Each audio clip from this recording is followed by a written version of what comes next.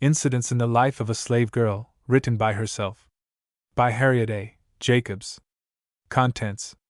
Preface by the author. Preface by the author. Introduction by the editor. Introduction by the editor. Incidents in the Life of a Slave Girl. Incidents in the Life of a Slave Girl. I. Childhood. I. Childhood. 2. The New Master and Mistress. 2. The New Master and Mistress. 3. The Slave's New Year's Day. 3. The Slave's New Year's Day. 4. The Slave Who Dared to Feel Like a Man. 4. The Slave Who Dared to Feel Like a Man. V. The Trials of Girlhood. V. The Trials of Girlhood. 6. The Jealous Mistress. 6. The Jealous Mistress. 7. The Lover. 7. The Lover. 8. What Slaves Are Taught to Think of the North. 8. What Slaves Are Taught to Think of the North. 9. Sketches of Neighboring Slaveholders. 9. Sketches of Neighboring Slaveholders. X. A Perilous Passage in the Slave Girl's Life. X. A Perilous Passage in the Slave Girl's Life. 11. The New Tie to Life. 11. The New Tie to Life. 12. Fear of Insurrection. 12. Fear of Insurrection. 13. The Church and Slavery. 13. The Church and Slavery. 14. Another Link to Life. 14. Another Link to Life. 15. Continued Persecutions. 15. Continued Persecutions. 16. Scenes at the Plantation. 16. Scenes at the Plantation. 17. The Flight. 17. The Flight. 18. Months of Peril. 18. Months of Peril. 19. The Children Sold. 19. The Children Sold. XX. New Perils. XX. New Perils. 21. The Loophole of Retreat. 21. The Loophole of Retreat. 22. Christmas Festivities. 22. Christmas Festivities. 23. Still in Prison. 23. Still in Prison. 24. The Candidate for Congress. 24. The Candidate for Congress. 25. Competition in Cunning. 25. Competition in Cunning. 26. Important Era in My Brother's Life. 26. Important Era in My Brother's Life. 27. New Destination for the Children. 27. New Destination for the Children. 28. And Nancy. 28. And Nancy. 29. Preparations for Escape. 29. Preparations for Escape. XX. Northward Bound. XX. Northward Bound. 31. Incidents in Philadelphia. 31. Incidents in Philadelphia. 32. The Meeting of Mother and Daughter. 32. The Meeting of Mother and Daughter. 33. A Home Found. 33. A Home Found. 34. The Old Enemy Again. 34. The Old Enemy Again. 35. Prejudice Against Color. 35. Prejudice Against Color. 36. The Hairbreadth Escape. 36. The Hairbreadth Escape. 37. A Visit to England. 37. A Visit to England. 38. Renewed Invitations to Go South. 38. Renewed Invitations to Go South. 39. The Confession. 39. The Confession. XL. The Fugitive Slave Law. XL. The Fugitive Slave Law. Zly, Free at Last. Zly, Free at Last. Appendix. Appendix. Preface by the author. Reader, be assured this narrative is no fiction. I am aware that some of my adventures may seem incredible, but they are, nevertheless, strictly true. I have not exaggerated the wrongs inflicted by slavery. On the contrary, my descriptions fall far short of the facts. I have concealed the names of places, and given persons fictitious names. I had no motive for secrecy on my own account, but I deemed it kind and considerate towards others to pursue this course. I wish I were more competent to the task I have undertaken.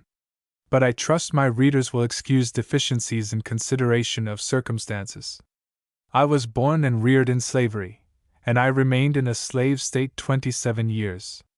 Since I have been at the North, it has been necessary for me to work diligently for my own support and the education of my children. This has not left me much leisure to make up for the loss of early opportunities to improve myself, and it has compelled me to write these pages at irregular intervals, whenever I could snatch an hour from household duties. When I first arrived in Philadelphia, Bishop Payne advised me to publish a sketch of my life, but I told him I was altogether incompetent to such an undertaking. Though I have improved my mind somewhat since that time, I still remain of the same opinion, but I trust my motives will excuse what might otherwise seem presumptuous. I have not written my experiences in order to attract attention to myself. On the contrary, it would have been more pleasant to me to have been silent about my own history.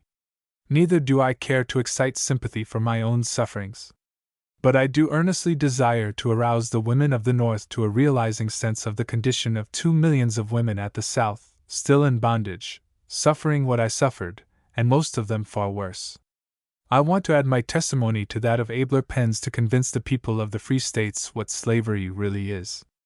Only by experience can any one realize how deep, and dark, and foul is that pit of abominations. May the blessing of God rest on this imperfect effort in behalf of my persecuted people. Linda Brent. Introduction by the Editor.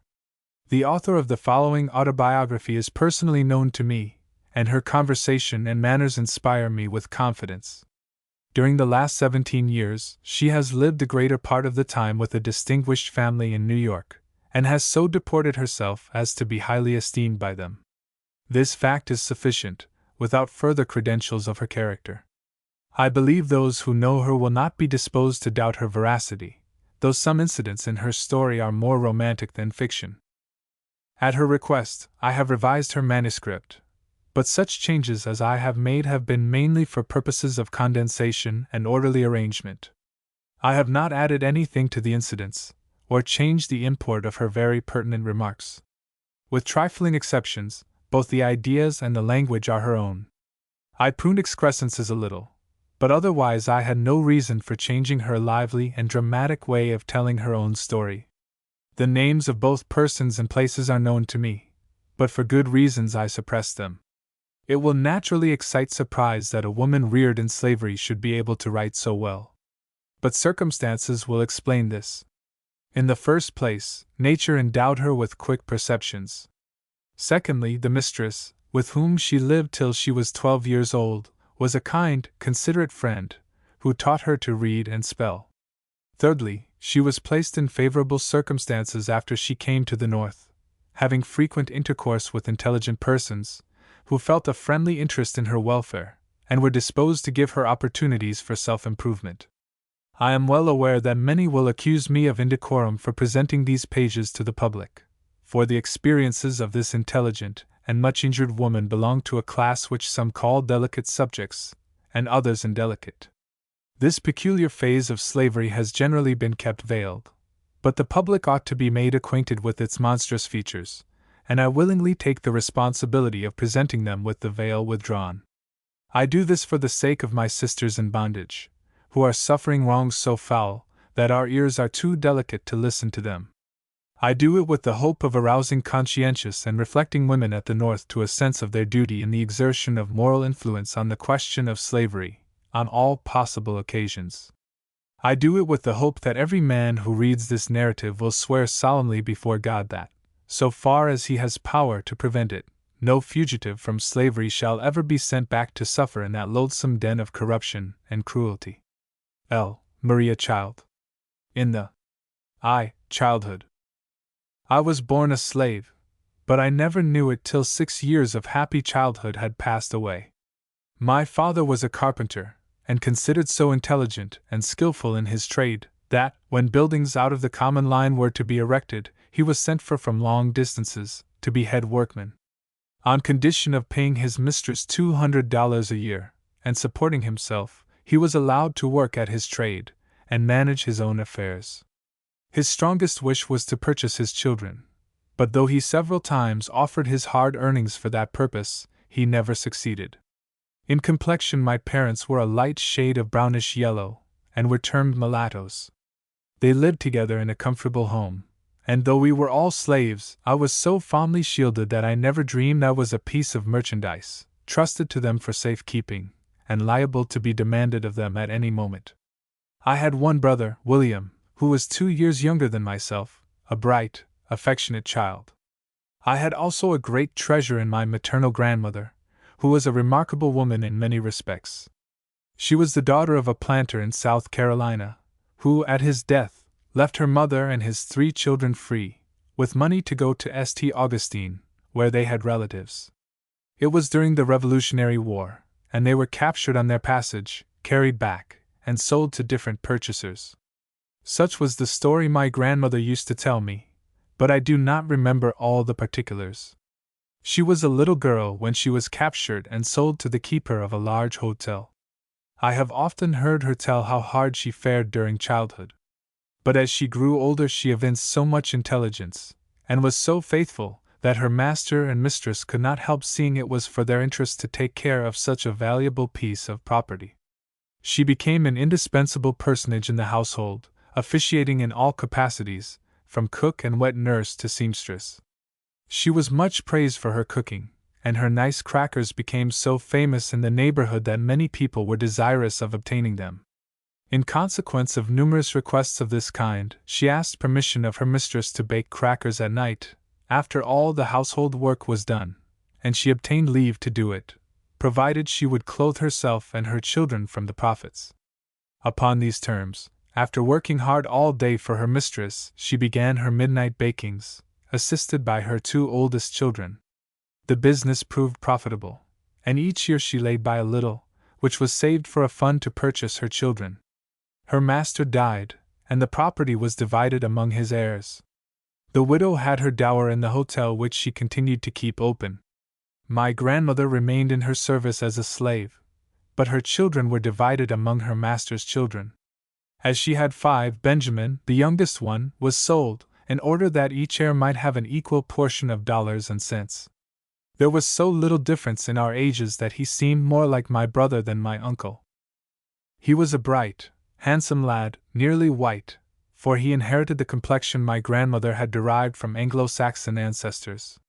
Though only 10 years old, $720 were paid for him. His sale was a terrible blow to my grandmother, but she was naturally hopeful, and she went to work with renewed energy, trusting in time to be able to purchase some of her children. She had laid up $300, which her mistress one day begged as a loan, promising to pay her soon. The reader probably knows that no promise or writing given to a slave is legally binding, for, according to Southern laws, a slave, being property, can hold no property. When my grandmother lent her hard earnings to her mistress, she trusted solely to her honor. The honor of a slaveholder to a slave. To this good grandmother I was indebted for many comforts. My brother Willie and I often received portions of the crackers, cakes, and preserves she made to sell, and after we ceased to be children we were indebted to her for many more important services. Such were the unusually fortunate circumstances of my early childhood. When I was 6 years old, my mother died, and then, for the first time, I learned, by the talk around me, that I was a slave. My mother's mistress was the daughter of my grandmother's mistress. She was the foster sister of my mother. They were both nourished at my grandmother's breast. In fact, my mother had been weaned at 3 months old, that the babe of the mistress might obtain sufficient food. They played together as children, and when they became women, my mother was a most faithful servant to her whiter foster sister. On her deathbed her mistress promised that her children should never suffer for anything, and during her lifetime she kept her word. They all spoke kindly of my dead mother, who had been a slave merely in name, but in nature was noble and womanly. I grieved for her, and my young mind was troubled with the thought who would now take care of me and my little brother. I was told that my home was now to be with her mistress, and I found it a happy one. No toilsome or disagreeable duties were imposed on me. My mistress was so kind to me that I was always glad to do her bidding, and proud to labor for her as much as my young years would permit. I would sit by her side for hours, sewing diligently, with a heart as free from care as that of any free-born white child. When she thought I was tired, she would send me out to run and jump, and away I bounded, to gather berries or flowers to decorate her room. Those were happy days, too happy to last. The slave child had no thought for the morrow, but there came that blight, which too surely waits on every human being born to be a chattel. When I was nearly 12 years old, my kind mistress sickened and died. As I saw the cheek grow paler, and the eye more glassy, how earnestly I prayed in my heart that she might live. I loved her, for she had been almost like a mother to me. My prayers were not answered. She died, and they buried her in the little churchyard, where, day after day, my tears fell upon her grave. I was sent to spend a week with my grandmother. I was now old enough to begin to think of the future, and again I asked myself what they would do with me. I felt sure I should never find another mistress so kind as the one who was gone. She had promised my dying mother that her children should never suffer for anything, and when I remembered that, and recalled her many proofs of attachment to me, I could not help having some hopes that she had left me free. My friends were almost certain it would be so. They thought she would be sure to do it, on account of my mother's love and faithful service. But, alas! We all know that the memory of a faithful slave does not avail much to save her children from the auction block. After a brief period of suspense, the will of my mistress was read, and we learned that she had bequeathed me to her sister's daughter, a child of 5 years old. So vanished our hopes. My mistress had taught me the precepts of God's word. Thou shalt love thy neighbor as thyself. Whatsoever ye would that men should do unto you, do ye even so unto them. But I was her slave, and I suppose she did not recognize me as her neighbor. I would give much to blot out from my memory that one great wrong. As a child I loved my mistress, and looking back on the happy days I spent with her, I tried to think with less bitterness of this act of injustice. While I was with her, she taught me to read and spell, and for this privilege, which so rarely falls to the lot of a slave, I bless her memory. She possessed but few slaves, and at her death those were all distributed among her relatives. 5 of them were my grandmother's children, and had shared the same milk that nourished her mother's children. Notwithstanding my grandmother's long and faithful service to her owners, not one of her children escaped the auction block. These God-breathing machines are no more, in the sight of their masters, than the cotton they plant, or the horses they tend. 2. The new master and mistress. Dr. Flint, a physician in the neighborhood, had married the sister of my mistress, and I was now the property of their little daughter. It was not without murmuring that I prepared for my new home, and what added to my unhappiness was the fact that my brother William was purchased by the same family. My father, by his nature, as well as by the habit of transacting business as a skillful mechanic, had more of the feelings of a freeman than is common among slaves. My brother was a spirited boy, and being brought up under such influences, he daily detested the name of master and mistress.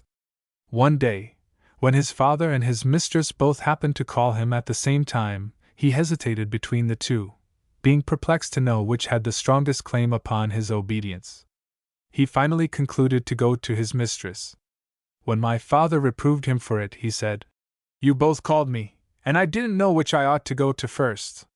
"You are my child," replied our father, "and when I call you, you should come immediately, if you have to pass through fire and water." Poor Willie! He was now to learn his first lesson of obedience to a master. Grandmother tried to cheer us with hopeful words, and they found an echo in the credulous hearts of youth. When we entered our new home, we encountered cold looks, cold words, and cold treatment. We were glad when the night came. On my narrow bed I moaned and wept. I felt so desolate and alone. I had been there nearly a year, when a dear little friend of mine was buried. I heard her mother sob, as the clods fell on the coffin of her only child, and I turned away from the grave, feeling thankful that I still had something left to love. I met my grandmother, who said, "Come with me, Linda," and from her tone I knew that something sad had happened. She led me apart from the people, and then said, "My child, your father is dead." Dead? How could I believe it? He had died so suddenly I had not even heard that he was sick. I went home with my grandmother. My heart rebelled against God, who had taken from me mother, father, mistress, and friend. The good grandmother tried to comfort me.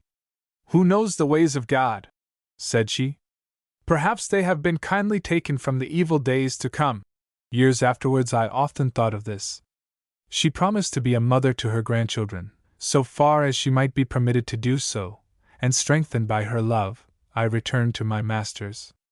I thought I should be allowed to go to my father's house the next morning, but I was ordered to go for flowers, that my mistress's house might be decorated for an evening party. I spent the day gathering flowers and weaving them into festoons, while the dead body of my father was lying within a mile of me. What cared my owners for that?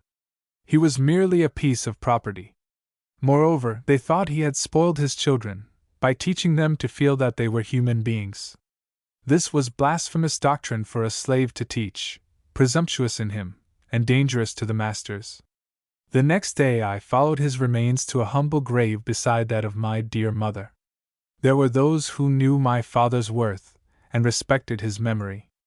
My home now seemed more dreary than ever. The laugh of the little slave children sounded harsh and cruel.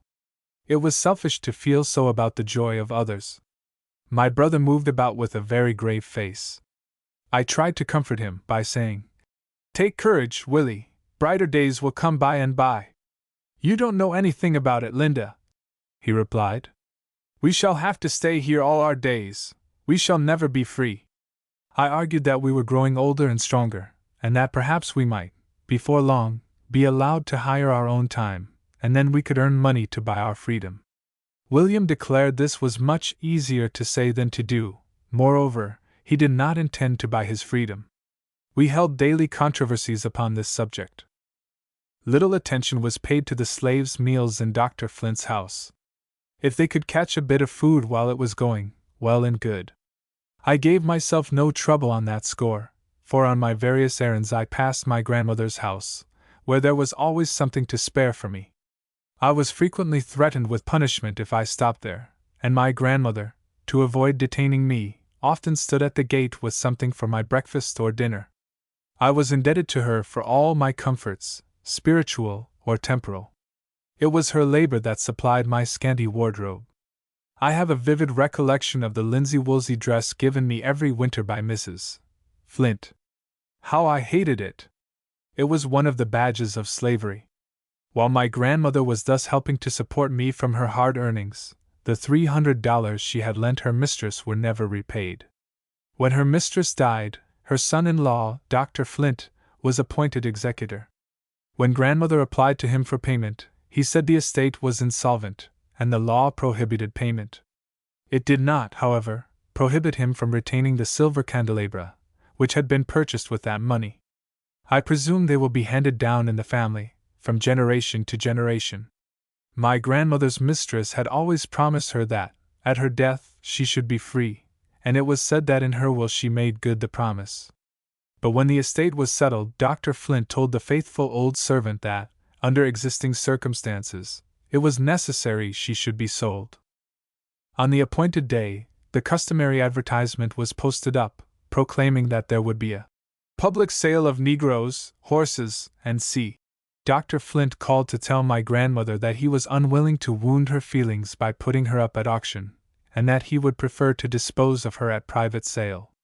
My grandmother saw through his hypocrisy. She understood very well that he was ashamed of the job. She was a very spirited woman, and if he was base enough to sell her, when her mistress intended she should be free, she was determined the public should know it. She had for a long time supplied many families with crackers and preserves. Consequently, Aunt Marthy, as she was called, was generally known, and everybody who knew her respected her intelligence and good character. Her long and faithful service in the family was also well known, and the intention of her mistress to leave her free. When the day of sale came, she took her place among the chattels, and at the first call she sprang upon the auction block. Many voices called out, "Shame! Shame! Who is going to sell you, Aunt Marthy? Don't stand there. That is no place for you." Without saying a word, she quietly awaited her fate. No one bid for her. At last, a feeble voice said, $50. It came from a maiden lady, 70 years old, the sister of my grandmother's deceased mistress. She had lived 40 years under the same roof with my grandmother. She knew how faithfully she had served her owners, and how cruelly she had been defrauded of her rights, and she resolved to protect her. The auctioneer waited for a higher bid, but her wishes were respected. No one bid above her. She could neither read nor write, and when the bill of sale was made out, she signed it with a cross. But what consequence was that, when she had a big heart overflowing with human kindness? She gave the old servant her freedom. At that time, my grandmother was just 50 years old.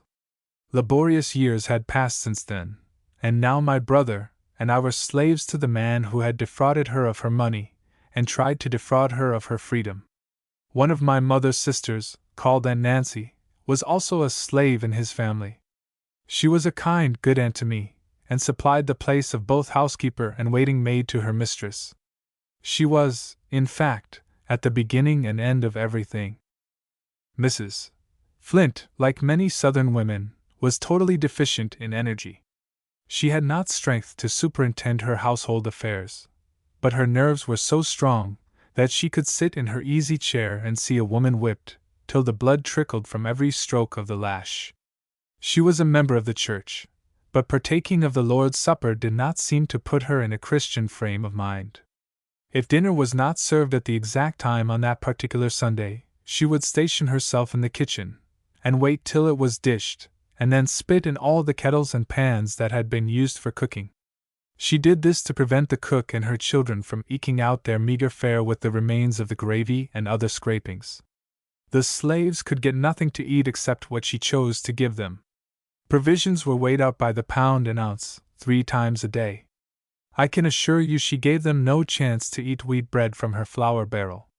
She knew how many biscuits a quart of flour would make, and exactly what size they ought to be. Dr. Flint was an epicure.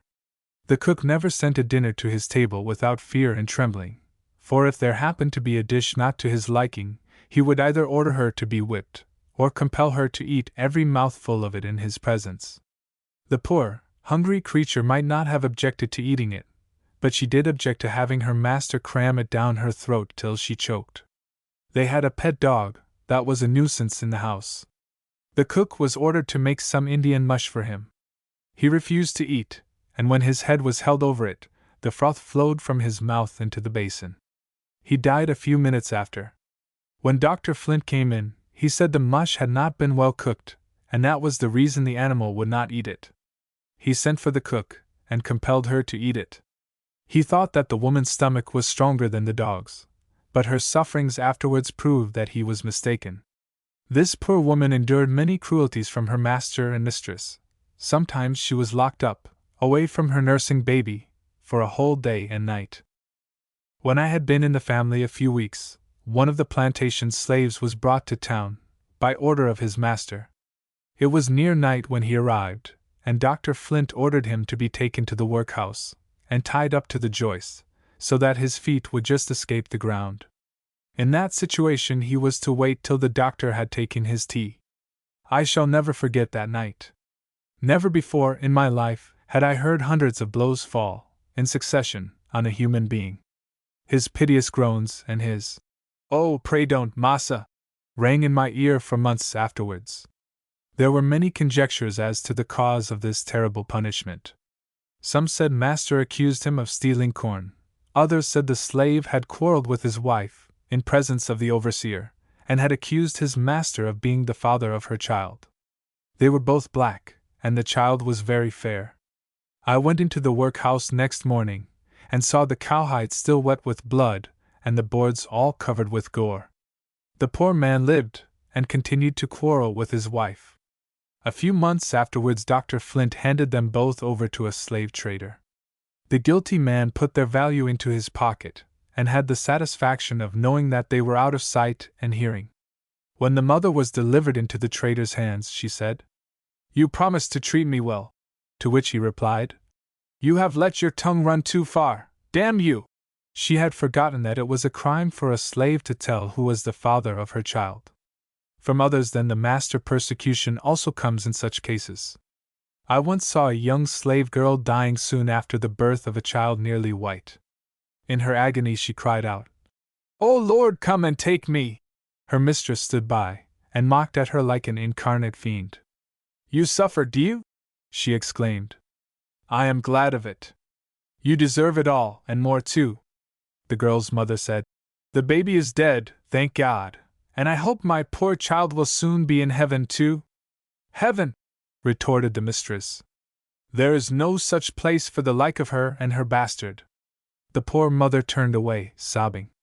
Her dying daughter called her, feebly, and as she bent over her, I heard her say, "Don't grieve so, mother, God knows all about it, and He will have mercy upon me." Her sufferings, afterwards, became so intense that her mistress felt unable to stay, but when she left the room, the scornful smile was still on her lips. 7 children called her mother. The poor black woman had but the one child, whose eyes she saw closing in death, while she thanked God for taking her away from the greater bitterness of life. 3. The Slave's New Year's Day. Dr. Flint owned a fine residence in town, several farms, and about 50 slaves, besides hiring a number by the year. Hiring day at the South takes place on the 1st of January.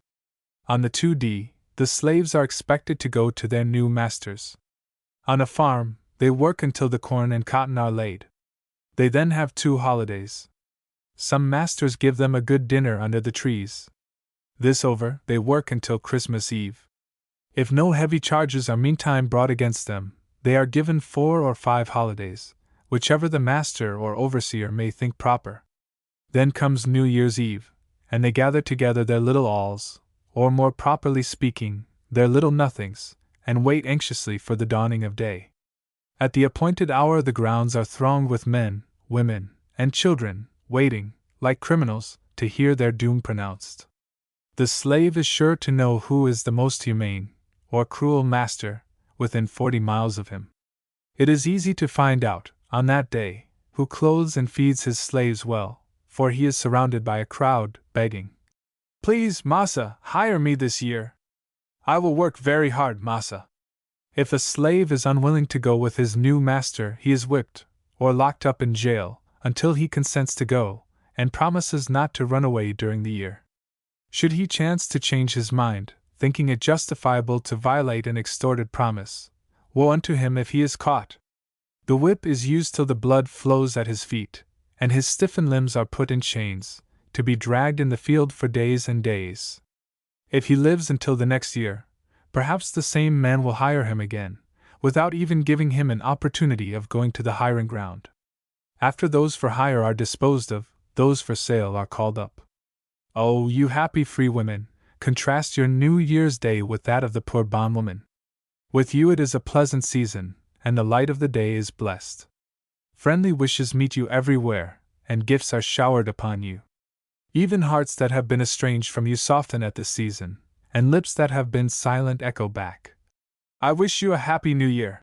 Children bring their little offerings, and raise their rosy lips for a caress. They are your own, and no hand but that of death can take them from you. But to the slave mother New Year's Day comes laden with peculiar sorrows. She sits on her cold cabin floor, watching the children who may all be torn from her the next morning, and often does she wish that she and they might die before the day dawns. She may be an ignorant creature, degraded by the system that has brutalized her from childhood, but she has a mother's instincts, and is capable of feeling a mother's agonies. On one of these sale days I saw a mother lead 7 children to the auction block. She knew that some of them would be taken from her, but they took all. The children were sold to a slave trader, and their mother was bought by a man in her own town. Before night her children were all far away. She begged the trader to tell her where he intended to take them. This he refused to do. How could he, when he knew he would sell them, one by one, wherever he could command the highest price? I met that mother in the street, and her wild, haggard face lives today in my mind. She wrung her hands in anguish, and exclaimed, "Gone! All gone! Why don't God kill me?" I had no words wherewith to comfort her. Instances of this kind are of daily, yea, of hourly occurrence. Slaveholders have a method, peculiar to their institution, of getting rid of old slaves, whose lives have been worn out in their service. I knew an old woman, who for 70 years faithfully served her master. She had become almost helpless, from hard labor and disease. Her owners moved to Alabama, and the old black woman was left to be sold to anybody who would give $20 for her. 4. The slave who dared to feel like a man. 2 years had passed since I entered Dr. Flint's family, and those years had brought much of the knowledge that comes from experience, though they had afforded little opportunity for any other kinds of knowledge. My grandmother had, as much as possible, been a mother to her orphan grandchildren. By perseverance and unwearied industry, she was now mistress of a snug little home, surrounded with the necessaries of life. She would have been happy could her children have shared them with her. There remained but 3 children and 2 grandchildren, all slaves. Most earnestly did she strive to make us feel that it was the will of God, that He had seen fit to place us under such circumstances, and though it seemed hard, we ought to pray for contentment. It was a beautiful faith, coming from a mother who could not call her children her own. But I and Benjamin, her youngest boy, condemned it. We reasoned that it was much more the will of God that we should be situated as she was. We longed for a home like hers. There we always found sweet balsam for our troubles. She was so loving, so sympathizing. She always met us with a smile, and listened with patience to all our sorrows.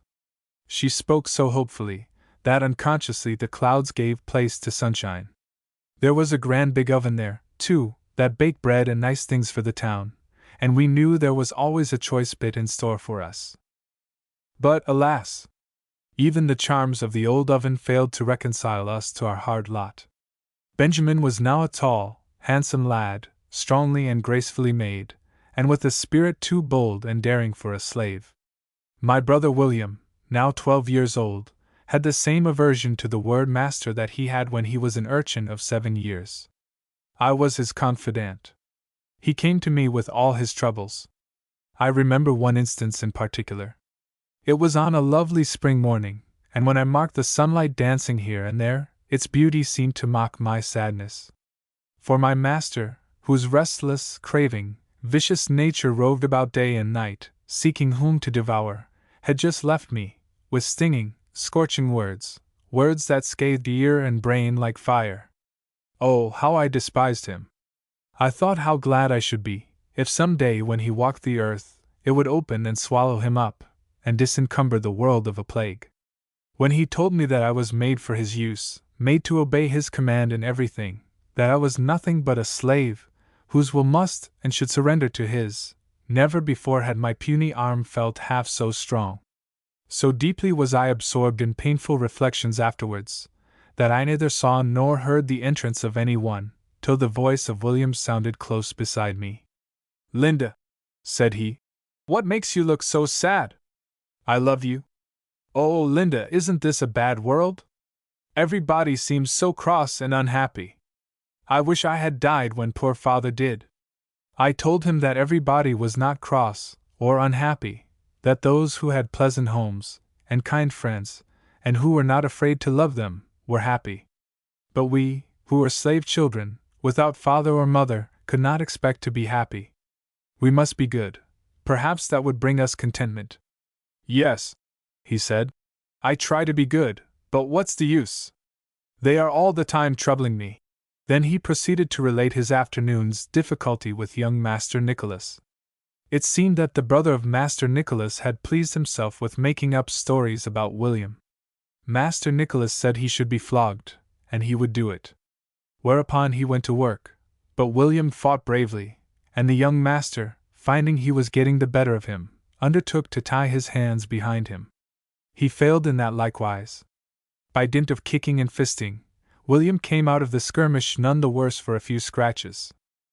He continued to discourse on his young master's meanness, how he whipped the little boys, but was a perfect coward when a tussle ensued between him and white boys of his own size. On such occasions he always took to his legs. William had other charges to make against him. One was his rubbing up pennies with quicksilver, and passing them off for quarters of $1 on an old man who kept a fruit stall. William was often sent to buy fruit, and he earnestly inquired of me what he ought to do under such circumstances. I told him it was certainly wrong to deceive the old man, and that it was his duty to tell him of the impositions practiced by his young master. I assured him the old man would not be slow to comprehend the whole, and there the matter would end. William thought it might with the old man, but not with him. He said he did not mind the smart of the whip, but he did not like the idea of being whipped. While I advised him to be good and forgiving, I was not unconscious of the beam in my own eye. It was the very knowledge of my own shortcomings that urged me to retain, if possible, some sparks of my brother's God-given nature. I had not lived 14 years in slavery for nothing. I had felt, seen, and heard enough to read the characters, and question the motives, of those around me. The war of my life had begun, and though one of God's most powerless creatures, I resolved never to be conquered. Alas, for me! If there was one pure, sunny spot for me, I believed it to be in Benjamin's heart, and in another's, whom I loved with all the ardor of a girl's first love. My owner knew of it, and sought in every way to render me miserable. He did not resort to corporal punishment, but to all the petty, tyrannical ways that human ingenuity could devise. I remember the first time I was punished. It was in the month of February. My grandmother had taken my old shoes, and replaced them with a new pair. I needed them, for several inches of snow had fallen, and it still continued to fall. When I walked through Mrs. Flint's room, their creaking grated harshly on her refined nerves. She called me to her, and asked what I had about me that made such a horrid noise. I told her it was my new shoes. "Take them off," said she, "and if you put them on again, I'll throw them into the fire." I took them off, and my stockings also. She then sent me a long distance, on an errand. As I went through the snow, my bare feet tingled. That night I was very hoarse, and I went to bed thinking the next day would find me sick, perhaps dead. What was my grief on waking to find myself quite well! I had imagined if I died, or was laid up for some time, that my mistress would feel a twinge of remorse that she had so hated the little imp, as she styled me. It was my ignorance of that mistress that gave rise to such extravagant imaginings. Dr. Flint occasionally had high prices offered for me, but he always said, "She don't belong to me. She is my daughter's property, and I have no right to sell her." Good, honest man! My young mistress was still a child, and I could look for no protection from her. I loved her, and she returned my affection. I once heard her father allude to her attachment to me, and his wife promptly replied that it proceeded from fear. This put unpleasant doubts into my mind. Did the child feign what she did not feel? Or was her mother jealous of the mite of love she bestowed on me? I concluded it must be the latter. I said to myself, "Surely, little children are true." One afternoon I sat at my sewing, feeling unusual depression of spirits. My mistress had been accusing me of an offense, of which I assured her I was perfectly innocent, but I saw, by the contemptuous curl of her lip, that she believed I was telling a lie. I wondered for what wise purpose God was leading me through such thorny paths, and whether still darker days were in store for me. As I sat musing thus, the door opened softly, and William came in. "Well, brother," said I, "what is the matter this time?" "Oh, Linda, Ben and his master have had a dreadful time," said he. "My first thought was that Benjamin was killed." "Don't be frightened, Linda," said William. "I will tell you all about it." It appeared that Benjamin's master had sent for him, and he did not immediately obey the summons. When he did, his master was angry, and began to whip him. He resisted. Master and slave fought, and finally the master was thrown. Benjamin had cause to tremble, for he had thrown to the ground his master, one of the richest men in town. I anxiously awaited the result. That night I stole to my grandmother's house, and Benjamin also stole thither from his master's. My grandmother had gone to spend a day or two with an old friend living in the country. "I have come," said Benjamin, "to tell you good-bye. I am going away." I inquired where. "To the north," he replied. I looked at him to see whether he was in earnest. I saw it all in his firm, set mouth. I implored him not to go, but he paid no heed to my words. He said he was no longer a boy, and every day made his yoke more galling. He had raised his hand against his master, and was to be publicly whipped for the offense. I reminded him of the poverty and hardships he must encounter among strangers. I told him he might be caught and brought back, and that was terrible to think of. He grew vexed, and asked if poverty and hardships with freedom were not preferable to our treatment in slavery. Linda, he continued, we are dogs here, footballs, cattle, everything that's mean. No, I will not stay. Let them bring me back. We don't die but once. He was right, but it was hard to give him up. Go, said I, and break your mother's heart. I repented of my words ere they were out. Linda, said he, speaking as I had not heard him speak that evening, how could you say that? Poor mother! Be kind to her, Linda, and you, too, Cousin Fanny. Cousin Fanny was a friend who had lived some years with us. Farewells were exchanged, and the bright, kind boy, endeared to us by so many acts of love, vanished from our sight. It is not necessary to state how he made his escape. Suffice it to say, he was on his way to New York when a violent storm overtook the vessel. The captain said he must put into the nearest port. This alarmed Benjamin, who was aware that he would be advertised in every port near his own town. His embarrassment was noticed by the captain. To port they went. There the advertisement met the captain's eye. Benjamin so exactly answered its description that the captain laid hold on him and bound him in chains. The storm passed, and they proceeded to New York. Before reaching that port, Benjamin managed to get off his chains and throw them overboard. He escaped from the vessel, but was pursued, captured, and carried back to his master. When my grandmother returned home and found her youngest child had fled, great was her sorrow. But, with characteristic piety, she said, God's will be done. Each morning, she inquired if any news had been heard from her boy. Yes, news was heard. The master was rejoicing over a letter, announcing the capture of his human chattel. That day seems but as yesterday, so well do I remember it. I saw him led through the streets in chains, to jail. His face was ghastly pale, yet full of determination. He had begged one of the sailors to go to his mother's house and ask her not to meet him. He said the sight of her distress would take from him all self-control. She yearned to see him, and she went, but she screened herself in the crowd, that it might be as her child had said. We were not allowed to visit him, but we had known the jailer for years, and he was a kind-hearted man. At midnight he opened the jail door for my grandmother and myself to enter, in disguise. When we entered the cell, not a sound broke the stillness. Benjamin, Benjamin, whispered my grandmother. No answer. Benjamin, she again faltered. There was a jingle of chains. The moon had just risen, and cast an uncertain light through the bars of the window. We knelt down and took Benjamin's cold hands in ours. We did not speak. Sobs were heard, and Benjamin's lips were unsealed, for his mother was weeping on his neck. How vividly does memory bring back that sad night! Mother and son talked together. He asked her pardon for the suffering he had caused her. She said she had nothing to forgive, she could not blame his desire for freedom.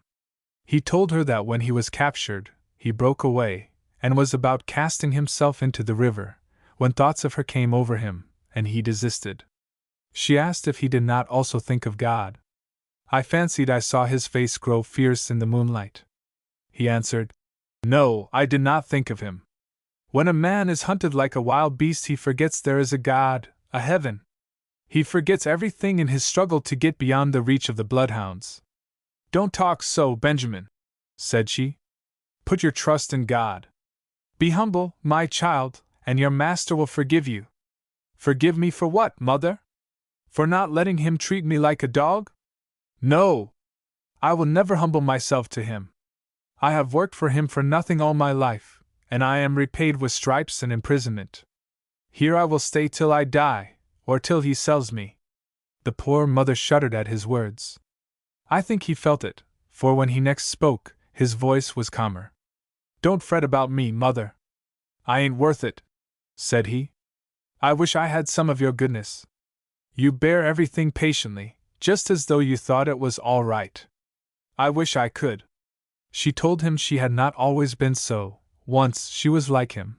But when sore troubles came upon her, and she had no arm to lean upon, she learned to call on God, and He lightened her burdens. She besought Him to do likewise. We overstayed our time, and were obliged to hurry from the jail. Benjamin had been imprisoned 3 weeks, when my grandmother went to intercede for him with his master. He was immovable. He said Benjamin should serve as an example to the rest of his slaves. He should be kept in jail till he was subdued, or be sold if he got but $1 for him. However, he afterwards relented in some degree. The chains were taken off, and we were allowed to visit him. As his food was of the coarsest kind, we carried him as often as possible a warm supper, accompanied with some little luxury for the jailer. 3 months elapsed, and there was no prospect of release or of a purchaser. One day he was heard to sing and laugh. This piece of indecorum was told to his master, and the overseer was ordered to rechain him.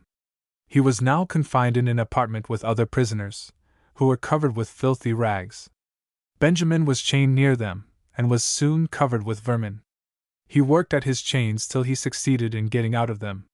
He passed them through the bars of the window, with a request that they should be taken to his master, and he should be informed that he was covered with vermin. This audacity was punished with heavier chains, and prohibition of our visits. My grandmother continued to send him fresh changes of clothes. The old ones were burned up. The last night we saw him in jail, his mother still begged him to send for his master, and beg his pardon. Neither persuasion nor argument could turn him from his purpose. He calmly answered, I am waiting his time. Those chains were mournful to hear. Another 3 months passed, and Benjamin left his prison walls. We that loved him waited to bid him a long and last farewell. A slave trader had bought him. You remember, I told you what price he brought when 10 years of age. Now he was more than 20 years old, and sold for $300. The master had been blind to his own interest. Long confinement had made his face too pale, his form too thin. Moreover, the trader had heard something of his character, and it did not strike him as suitable for a slave. He said he would give any price if the handsome lad was a girl. We thanked God that he was not. Could you have seen that mother clinging to her child, when they fastened the irons upon his wrists? Could you have heard her heart-rending groans, and seen her bloodshot eyes wander wildly from face to face, vainly pleading for mercy? Could you have witnessed that scene as I saw it, you would exclaim, Slavery is damnable. Benjamin, her youngest, her pet, was forever gone. She could not realize it. She had had an interview with the trader for the purpose of ascertaining if Benjamin could be purchased. She was told it was impossible, as he had given bonds not to sell him till he was out of the state. He promised that he would not sell him till he reached New Orleans. With a strong arm and unvaried trust, my grandmother began her work of love. Benjamin must be free. If she succeeded, she knew they would still be separated, but the sacrifice was not too great. Day and night she labored. The trader's price would treble that he gave, but she was not discouraged. She employed a lawyer to write to a gentleman, whom she knew, in New Orleans. She begged him to interest himself for Benjamin, and he willingly favored her request. When he saw Benjamin, and stated his business, he thanked him, but said he preferred to wait a while before making the trader an offer. He knew he had tried to obtain a high price for him, and had invariably failed. This encouraged him to make another effort for freedom. So one morning, long before day, Benjamin was missing. He was riding over the blue billows, bound for Baltimore. For once his white face did him a kindly service. They had no suspicion that it belonged to a slave, otherwise the law would have been followed out to the letter, and the thing rendered back to slavery. The brightest skies are often overshadowed by the darkest clouds. Benjamin was taken sick, and compelled to remain in Baltimore 3 weeks. His strength was slow in returning, and his desire to continue his journey seemed to retard his recovery. How could he get strength without air and exercise? He resolved to venture on a short walk. A by-street was selected, where he thought himself secure of not being met by anyone that knew him, but a voice called out, "Halloo, Ben, my boy! What are you doing here?" His first impulse was to run, but his legs trembled so that he could not stir. He turned to confront his antagonist, and behold, there stood his old master's next-door neighbor. He thought it was all over with him now, but it proved otherwise. That man was a miracle. He possessed a goodly number of slaves, and yet was not quite deaf to that mystic clock, whose ticking is rarely heard in the slaveholder's breast. "Ben, you are sick," said he. "Why, you look like a ghost. I guess I gave you something of a start. Never mind, Ben, I am not going to touch you. You had a pretty tough time of it, and you may go on your way rejoicing for all me. But I would advise you to get out of this place plaguey quick, for there are several gentlemen here from our town." He described the nearest and safest route to New York, and added, "I shall be glad to tell your mother I have seen you. Goodbye, Ben." Benjamin turned away, filled with gratitude, and surprised that the town he hated contained such a gem worthy of a purer setting. This gentleman was a northerner by birth, and had married a southern lady. On his return, he told my grandmother that he had seen her son, and of the service he had rendered him. Benjamin reached New York safely, and concluded to stop there until he had gained strength enough to proceed further. It happened that my grandmother's only remaining son had sailed for the same city on business for his mistress. Through God's providence, the brothers met. You may be sure it was a happy meeting. "Oh, Phil!" exclaimed Benjamin. "I am here at last." Then he told him how near he came to dying, almost in sight of free land, and how he prayed that he might live to get one breath of free air. He said life was worth something now, and it would be hard to die. In the old jail he had not valued it. Once, he was tempted to destroy it, but something, he did not know what, had prevented him.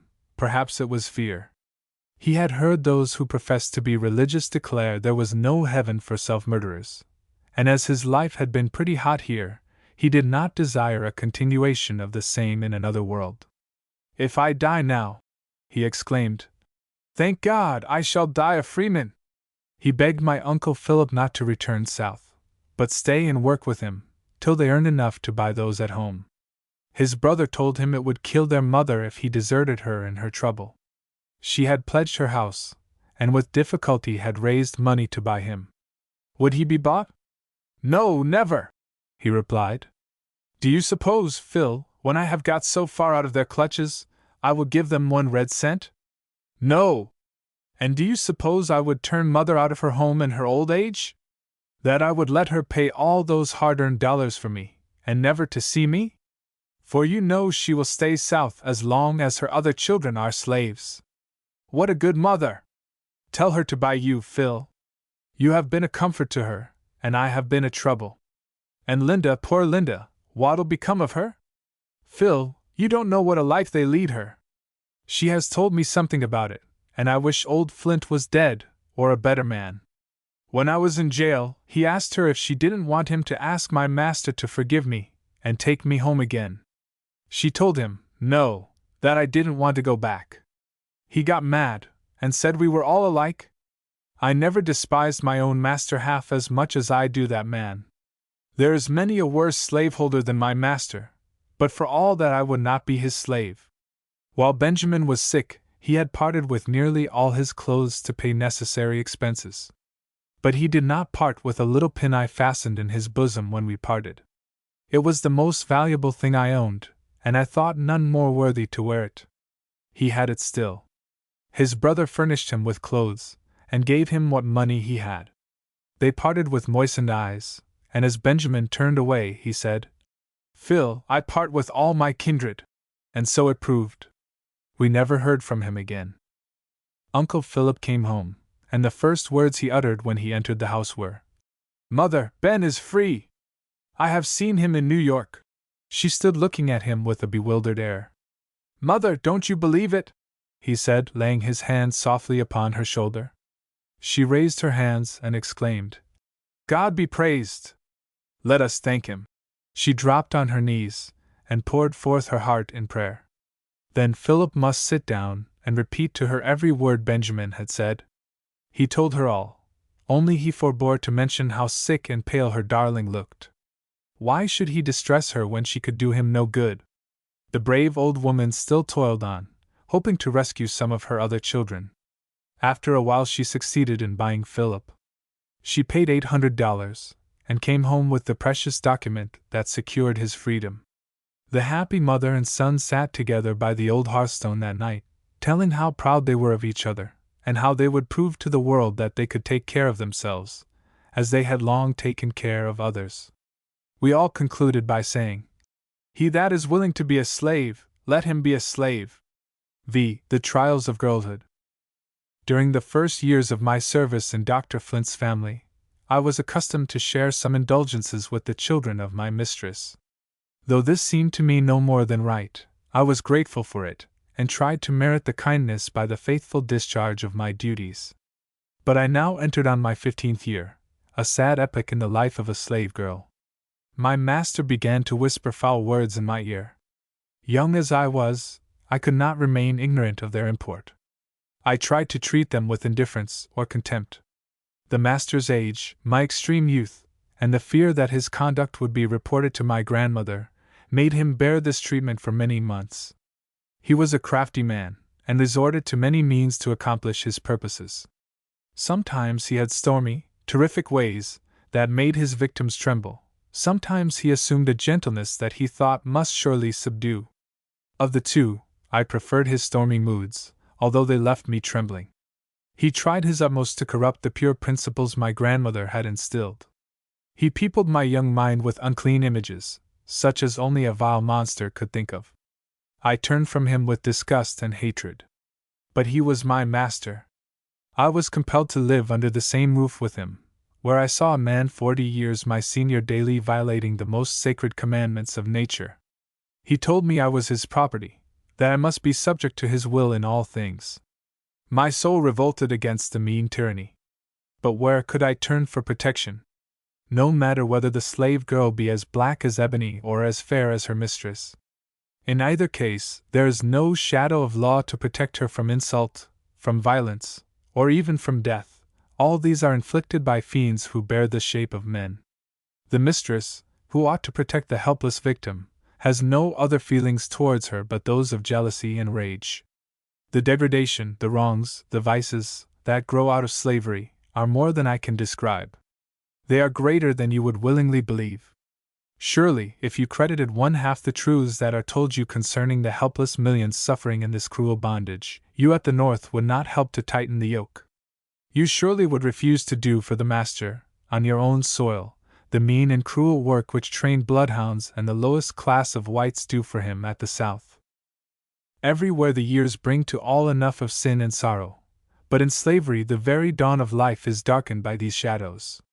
Even the little child, who is accustomed to wait on her mistress and her children, will learn, before she is 12 years old, why it is that her mistress hates such and such a one among the slaves. Perhaps the child's own mother is among those hated ones. She listens to violent outbreaks of jealous passion, and cannot help understanding what is the cause. She will become prematurely knowing in evil things. Soon she will learn to tremble when she hears her master's footfall. She will be compelled to realize that she is no longer a child. If God has bestowed beauty upon her, it will prove her greatest curse. That which commands admiration in the white woman only hastens the degradation of the female slave. I know that some are too much brutalized by slavery to feel the humiliation of their position, but many slaves feel it most acutely, and shrink from the memory of it.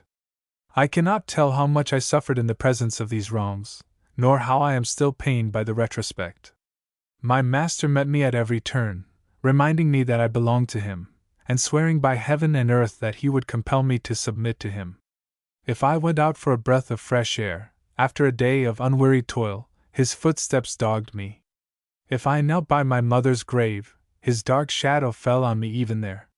The light heart which nature had given me became heavy with sad forebodings. The other slaves in my master's house noticed the change. Many of them pitied me, but none dared to ask the cause. They had no need to inquire. They knew too well the guilty practices under that roof, and they were aware that to speak of them was an offense that never went unpunished. I longed for someone to confide in. I would have given the world to have laid my head on my grandmother's faithful bosom, and told her all my troubles. But Dr. Flint swore he would kill me, if I was not as silent as the grave. Then, although my grandmother was all in all to me, I feared her as well as loved her. I had been accustomed to look up to her with a respect bordering upon awe. I was very young, and felt shamefaced about telling her such impure things, especially as I knew her to be very strict on such subjects. Moreover, she was a woman of a high spirit. She was usually very quiet in her demeanor, but if her indignation was once roused, it was not very easily quelled. I had been told that she once chased a white gentleman with a loaded pistol, because he insulted one of her daughters. I dreaded the consequences of a violent outbreak, and both pride and fear kept me silent.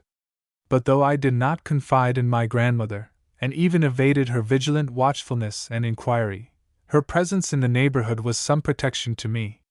Though she had been a slave, Dr. Flint was afraid of her. He dreaded her scorching rebukes. Moreover, she was known and patronized by many people, and he did not wish to have his villainy made public. It was lucky for me that I did not live on a distant plantation, but in a town not so large that the inhabitants were ignorant of each other's affairs. Bad as are the laws and customs in a slave-holding community, the doctor, as a professional man, deemed it prudent to keep up some outward show of decency. Oh, what days and nights of fear and sorrow that man caused me! Reader, it is not to awaken sympathy for myself that I am telling you truthfully what I suffered in slavery. I do it to kindle a flame of compassion in your hearts for my sisters who are still in bondage, suffering as I once suffered. I once saw two beautiful children playing together. One was a fair white child, the other was her slave, and also her sister. When I saw them embracing each other, and heard their joyous laughter, I turned sadly away from the lovely sight. I foresaw the inevitable blight that would fall on the little slave's heart. I knew how soon her laughter would be changed to sighs. The fair child grew up to be a still fairer woman. From childhood to womanhood her pathway was blooming with flowers, and overarched by a sunny sky. Scarcely one day of her life had been clouded when the sun rose on her happy bridal morning. How had those years dealt with her slave sister, the little playmate of her childhood? She, also, was very beautiful, but the flowers and sunshine of love were not for her. She drank the cup of sin, and shame, and misery, whereof her persecuted race are compelled to drink. In view of these things, why are ye silent, ye free men and women of the North? Why do your tongues falter in maintenance of the right? Would that I had more ability! But my heart is so full, and my pen is so weak. There are noble men and women who plead for us, striving to help those who cannot help themselves. God bless them. God give them strength and courage to go on. God bless those, everywhere, who are laboring to advance the cause of humanity. 6. The jealous mistress. I would 10,000 times rather that my children should be the half-starved paupers of Ireland than to be the most pampered among the slaves of America. I would rather drudge out my life on a cotton plantation, till the grave opened to give me rest, than to live with an unprincipled master and a jealous mistress. The felon's home in a penitentiary is preferable. He may repent, and turn from the error of his ways, and so find peace, but it is not so with a favorite slave. She is not allowed to have any pride of character. It is deemed a crime in her to wish to be virtuous. Mrs. Flint possessed the key to her husband's character before I was born. She might have used this knowledge to counsel and to screen the young and the innocent among her slaves, but for them she had no sympathy. They were the objects of her constant suspicion and malevolence. She watched her husband with unceasing vigilance, but he was well practiced in means to evade it. What he could not find opportunity to say in words he manifested in signs.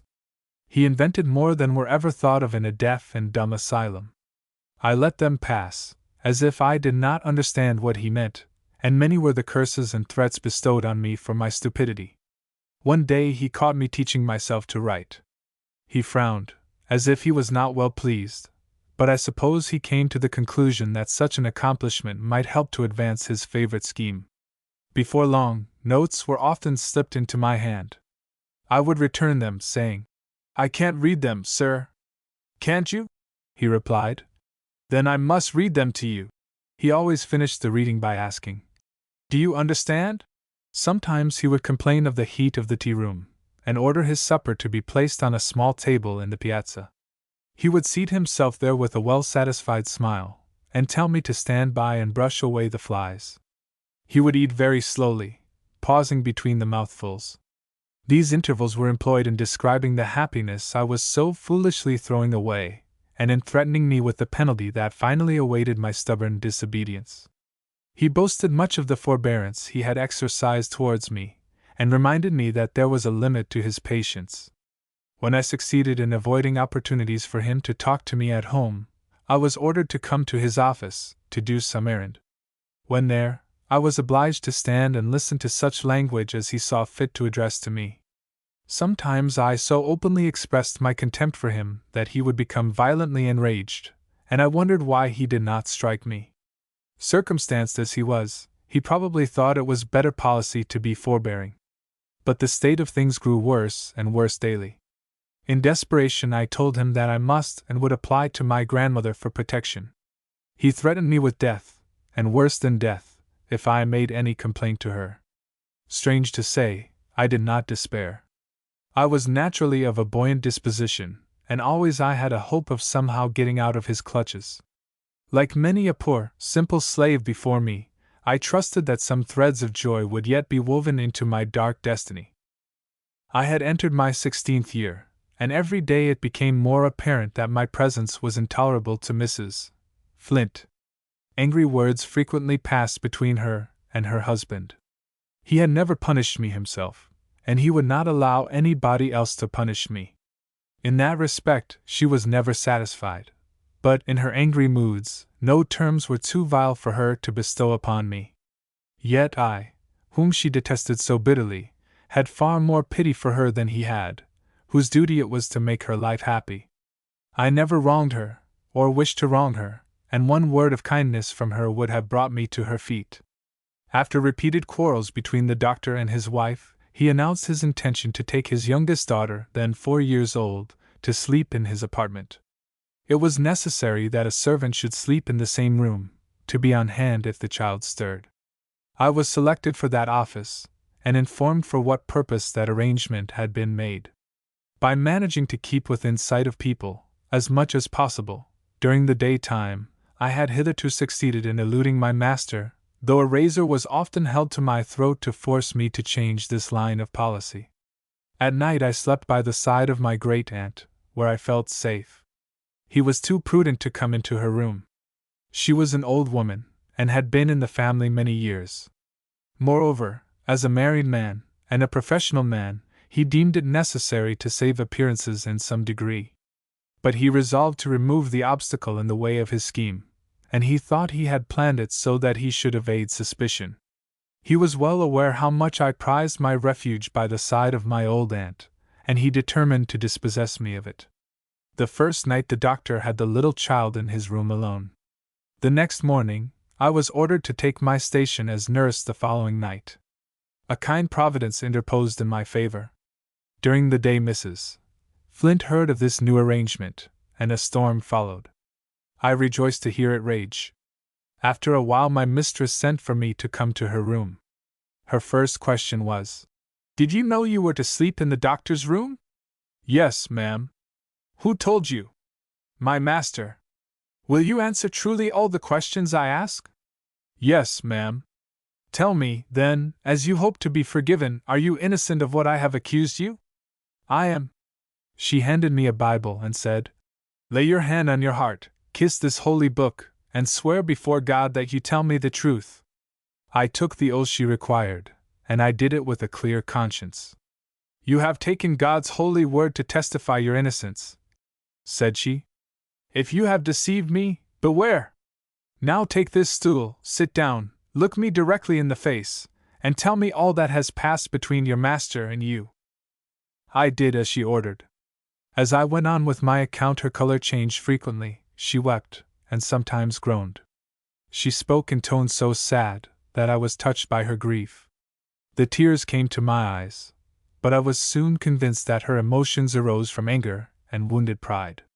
She felt that her marriage vows were desecrated, her dignity insulted, but she had no compassion for the poor victim of her husband's perfidy.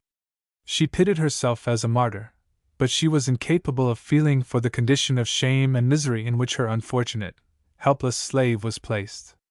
Yet perhaps she had some touch of feeling for me, for when the conference was ended, she spoke kindly, and promised to protect me. I should have been much comforted by this assurance if I could have had confidence in it, but my experiences in slavery had filled me with distrust. She was not a very refined woman, and had not much control over her passions. I was an object of her jealousy, and consequently of her hatred, and I knew I could not expect kindness or confidence from her under the circumstances in which I was placed. I could not blame her. Slaveholders' wives feel as other women would under similar circumstances. The fire of her temper kindled from small sparks, and now the flame became so intense that the doctor was obliged to give up his intended arrangement. I knew I had ignited the torch, and I expected to suffer for it afterwards, but I felt too thankful to my mistress for the timely aid she rendered me to care much about that. She now took me to sleep in a room adjoining her own. There I was an object of her especial care, though not to her especial comfort, for she spent many a sleepless night to watch over me. Sometimes I woke up, and found her bending over me. At other times she whispered in my ear, as though it was her husband who was speaking to me, and listened to hear what I would answer. If she startled me, on such occasions she would glide stealthily away, and the next morning she would tell me I had been talking in my sleep, and ask who I was talking to. At last I began to be fearful for my life. It had been often threatened, and you can imagine, better than I can describe, what an unpleasant sensation it must produce to wake up in the dead of night and find a jealous woman bending over you. Terrible as this experience was, I had fears that it would give place to one more terrible. My mistress grew weary of her vigils. They did not prove satisfactory. She changed her tactics. She now tried the trick of accusing my master of crime, in my presence, and gave my name as the author of the accusation. To my utter astonishment, he replied, "I don't believe it, but if she did acknowledge it, you tortured her into exposing me." Tortured into exposing him. Truly, Satan had no difficulty in distinguishing the color of his soul. I understood his object in making this false representation. It was to show me that I gained nothing by seeking the protection of my mistress, that the power was still all in his own hands. I pitied Mrs. Flint. She was a second wife, many years the junior of her husband, and the hoary-headed miscreant was enough to try the patience of a wiser and better woman. She was completely foiled, and knew not how to proceed. She would gladly have had me flogged for my supposed false oath, but, as I have already stated, the doctor never allowed anyone to whip me. The old sinner was politic. The application of the lash might have led to remarks that would have exposed him in the eyes of his children and grandchildren.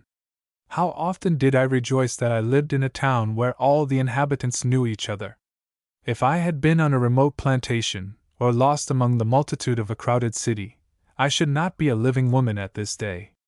The secrets of slavery are concealed like those of the Inquisition. My master was, to my knowledge, the father of 11 slaves. But did the mothers dare to tell who was the father of their children? Did the other slaves dare to allude to it, except in whispers among themselves? No, indeed. They knew too well the terrible consequences. My grandmother could not avoid seeing things which excited her suspicions. She was uneasy about me, and tried various ways to buy me, but the never-changing answer was always repeated. "Linda does not belong to me. She is my daughter's property, and I have no legal right to sell her." The conscientious man. He was too scrupulous to sell me, but he had no scruples whatever about committing a much greater wrong against a helpless young girl placed under his guardianship, as his daughter's property. Sometimes my persecutor would ask me whether I would like to be sold. I told him I would rather be sold to anybody than to lead such a life as I did. On such occasions he would assume the air of a very injured individual, and reproach me for my ingratitude. "Did I not take you into the house, and make you the companion of my own children?" he would say. Have I ever treated you like a Negro? I have never allowed you to be punished, not even to please your mistress. And this is the recompense I get, you ungrateful girl. I answered that he had reasons of his own for screening me from punishment, and that the course he pursued made my mistress hate me and persecute me. If I wept, he would say, "Poor child! Don't cry! Don't cry! I will make peace for you with your mistress. Only let me arrange matters in my own way. Poor, foolish girl! You don't know what is for your own good. I would cherish you. I would make a lady of you. Now go, and think of all I have promised you." I did think of it. Reader, I draw no imaginary pictures of Southern homes. I am telling you the plain truth. Yet when victims make their escape from the wild beast of slavery, Northerners consent to act the part of bloodhounds, and hunt the poor fugitive back into his den, full of dead men's bones, and all uncleanness. Nay, more, they are not only willing, but proud, to give their daughters in marriage to slaveholders. The poor girls have romantic notions of a sunny clime, and of the flowering vines that all the year round shade a happy home. To what disappointments are they destined? The young wife soon learns that the husband in whose hands she has placed her happiness pays no regard to his marriage vows. Children of every shade of complexion play with her own fair babies, and too well she knows that they are born unto him of his own household.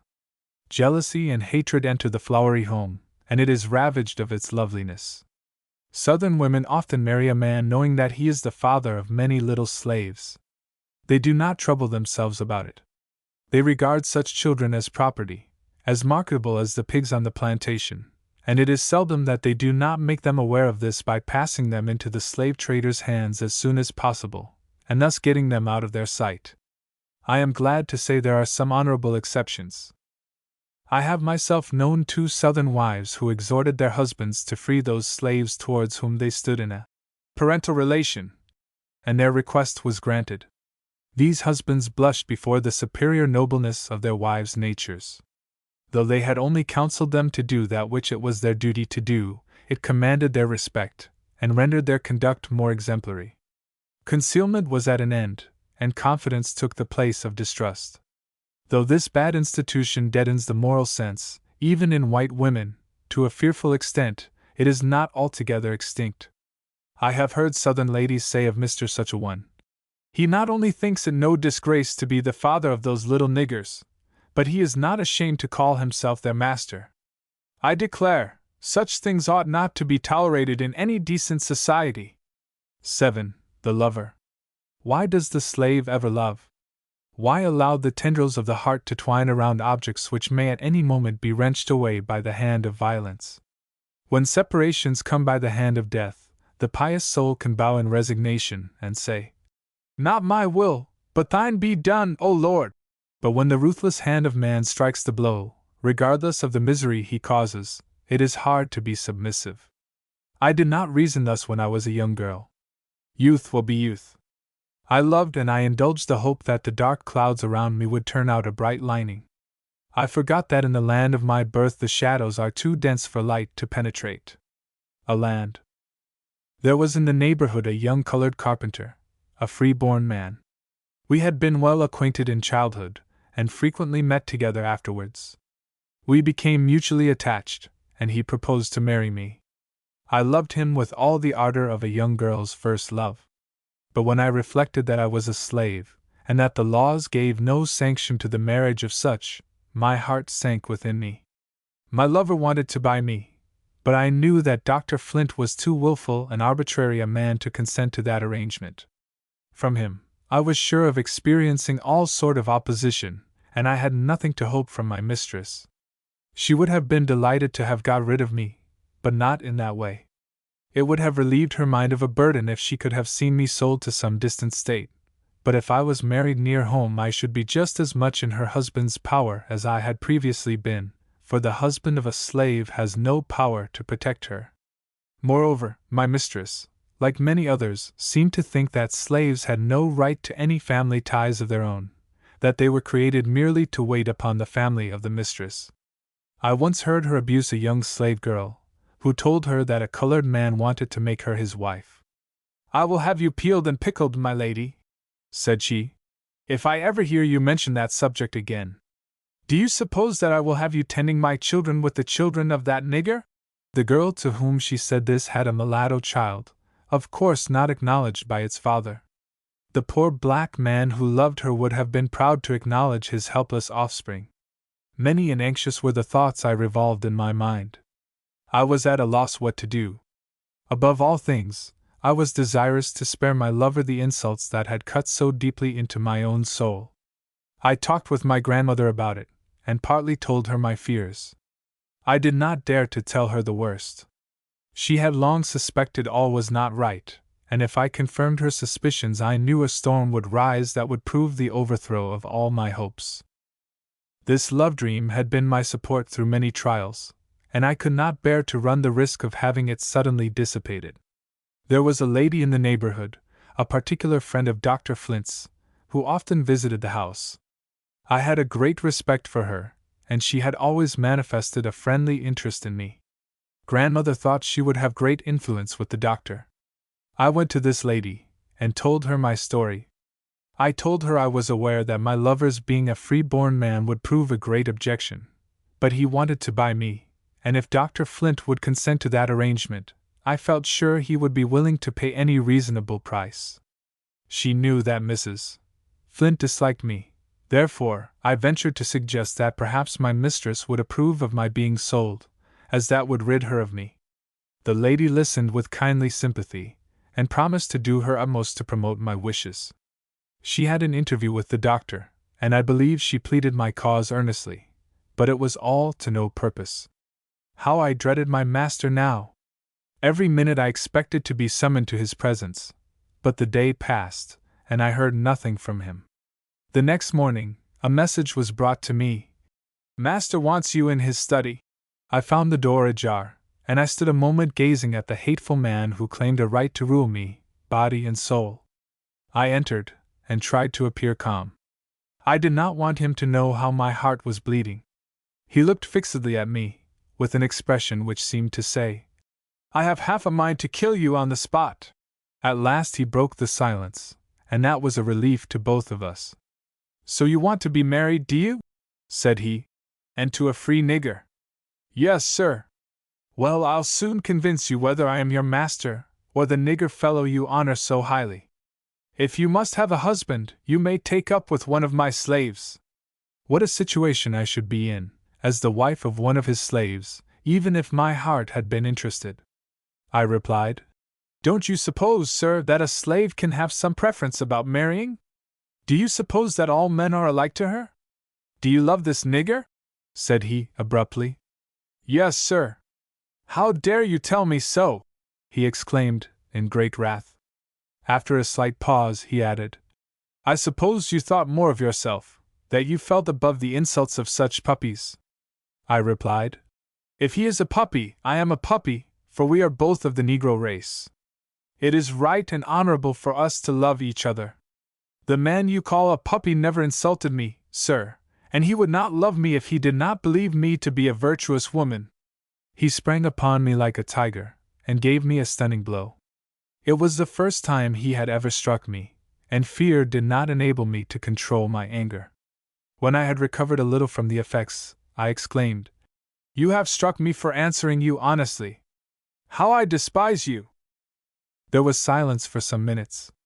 Perhaps he was deciding what should be my punishment, or, perhaps, he wanted to give me time to reflect on what I had said, and to whom I had said it. Finally, he asked, "Do you know what you have said?" "Yes, sir, but your treatment drove me to it." "Do you know that I have a right to do as I like with you, that I can kill you, if I please?" "You have tried to kill me, and I wish you had, but you have no right to do as you like with me." "Silence!" he exclaimed, in a thundering voice. "By heavens, girl, you forget yourself too far. Are you mad? If you are, I will soon bring you to your senses. Do you think any other master would bear what I have borne from you this morning? Many masters would have killed you on the spot. How would you like to be sent to jail for your insolence?" "I know I have been disrespectful, sir," I replied, "but you drove me to it. I couldn't help it. As for the jail, there would be more peace for me there than there is here. You deserve to go there, said he, and to be under such treatment that you would forget the meaning of the word peace. It would do you good. It would take some of your high notions out of you. But I am not ready to send you there yet, notwithstanding your ingratitude for all my kindness and forbearance. You have been the plague of my life. I have wanted to make you happy, and I have been repaid with the basest ingratitude. But though you have proved yourself incapable of appreciating my kindness, I will be lenient towards you, Linda. I will give you one more chance to redeem your character. If you behave yourself and do as I require, I will forgive you and treat you as I always have done. But if you disobey me, I will punish you as I would the meanest slave on my plantation. Never let me hear that fellow's name mentioned again. If I ever know of your speaking to him, I will cowhide you both, and if I catch him lurking about my premises, I will shoot him as soon as I would a dog. Do you hear what I say? I'll teach you a lesson about marriage and free niggers. Now go, and let this be the last time I have occasion to speak to you on this subject. Reader, did you ever hate? I hope not. I never did but once, and I trust I never shall again. Somebody has called it the atmosphere of hell, and I believe it is so. For a fortnight the doctor did not speak to me. He thought to mortify me, to make me feel that I had disgraced myself by receiving the honorable addresses of a respectable colored man, in preference to the base proposals of a white man. But though his lips disdained to address me, his eyes were very loquacious. No animal ever watched its prey more narrowly than he watched me. He knew that I could write, though he had failed to make me read his letters, and he was now troubled lest I should exchange letters with another man. After a while he became weary of silence, and I was sorry for it. One morning, as he passed through the hall, to leave the house, he contrived to thrust a note into my hand. I thought I had better read it, and spare myself the vexation of having him read it to me. It expressed regret for the blow he had given me, and reminded me that I myself was wholly to blame for it. He hoped I had become convinced of the injury I was doing myself by incurring his displeasure. He wrote that he had made up his mind to go to Louisiana, that he should take several slaves with him, and intended I should be one of the number. My mistress would remain where she was, therefore I should have nothing to fear from that quarter. If I merited kindness from him, he assured me that it would be lavishly bestowed. He begged me to think over the matter, and answered the following day. The next morning I was called to carry a pair of scissors to his room. I laid them on the table, with the letter beside them. He thought it was my answer, and did not call me back. I went as usual to attend my young mistress to and from school. He met me in the street, and ordered me to stop at his office on my way back. When I entered, he showed me his letter, and asked me why I had not answered it. I replied, I am your daughter's property, and it is in your power to send me, or take me, wherever you please. He said he was very glad to find me so willing to go, and that we should start early in the autumn. He had a large practice in the town, and I rather thought he had made up the story merely to frighten me. However that might be, I was determined that I would never go to Louisiana with him. Summer passed away, and early in the autumn Dr. Flint's eldest son was sent to Louisiana to examine the country, with a view to emigrating. That news did not disturb me. I knew very well that I should not be sent with him. That I had not been taken to the plantation before this time was owing to the fact that his son was there. He was jealous of his son, and jealousy of the overseer had kept him from punishing me by sending me into the fields to work. Is it strange that I was not proud of these protectors? As for the overseer, he was a man for whom I had less respect than I had for a bloodhound. Young Mr. Flint did not bring back a favorable report of Louisiana, and I heard no more of that scheme. Soon after this, my lover met me at the corner of the street, and I stopped to speak to him. Looking up, I saw my master watching us from his window. I hurried home, trembling with fear. I was sent for, immediately, to go to his room. He met me with a blow. When is mistress to be married? Said he, in a sneering tone. A shower of oaths and imprecations followed. How thankful I was that my lover was a free man, that my tyrant had no power to flog him for speaking to me in the street. Again and again I revolved in my mind how all this would end. There was no hope that the doctor would consent to sell me on any terms. He had an iron will, and was determined to keep me, and to conquer me. My lover was an intelligent and religious man. Even if he could have obtained permission to marry me while I was a slave, the marriage would give him no power to protect me from my master. It would have made him miserable to witness the insults I should have been subjected to. And then, if we had children, I knew they must follow the condition of the mother. What a terrible blight that would be on the heart of a free, intelligent father! For his sake, I felt that I ought not to link his fate with my own unhappy destiny.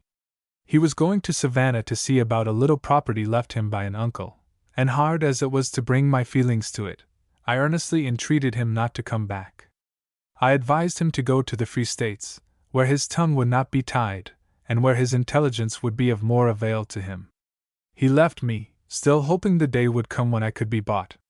With me the lamp of hope had gone out. The dream of my girlhood was over. I felt lonely and desolate. Still I was not stripped of all. I still had my good grandmother, and my affectionate brother. When he put his arms round my neck, and looked into my eyes as if to read there the troubles I dared not tell, I felt that I still had something to love. But even that pleasant emotion was chilled by the reflection that he might be torn from me at any moment, by some sudden freak of my master. If he had known how we loved each other, I think he would have exulted in separating us. We often planned together how we could get to the north. But, as William remarked, such things are easier said than done. My movements were very closely watched, and we had no means of getting any money to defray our expenses. As for grandmother, she was strongly opposed to her children's undertaking any such project. She had not forgotten poor Benjamin's sufferings, and she was afraid that if another child tried to escape, he would have a similar or a worse fate. To me, nothing seemed more dreadful than my present life. I said to myself, William must be free. He shall go to the north, and I will follow him. Many a slave sister has formed the same plans. 8. What slaves are taught to think of the north. Slaveholders pride themselves upon being honorable men, but if you were to hear the enormous lies they tell their slaves, you would have small respect for their veracity. I have spoken plain English. Pardon me. I cannot use a milder term. When they visit the north, and return home, they tell their slaves of the runaways they have seen, and describe them to be in the most deplorable condition. A slaveholder once told me that he had seen a runaway friend of mine in New York, and that she besought him to take her back to her master, for she was literally dying of starvation, that many days she had only one cold potato to eat, and at other times could get nothing at all. He said he refused to take her, because he knew her master would not thank him for bringing such a miserable wretch to his house. He ended by saying to me, "This is the punishment she brought on herself for running away from a kind master." This whole story was false. I afterwards stayed with that friend in New York, and found her in comfortable circumstances. She had never thought of such a thing as wishing to go back to slavery. Many of the slaves believe such stories, and think it is not worth while to exchange slavery for such a hard kind of freedom. It is difficult to persuade such that freedom could make them useful men, and enable them to protect their wives and children. If those heathen in our Christian land had as much teaching as some Hindus, they would think otherwise. They would know that liberty is more valuable than life. They would begin to understand their own capabilities, and exert themselves to become men and women. But while the free states sustain a law which hurls fugitives back into slavery, how can the slaves resolve to become men? There are some who strive to protect wives and daughters from the insults of their masters, but those who have such sentiments have had advantages above the general mass of slaves. They have been partially civilized and Christianized by favorable circumstances. Some are bold enough to utter such sentiments to their masters. Oh, that there were more of them! Some poor creatures have been so brutalized by the lash that they will sneak out of the way to give their masters free access to their wives and daughters. Do you think this proves the black man to belong to an inferior order of beings? What would you be, if you had been born and brought up a slave, with generations of slaves for ancestors? I admit that the black man is inferior. But what is it that makes him so? It is the ignorance in which white men compel him to live, It is the torturing whip that lashes manhood out of him. It is the fierce bloodhounds of the South, and the scarcely less cruel human bloodhounds of the North, who enforce the fugitive slave law. They do the work. Southern gentlemen indulge in the most contemptuous expressions about the Yankees, while they, on their part, consent to do the vilest work for them, such as the ferocious bloodhounds and the despised Negro hunters are employed to do at home. When Southerners go to the North, they are proud to do them honor, but the Northern man is not welcome south of Mason and Dixon's line, unless he suppresses every thought and feeling at variance with their peculiar institution. Nor is it enough to be silent. The masters are not pleased, unless they obtain a greater degree of subservience than that, and they are generally accommodated. Do they respect the Northerner for this? I trow not. Even the slaves despise a Northern man with Southern principles, and that is the class they generally see. When Northerners go to the South to reside, they prove very apt scholars. They soon imbibe the sentiments and disposition of their neighbors, and generally go beyond their teachers. Of the two, they are proverbially the hardest masters. They seem to satisfy their consciences with the doctrine that God created the Africans to be slaves. What a libel upon the Heavenly Father, who made of one blood all nations of men! And then who are Africans? Who can measure the amount of Anglo-Saxon blood coursing in the veins of American slaves? I have spoken of the pains slaveholders take to give their slaves a bad opinion of the North. But, notwithstanding this, intelligent slaves are aware that they have many friends in the free states. Even the most ignorant have some confused notions about it. They knew that I could read, and I was often asked if I had seen anything in the newspapers about white folks over in the big North, who were trying to get their freedom for them. Some believe that the abolitionists have already made them free, and that it is established by law, but that their masters prevent the law from going into effect. One woman begged me to get a newspaper and read it over. She said her husband told her that the black people had sent word to the Queen of America that they were all slaves, that she didn't believe it, and went to Washington City to see the president about it. They quarreled. She drew her sword upon him, and swore that he should help her to make them all free. That poor, ignorant woman thought that America was governed by a queen, to whom the president was subordinate. I wish the president was subordinate to Queen Justice. 9. Sketches of neighboring slaveholders.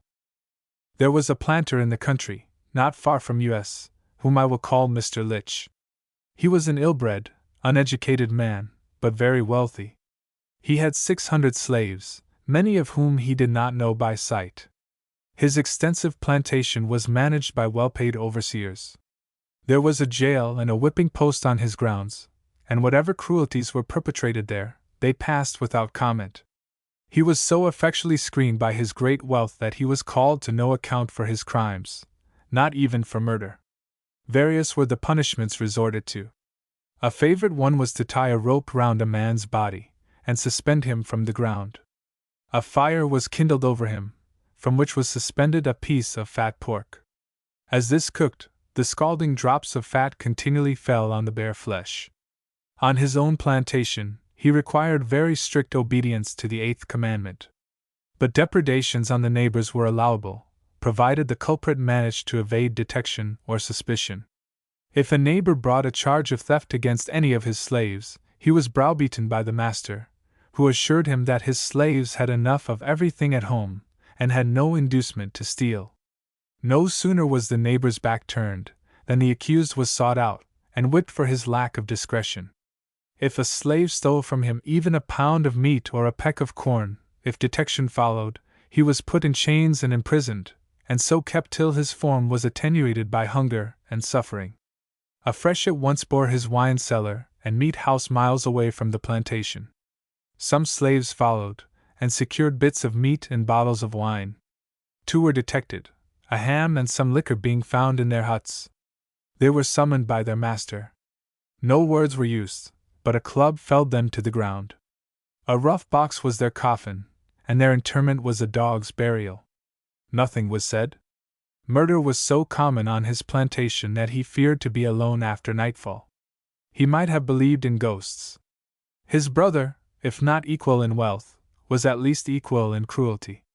His bloodhounds were well trained, Their pen was spacious, and a terror to the slaves. They were let loose on a runway, and if they tracked him, they literally tore the flesh from his bones. When this slaveholder died, his shrieks and groans were so frightful that they appalled his own friends. His last words were, "I am going to hell, bury my money with me."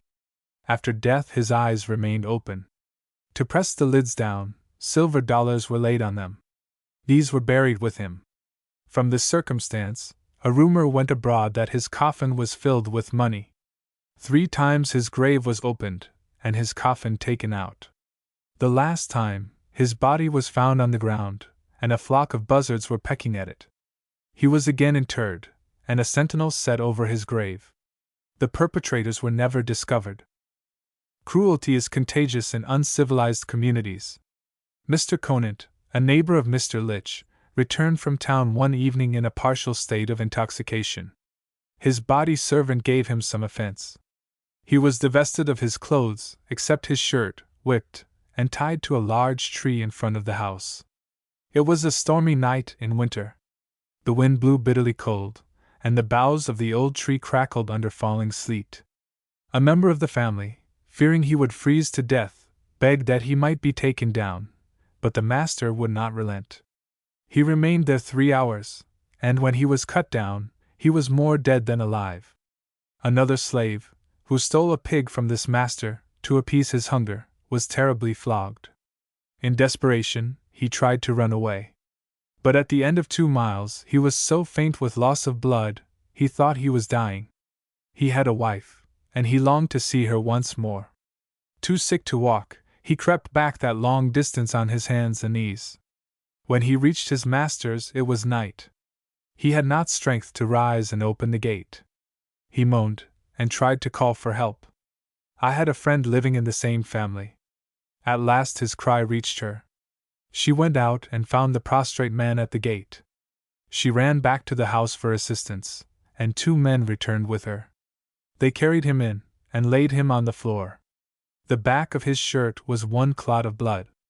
By means of lard, my friend loosened it from the raw flesh. She bandaged him, gave him cool drink, and left him to rest. The master said he deserved 100 more lashes. When his own labor was stolen from him, he had stolen food to appease his hunger. This was his crime. Another neighbor was a Mrs. Wade. At no hour of the day was there cessation of the lash on her premises. Her labors began with the dawn, and did not cease till long after nightfall. The barn was her particular place of torture. There she lashed the slaves with the might of a man. An old slave of hers once said to me, "It is hell in Mrs.'s house, pairs I can never get out. Day and night I prays to die." The mistress died before the old woman, and when dying, entreated her husband not to permit any one of her slaves to look on her after death. A slave who had nursed her children, and had still a child in her care, watched her chance, and stole with it in her arms to the room where lay her dead mistress. She gazed a while on her, then raised her hand and dealt 2 blows on her face, saying, as she did so, "The devil has got you now!" She forgot that the child was looking on. She had just begun to talk, and she said to her father, "I did see Ma, and Mammy did strike Ma so," striking her own face with her little hand. The master was startled. He could not imagine how the nurse could obtain access to the room where the corpse lay, for he kept the door locked. He questioned her. She confessed that what the child had said was true, and told how she had procured the key. She was sold to Georgia. In my childhood I knew a valuable slave, named Charity, and loved her, as all children did. Her young mistress married, and took her to Louisiana. Her little boy, James, was sold to a good sort of master. He became involved in debt, and James was sold again to a wealthy slaveholder, noted for his cruelty. With this man he grew up to manhood, receiving the treatment of a dog. After a severe whipping, to save himself from further infliction of the lash, with which he was threatened, he took to the woods. He was in a most miserable condition, cut by the cowskin, half naked, half starved, and without the means of procuring a crust of bread. Some weeks after his escape, he was captured, tied, and carried back to his master's plantation. This man considered punishment in his jail, on bread and water, after receiving hundreds of lashes, too mild for the poor slave's offense. Therefore he decided, after the overseer should have whipped him to his satisfaction, to have him placed between the screws of the cotton gin, to stay as long as he had been in the woods. This wretched creature was cut with the whip from his head to his feet, then washed with strong brine, to prevent the flesh from mortifying, and make it heal sooner than it otherwise would. He was then put into the cotton gin, which was screwed down, only allowing him room to turn on his side when he could not lie on his back. Every morning a slave was sent with a piece of bread and bowl of water, which was placed within reach of the poor fellow. The slave was charged, under penalty of severe punishment, not to speak to him. 4 days passed, and the slave continued to carry the bread and water. On the second morning, he found the bread gone, but the water untouched. When he had been in the press 4 days and 5 nights, the slave informed his master that the water had not been used for 4 mornings, and that horrible stench came from the gin house. The overseer was sent to examine into it. When the press was unscrewed, the dead body was found partly eaten by rats and vermin. Perhaps the rats that devoured his bread had gnawed him before life was extinct. Poor Charity! Grandmother and I often asked each other how her affectionate heart would bear the news, if she should ever hear of the murder of her son. We had known her husband, and knew that James was like him in manliness and intelligence. These were the qualities that made it so hard for him to be a plantation slave. They put him into a rough box, and buried him with less feeling than would have been manifested for an old house dog. Nobody asked any questions. He was a slave, and the feeling was that the master had a right to do what he pleased with his own property. And what did he care for the value of a slave? He had hundreds of them. When they had finished their daily toil, they must hurry to eat their little morsels, and be ready to extinguish their pine knots before 9 o'clock, when the overseer went his patrol rounds. He entered every cabin, to see that men and their wives had gone to bed together, lest the men, from over-fatigue, should fall asleep in the chimney corner, and remain there till the morning horn called them to their daily task. Women are considered of no value, unless they continually increase their owner's stock. They are put on a par with animals. This same master shot a woman through the head, who had run away and been brought back to him. No one called him to account for it. If a slave resisted being whipped, the bloodhounds were unpacked, and set upon him, to tear his flesh from his bones. The master who did these things was highly educated, and styled a perfect gentleman. He also boasted the name and standing of a Christian, though Satan never had a truer follower. I could tell of more slaveholders as cruel as those I have described. They are not exceptions to the general rule. I do not say there are no humane slaveholders. Such characters do exist, notwithstanding the hardening influences around them. But they are, like angels' visits, few and far between. I knew a young lady who was one of these rare specimens. She was an orphan, and inherited as slaves a woman and her 6 children. Their father was a free man. They had a comfortable home of their own, parents and children living together. The mother and eldest daughter served their mistress during the day, and at night returned to their dwelling, which was on the premises. The young lady was very pious, and there was some reality in her religion. She taught her slaves to lead pure lives, and wished them to enjoy the fruit of their own industry. Her religion was not a garb put on for Sunday, and laid aside till Sunday returned again. The eldest daughter of the slave mother was promised in marriage to a free man, and the day before the wedding this good mistress emancipated her, in order that her marriage might have the sanction of law. Report said that this young lady cherished an unrequited affection for a man who had resolved to marry for wealth. In the course of time a rich uncle of hers died. He left $6,000 to his 2 sons by a colored woman, and the remainder of his property to this orphan niece. The metal soon attracted the magnet. The lady and her weighty purse became his. She offered to manumit her slaves, telling them that her marriage might make unexpected changes in their destiny, and she wished to ensure their happiness. They refused to take their freedom, saying that she had always been their best friend, and they could not be so happy anywhere as with her. I was not surprised. I had often seen them in their comfortable home, and thought that the whole town did not contain a happier family. They had never felt slavery, and when it was too late, they were convinced of its reality. When the new master claimed this family as his property, the father became furious, and went to his mistress for protection. "I can do nothing for you now, Harry," said she. "I no longer have the power I had a week ago. I have succeeded in obtaining the freedom of your wife, but I cannot obtain it for your children." The unhappy father swore that nobody should take his children from him. He concealed them in the woods for some days, but they were discovered and taken. The father was put in jail, and the two oldest boys sold to Georgia. One little girl, too young to be of service to her master, was left with the wretched mother. The other three were carried to their master's plantation. The eldest soon became a mother, and when the slaveholder's wife looked at the babe, she wept bitterly. She knew that her own husband had violated the purity she had so carefully inculcated. She had a second child by her master, and then he sold her and his offspring to his brother. She bore 2 children to the brother, and was sold again. The next sister went crazy. The life she was compelled to lead drove her mad. The third one became the mother of 5 daughters. Before the birth of the fourth, the pious mistress died. To the last, she rendered every kindness to the slaves that her unfortunate circumstances permitted. She passed away peacefully, glad to close her eyes on a life which had been made so wretched by the man she loved.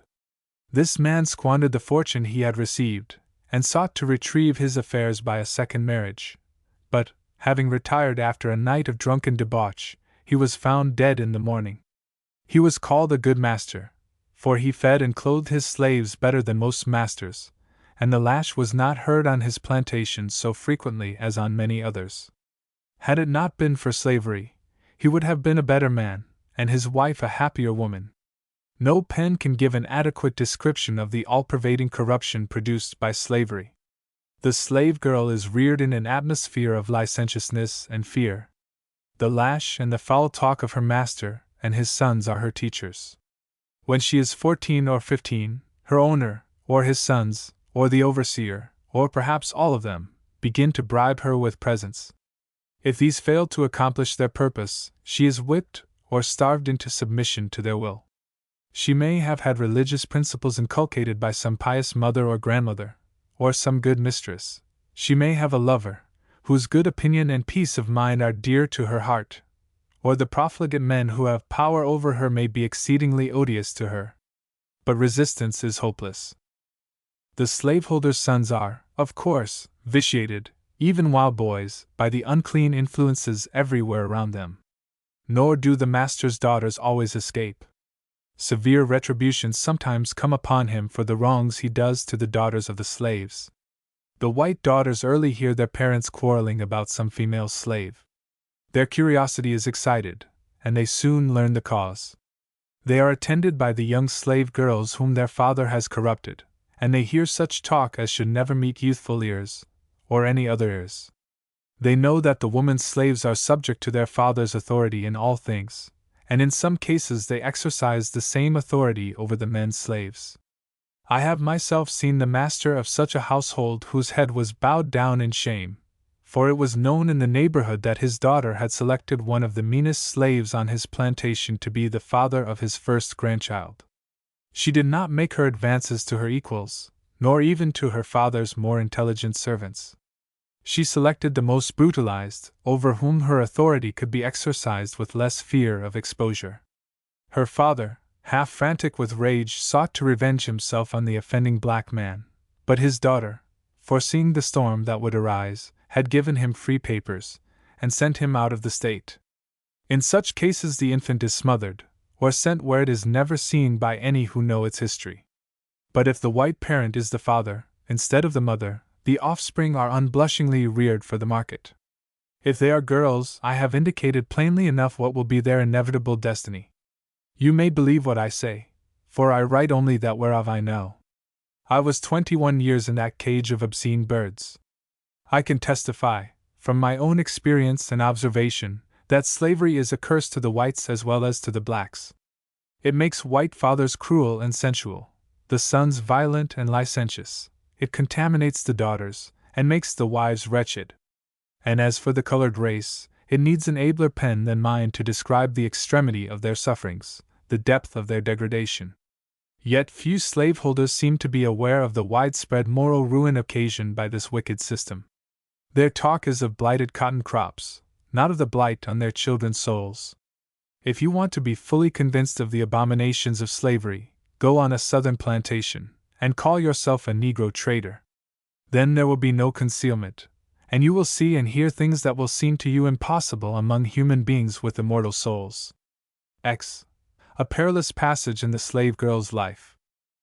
After my lover went away, Dr. Flint contrived a new plan. He seemed to have an idea that my fear of my mistress was his greatest obstacle. In the blandest tones, he told me that he was going to build a small house for me, in a secluded place, 4 miles away from the town. I shuddered, but I was constrained to listen, while he talked of his intention to give me a home of my own, and to make a lady of me. Hitherto, I had escaped my dreaded fate, by being in the midst of people.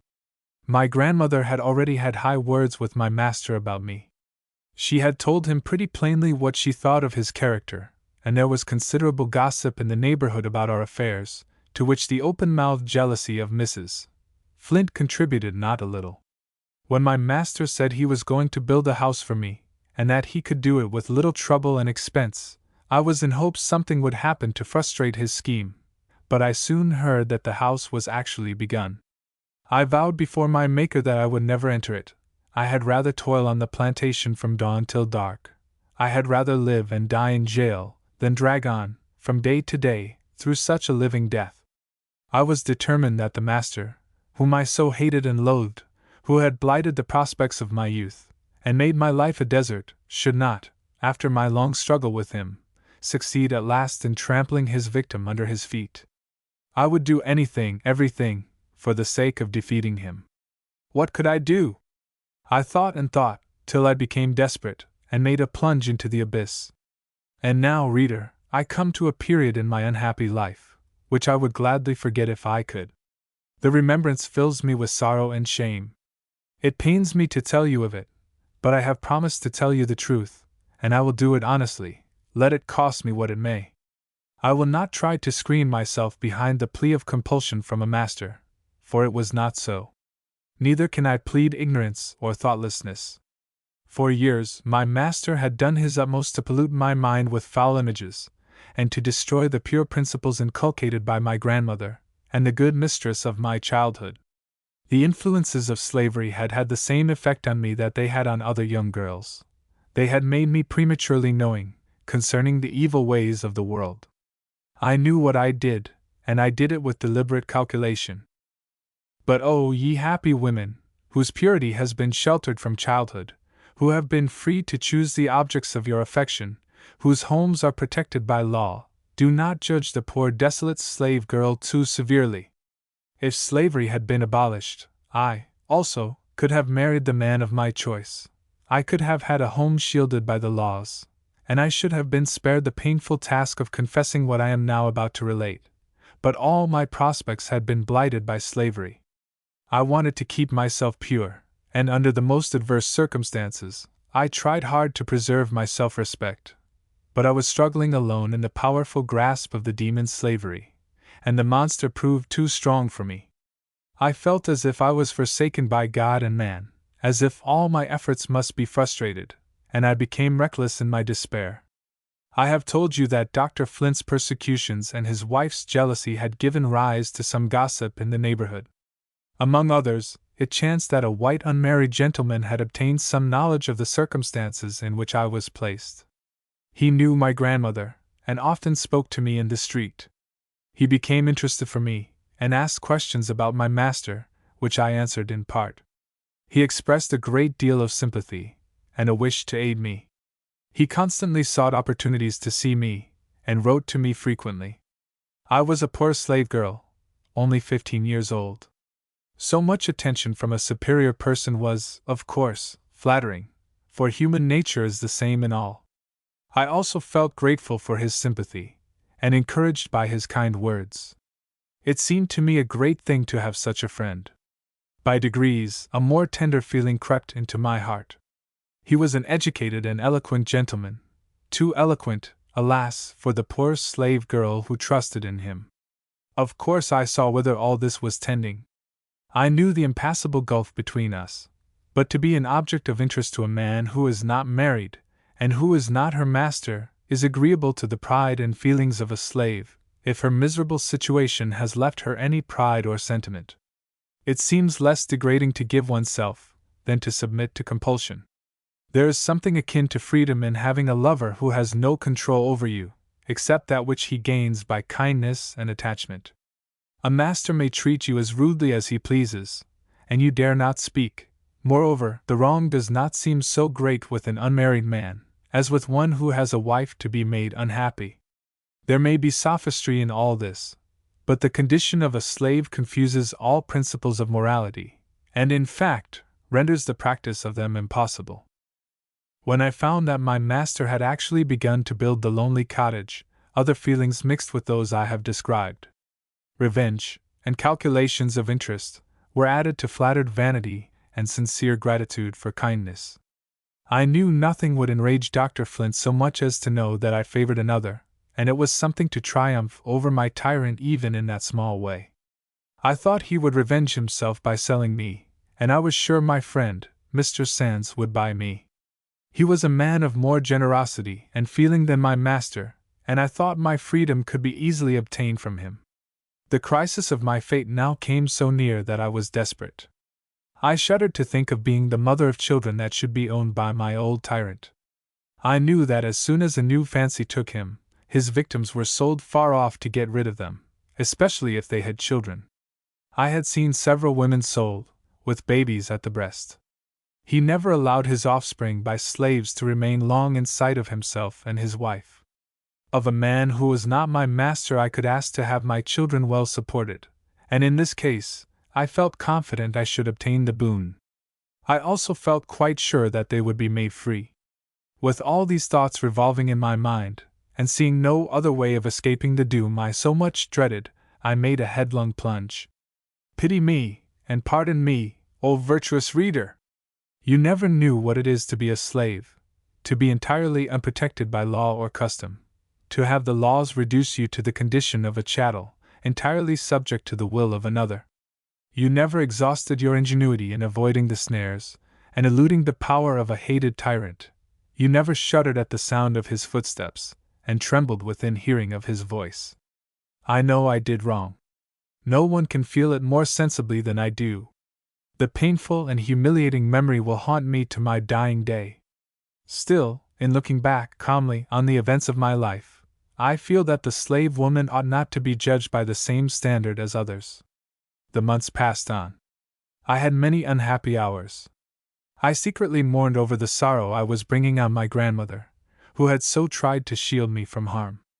I knew that I was the greatest comfort of her old age, and that it was a source of pride to her that I had not degraded myself, like most of the slaves. I wanted to confess to her that I was no longer worthy of her love, but I could not utter the dreaded words. As for Dr. Flint, I had a feeling of satisfaction and triumph in the thought of telling him. From time to time he told me of his intended arrangements, and I was silent. At last he came and told me the cottage was completed, and ordered me to go to it. I told him I would never enter it. He said, "I have heard enough of such talk as that. You shall go, if you are carried by force, and you shall remain there."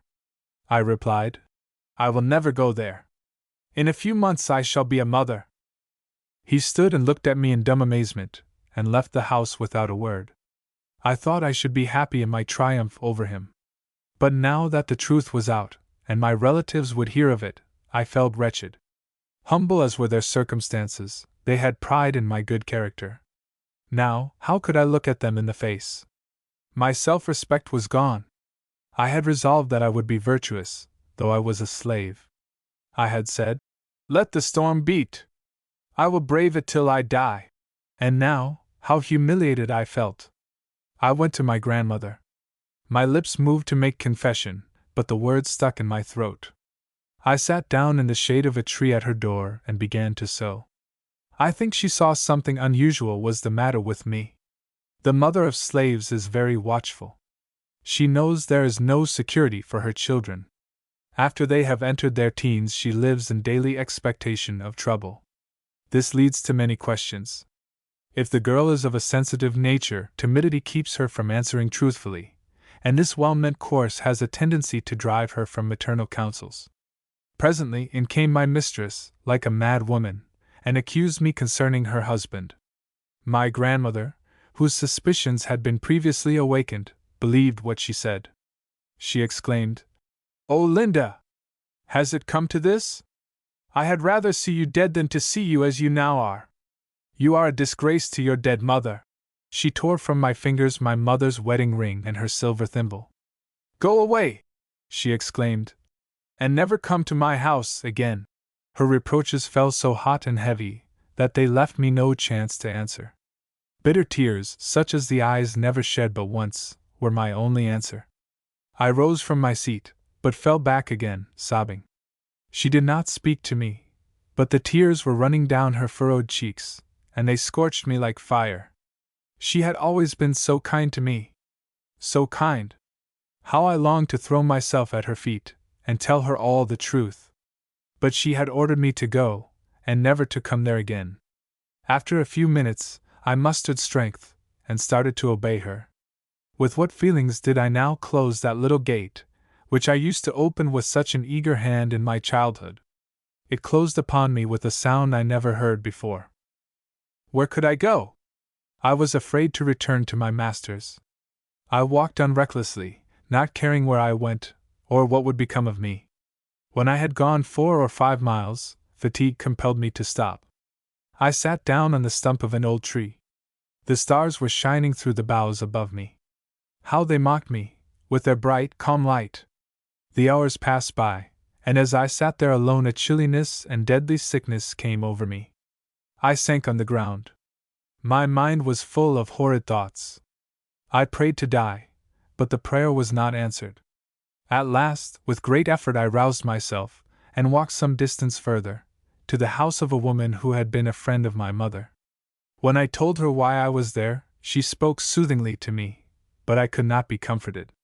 I thought I could bear my shame if I could only be reconciled to my grandmother. I longed to open my heart to her. I thought if she could know the real state of the case, and all I had been bearing for years, she would perhaps judge me less harshly. My friend advised me to send for her. I did so, but days of agonizing suspense passed before she came. Had she utterly forsaken me? No, she came at last. I knelt before her, and told her the things that had poisoned my life, how long I had been persecuted, that I saw no way of escape, and in an hour of extremity I had become desperate. She listened in silence. I told her I would bear anything and do anything, if in time I had hopes of obtaining her forgiveness. I begged of her to pity me, for my dead mother's sake. And she did pity me. She did not say, "I forgive you," but she looked at me lovingly, with her eyes full of tears. She laid her old hand gently on my head, and murmured, "Poor child! Poor child!" 11. The new tie to life. I returned to my good grandmother's house. She had an interview with Mr. Sands. When she asked him why he could not have left her one ewe lamb, whether there were not plenty of slaves who did not care about character, he made no answer, but he spoke kind and encouraging words. He promised to care for my child, and to buy me, be the conditions what they might. I had not seen Dr. Flint for 5 days. I had never seen him since I made the avowal to him. He talked of the disgrace I had brought on myself, how I had sinned against my master, and mortified my old grandmother. He intimated that if I had accepted his proposals, he, as a physician, could have saved me from exposure. He even condescended to pity me. Could he have offered wormwood more bitter? He, whose persecutions had been the cause of my sin? "Linda," said he, "though you have been criminal towards me, I feel for you, and I can pardon you if you obey my wishes. Tell me whether the fellow you wanted to marry is the father of your child. If you deceive me, you shall feel the fires of hell." I did not feel as proud as I had done. My strongest weapon with him was gone. I was lowered in my own estimation, and had resolved to bear his abuse in silence. But when he spoke contemptuously of the lover who had always treated me honorably, when I remembered that but for him I might have been a virtuous, free, and happy wife, I lost my patience. I have sinned against God and myself, I replied, but not against you. He clenched his teeth and muttered, Curse you! He came towards me, with ill-suppressed rage, and exclaimed, You obstinate girl! I could grind your bones to powder! You have thrown yourself away on some worthless rascal. You are weak-minded, and have been easily persuaded by those who don't care a straw for you. The future will settle accounts between us. You are blinded now, but hereafter you will be convinced that your master was your best friend. My lenity towards you is a proof of it. I might have punished you in many ways. I might have whipped till you fell dead under the lash. But I wanted you to live. I would have bettered your condition. Others cannot do it. You are my slave.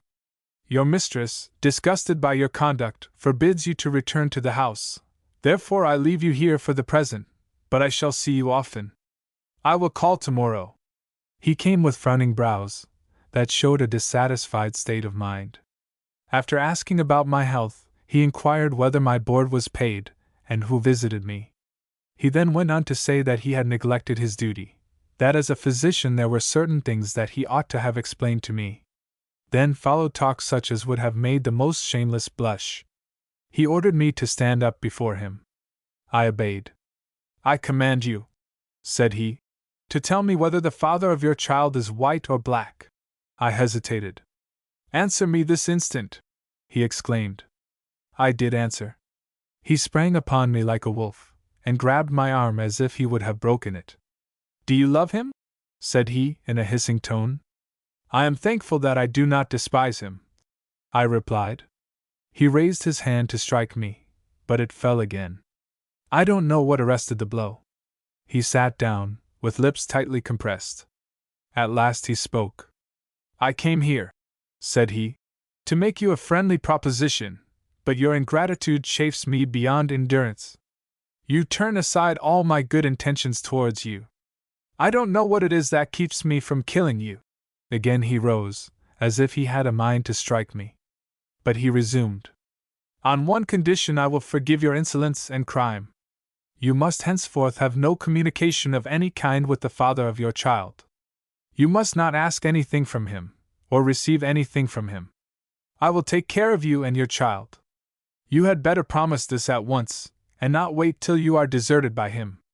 This is the last act of mercy I shall show towards you. I said something about being unwilling to have my child supported by a man who had cursed it, and me also.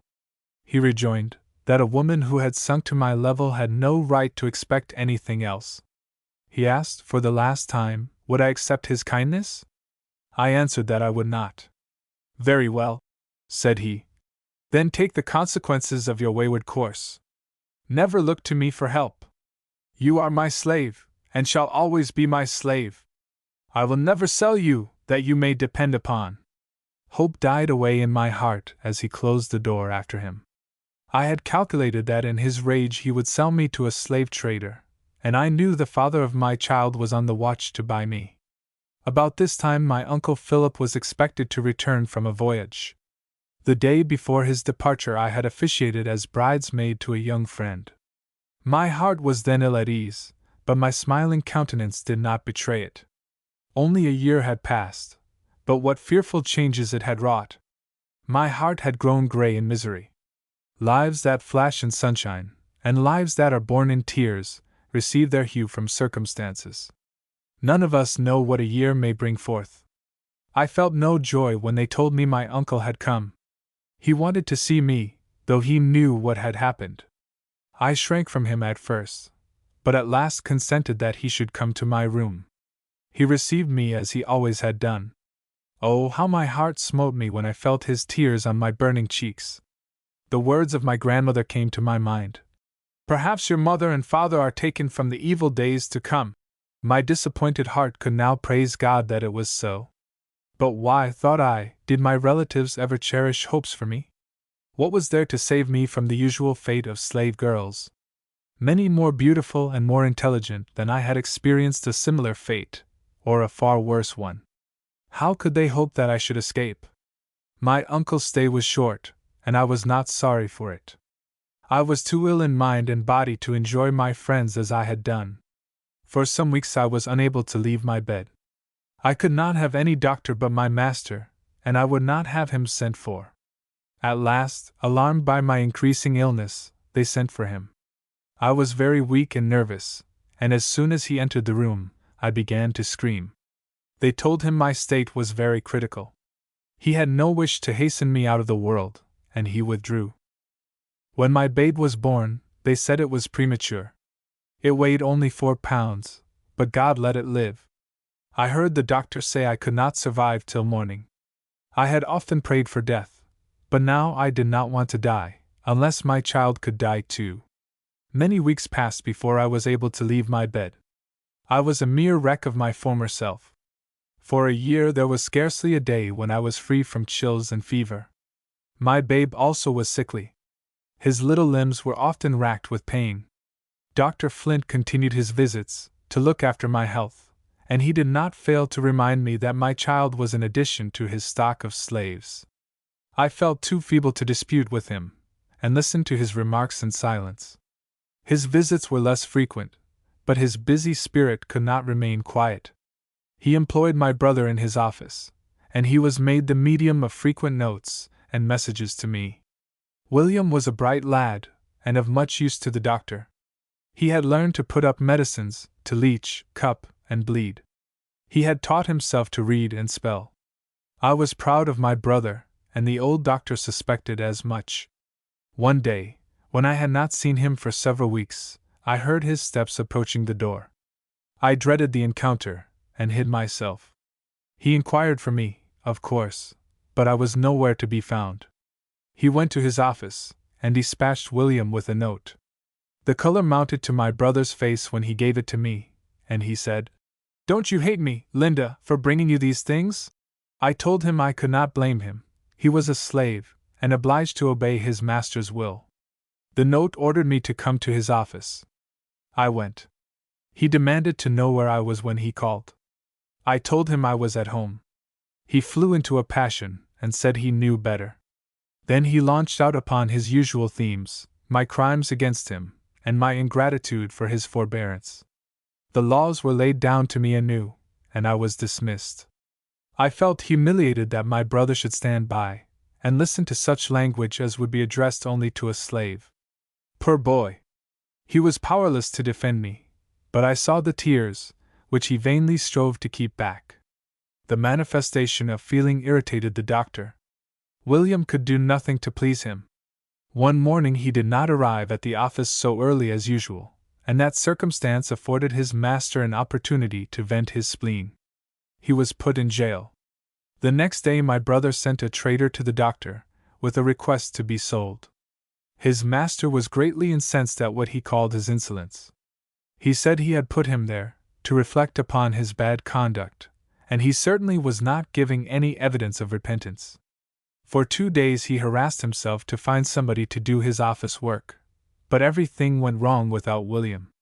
He was released, and ordered to take his old stand, with many threats, if he was not careful about his future behavior. As the months passed on, my boy improved in health. When he was a year old, they called him beautiful. The little vine was taking deep root in my existence, though its clinging fondness excited a mixture of love and pain. When I was most sorely oppressed, I found a solace in his smiles. I loved to watch his infant slumbers, but always there was a dark cloud over my enjoyment. I could never forget that he was a slave. Sometimes I wished that he might die in infancy. God tried me. My darling became very ill. The bright eyes grew dull, and the little feet and hands were so icy cold that I thought death had already touched them. I had prayed for his death, but never so earnestly as I now prayed for his life, and my prayer was heard. Alas, what mockery it is for a slave mother to try to pray back her dying child to life. Death is better than slavery. It was a sad thought that I had no name to give my child. His father caressed him and treated him kindly, whenever he had a chance to see him. He was not unwilling that he should bear his name, but he had no legal claim to it, and if I had bestowed it upon him, my master would have regarded it as a new crime, a new piece of insolence, and would, perhaps, revenge it on the boy. Oh, the serpent of slavery has many and poisonous fangs. 12. Fear of insurrection. Not far from this time Nat Turner's insurrection broke out, and the news threw our town into great commotion. Strange that they should be alarmed, when their slaves were so contented and happy. But so it was.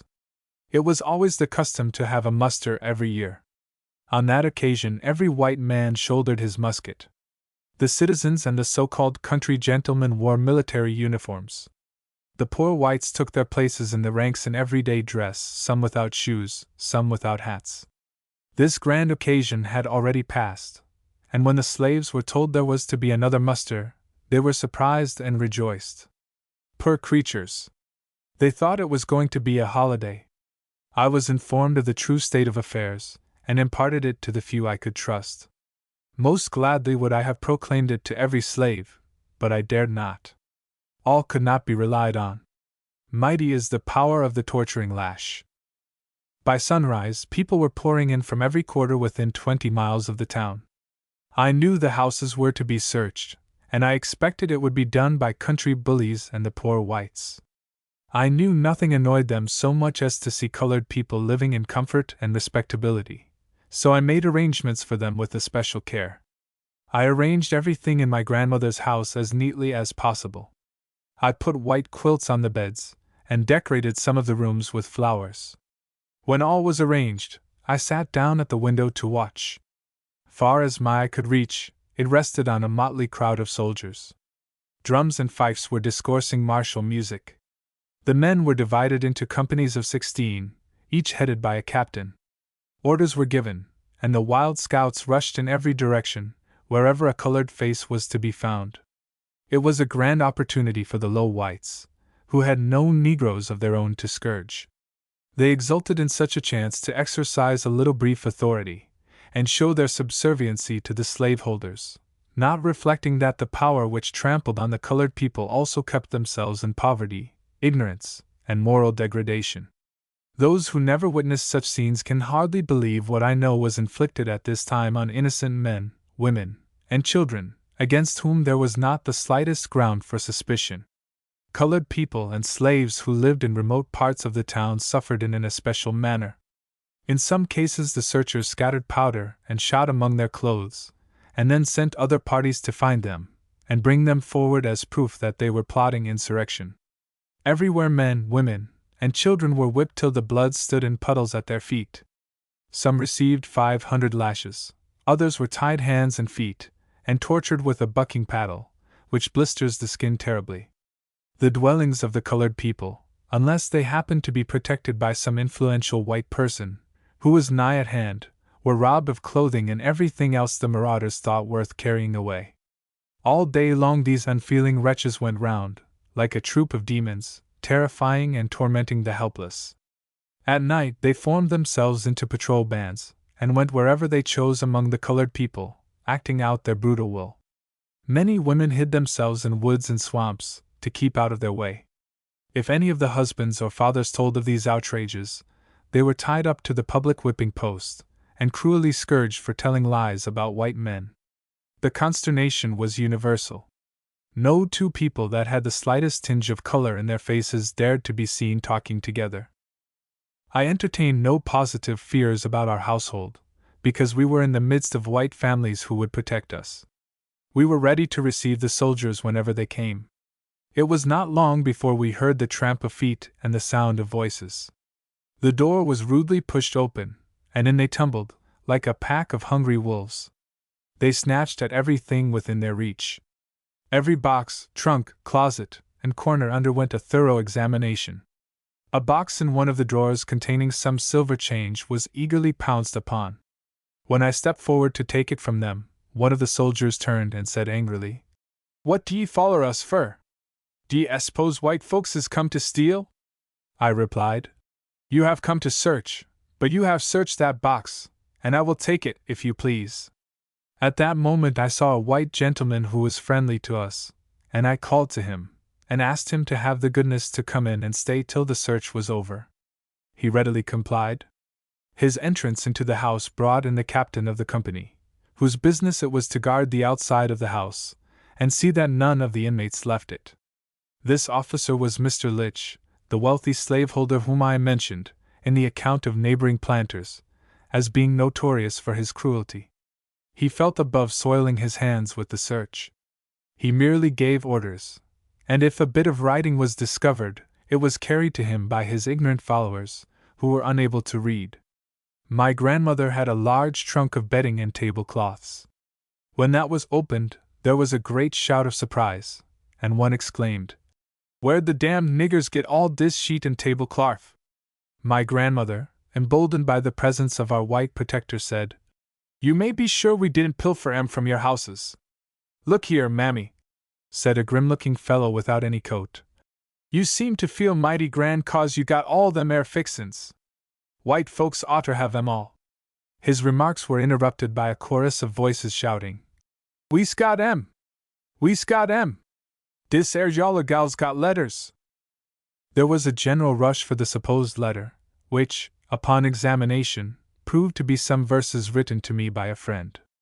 In packing away my things, I had overlooked them. When their captain informed them of their contents, they seemed much disappointed. He inquired of me who wrote them. I told him it was one of my friends. "Can you read them?" he asked. When I told him I could, he swore and raved and tore the paper into bits.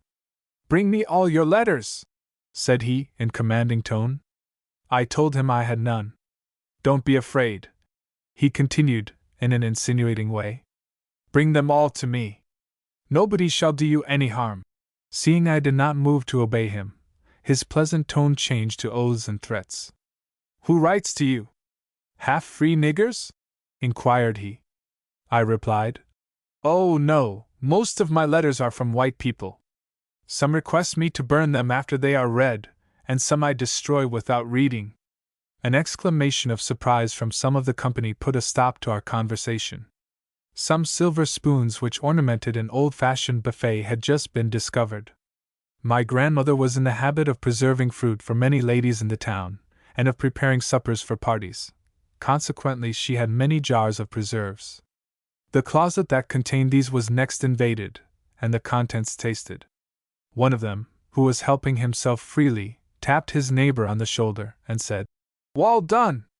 Don't wonder de niggers want to kill all the white folks when dey live on service," meaning preserves. I stretched out my hand to take the jar, saying, "You were not sent here to search for sweetmeats." "And what were we sent for?" said the captain, bristling up to me. I evaded the question.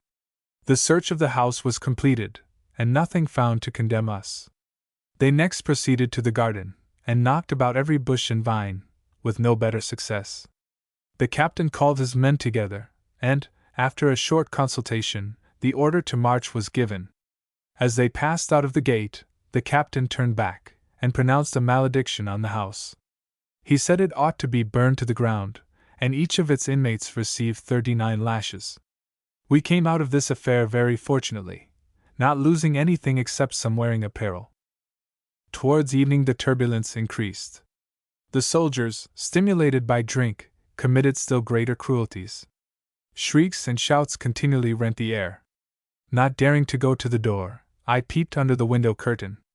I saw a mob dragging along a number of colored people, each white man, with his musket upraised, threatening instant death if they did not stop their shrieks.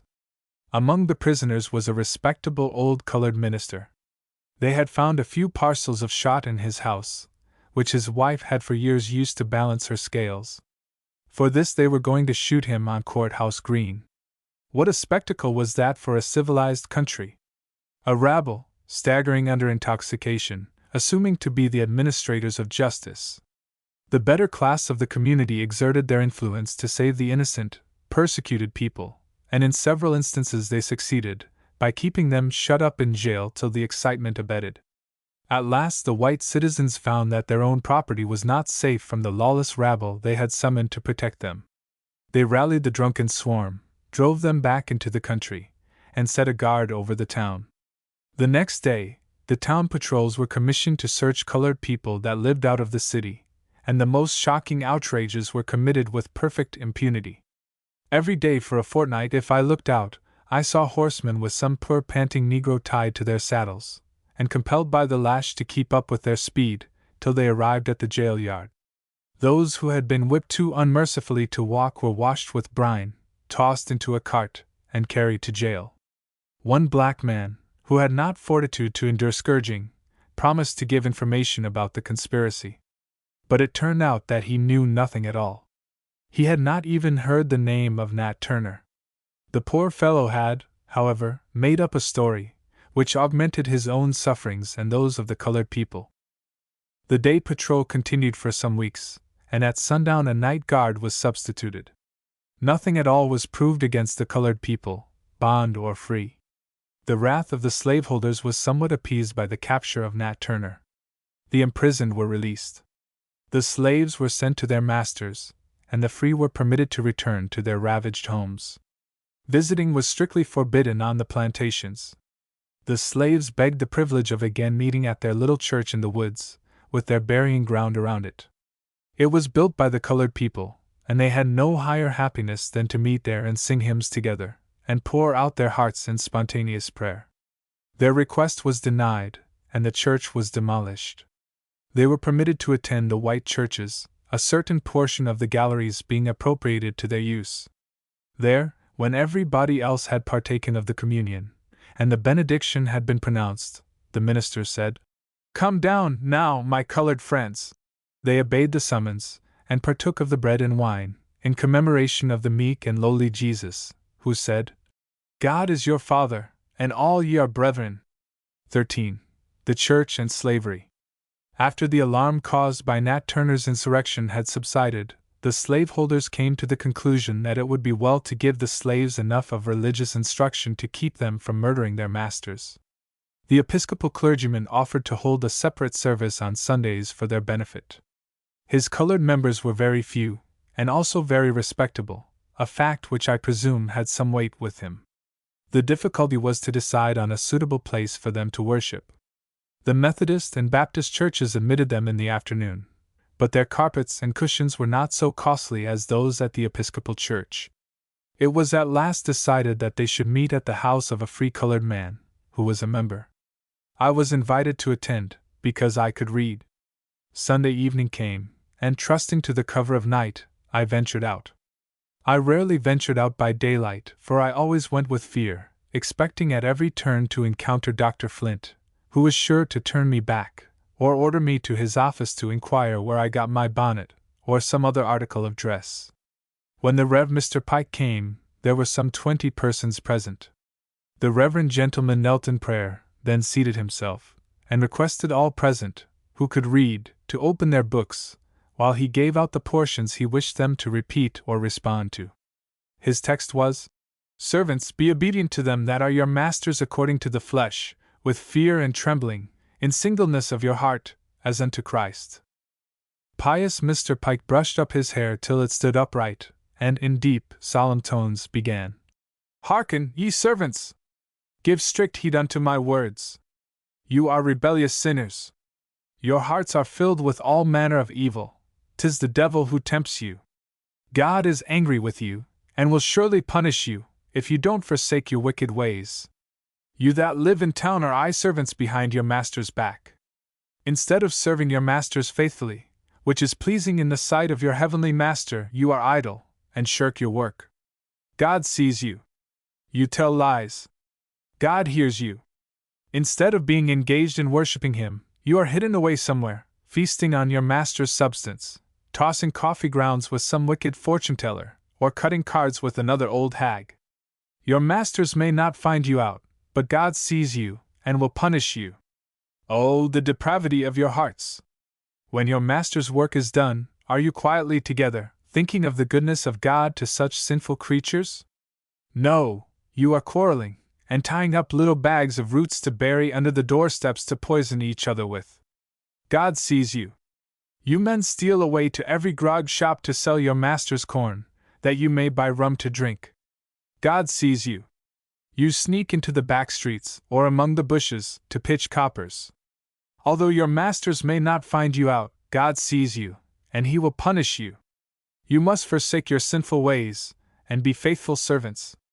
Obey your old master and your young master, your old mistress and your young mistress. If you disobey your earthly master, you offend your heavenly master. You must obey God's commandments. When you go from here, don't stop at the corners of the streets to talk, but go directly home, and let your master and mistress see that you have come." The benediction was pronounced. We went home, highly amused at Brother Pike's gospel teaching, and we determined to hear him again. I went the next Sabbath evening, and heard pretty much a repetition of the last discourse.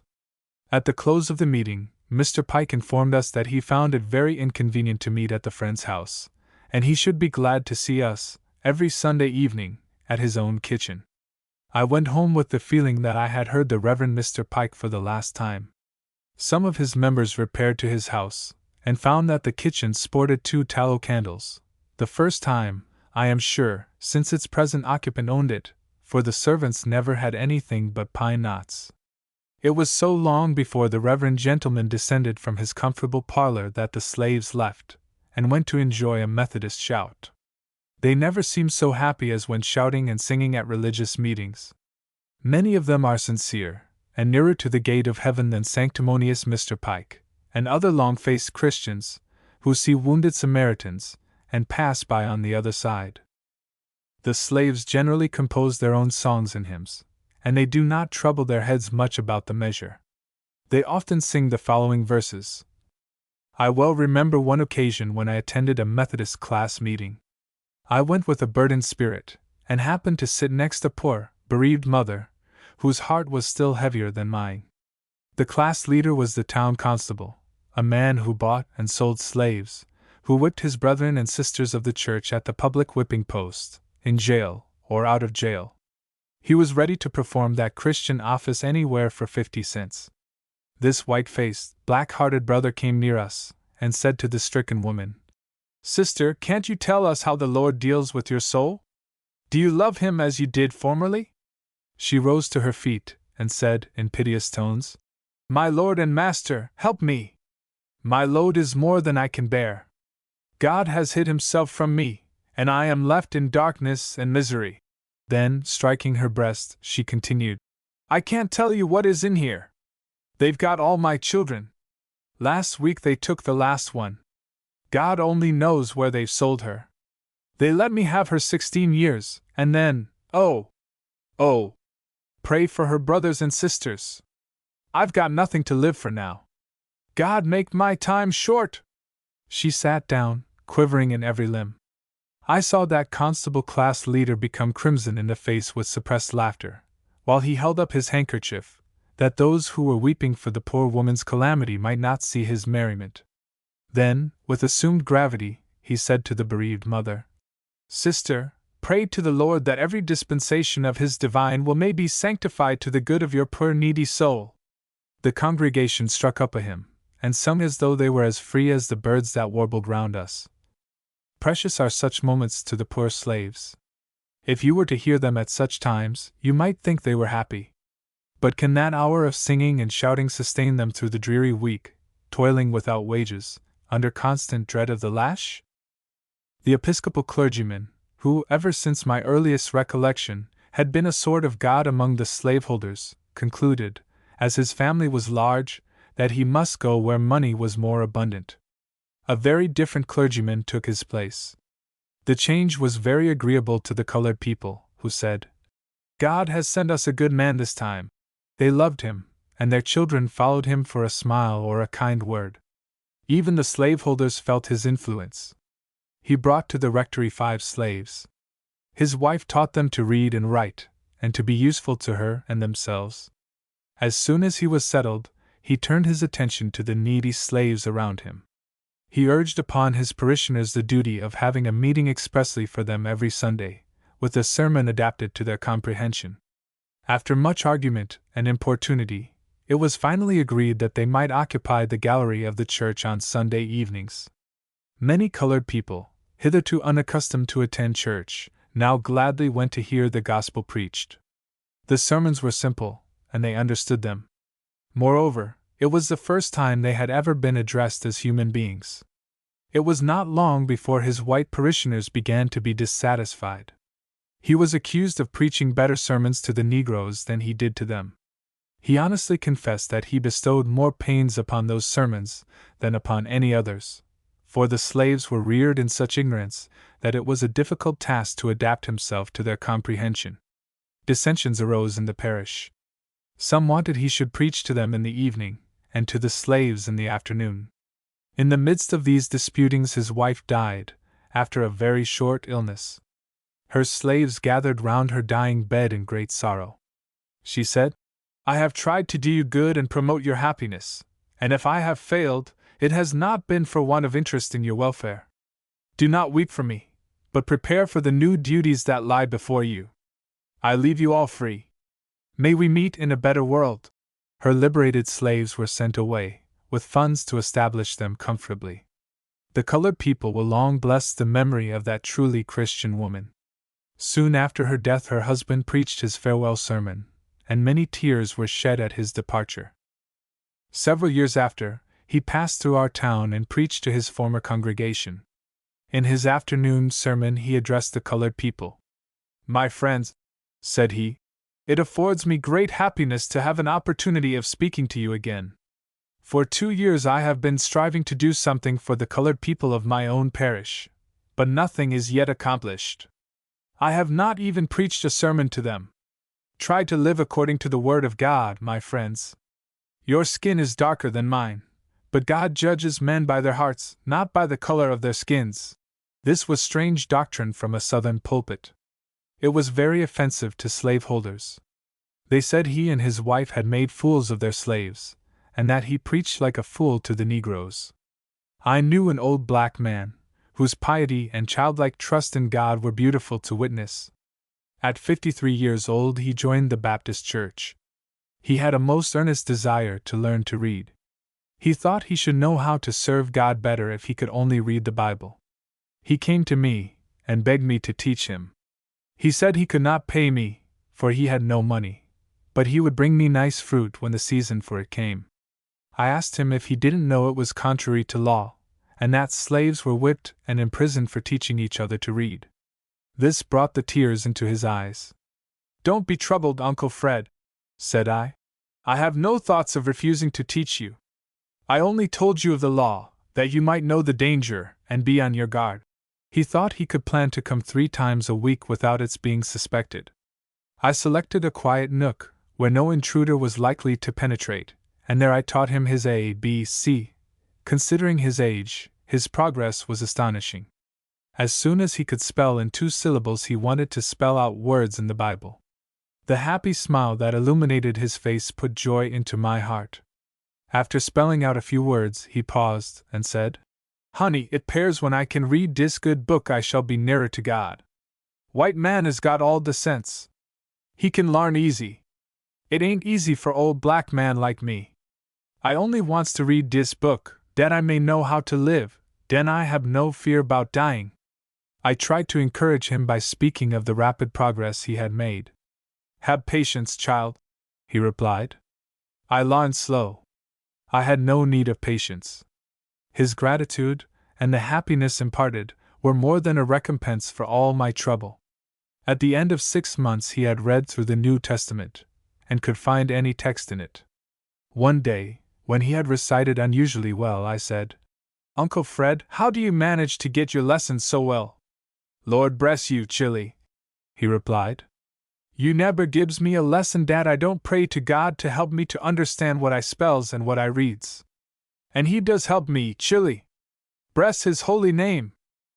There are thousands who, like good Uncle Fred, are thirsting for the water of life, but the law forbids it, and the churches withhold it. They send the Bible to heathen abroad, and neglect the heathen at home. I am glad that missionaries go out to the dark corners of the earth, but I ask them not to overlook the dark corners at home. Talk to American slaveholders as you talk to savages in Africa.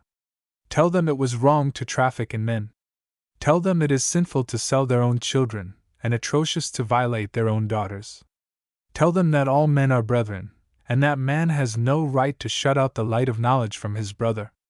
Tell them they are answerable to God for sealing up the fountain of life from souls that are thirsting for it.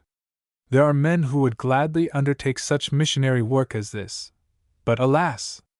Their number is small. They are hated by the South, and would be driven from its soil, or dragged to prison to die, as others have been before them. The field is ripe for the harvest, and awaits the reapers.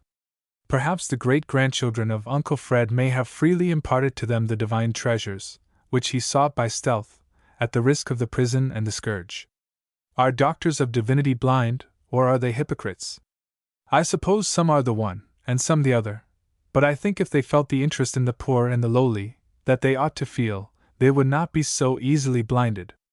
A clergyman who goes to the South, for the first time, has usually some feeling, however vague, that slavery is wrong.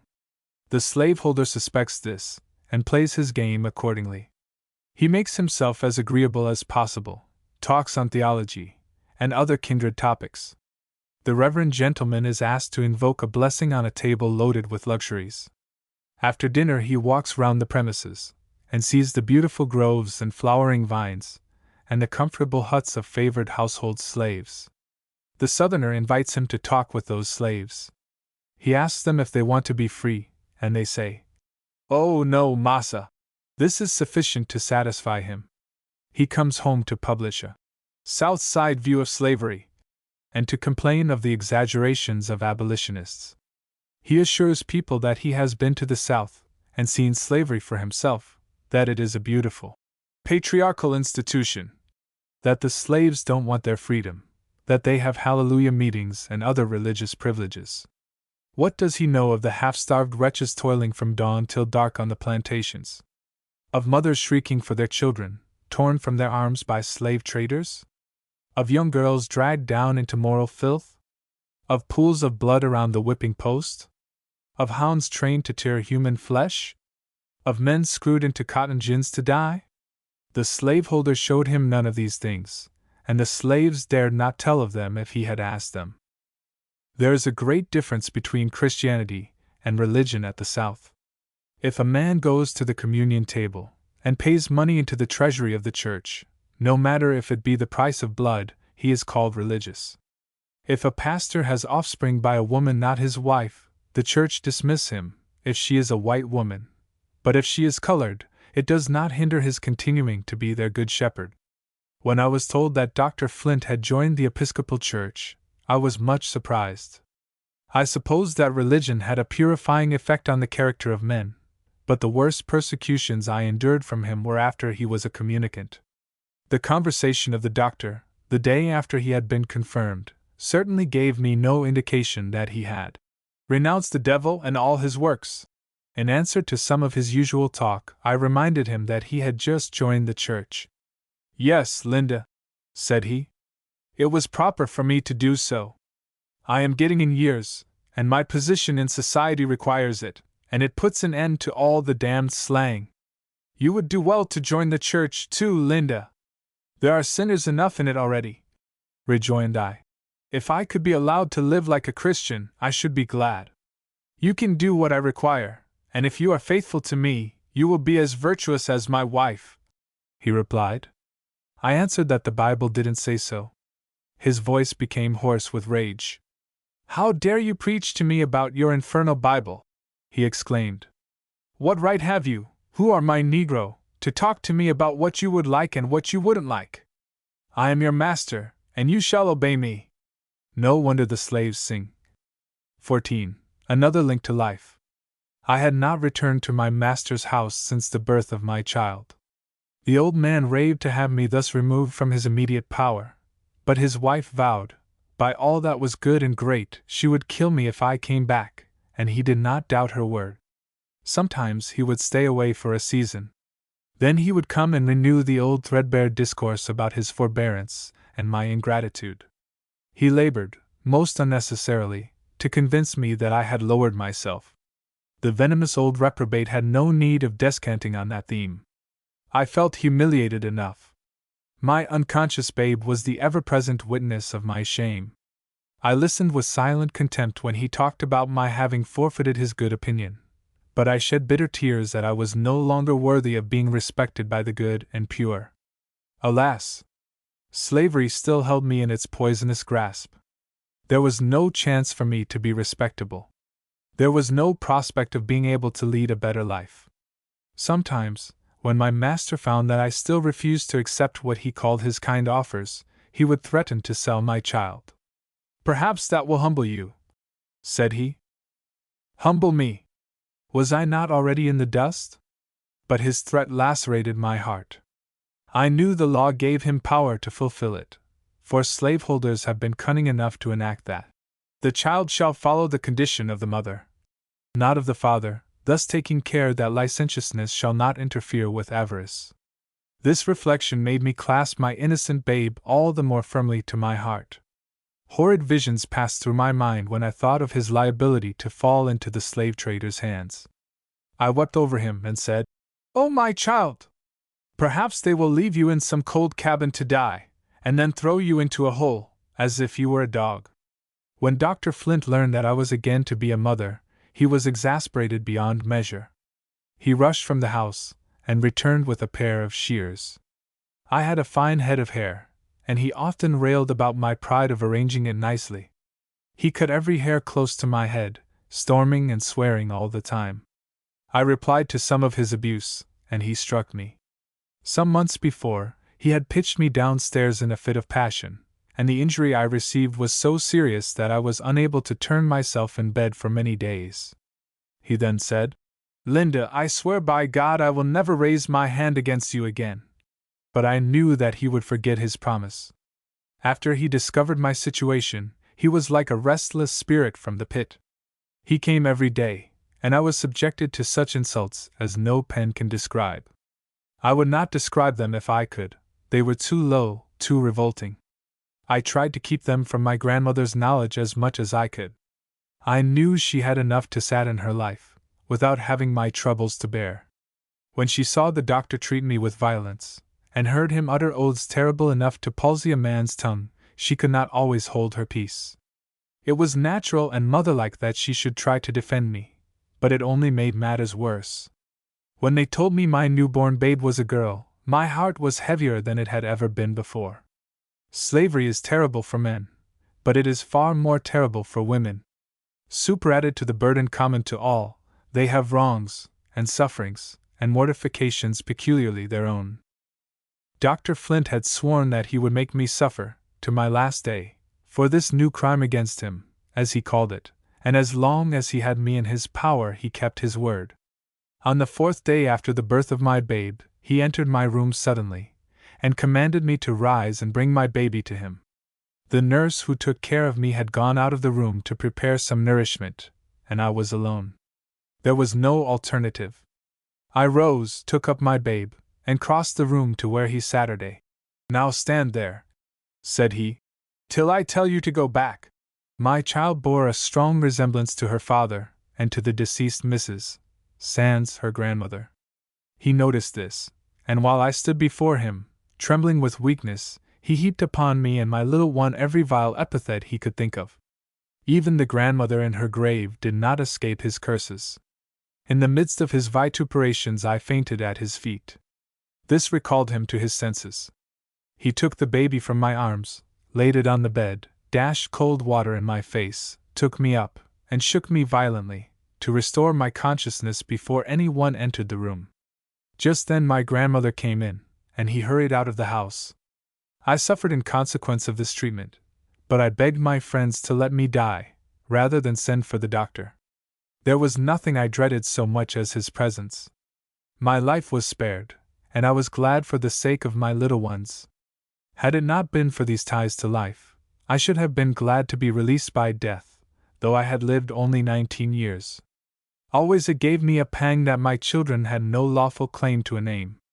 Their father offered his, but if I had wished to accept the offer, I dared not while my master lived. Moreover, I knew it would not be accepted at their baptism. A Christian name they were at least entitled to, and we resolved to call my boy for our dear good Benjamin, who had gone far away from us. My grandmother belonged to the church, and she was very desirous of having the children christened. I knew Dr. Flint would forbid it, and I did not venture to attempt it. But chance favored me. He was called to visit a patient out of town, and was obliged to be absent during Sunday. "Now is the time," said my grandmother. "We will take the children to church, and have them christened." When I entered the church, recollections of my mother came over me, and I felt subdued in spirit. There she had presented me for baptism, without any reason to feel ashamed. She had been married, and had such legal rights as slavery allows to a slave. The vows had at least been sacred to her, and she had never violated them. I was glad she was not alive, to know under what different circumstances her grandchildren were presented for baptism. Why had my lot been so different from my mother's? Her master had died when she was a child, and she remained with her mistress till she married. She was never in the power of any master, and thus she escaped one class of the evils that generally fall upon slaves. When my baby was about to be christened, the former mistress of my father stepped up to me, and proposed to give it her Christian name. To this I added the surname of my father, who had himself no legal right to it, for my grandfather on the paternal side was a white gentleman. What tangled skeins are the genealogies of slavery!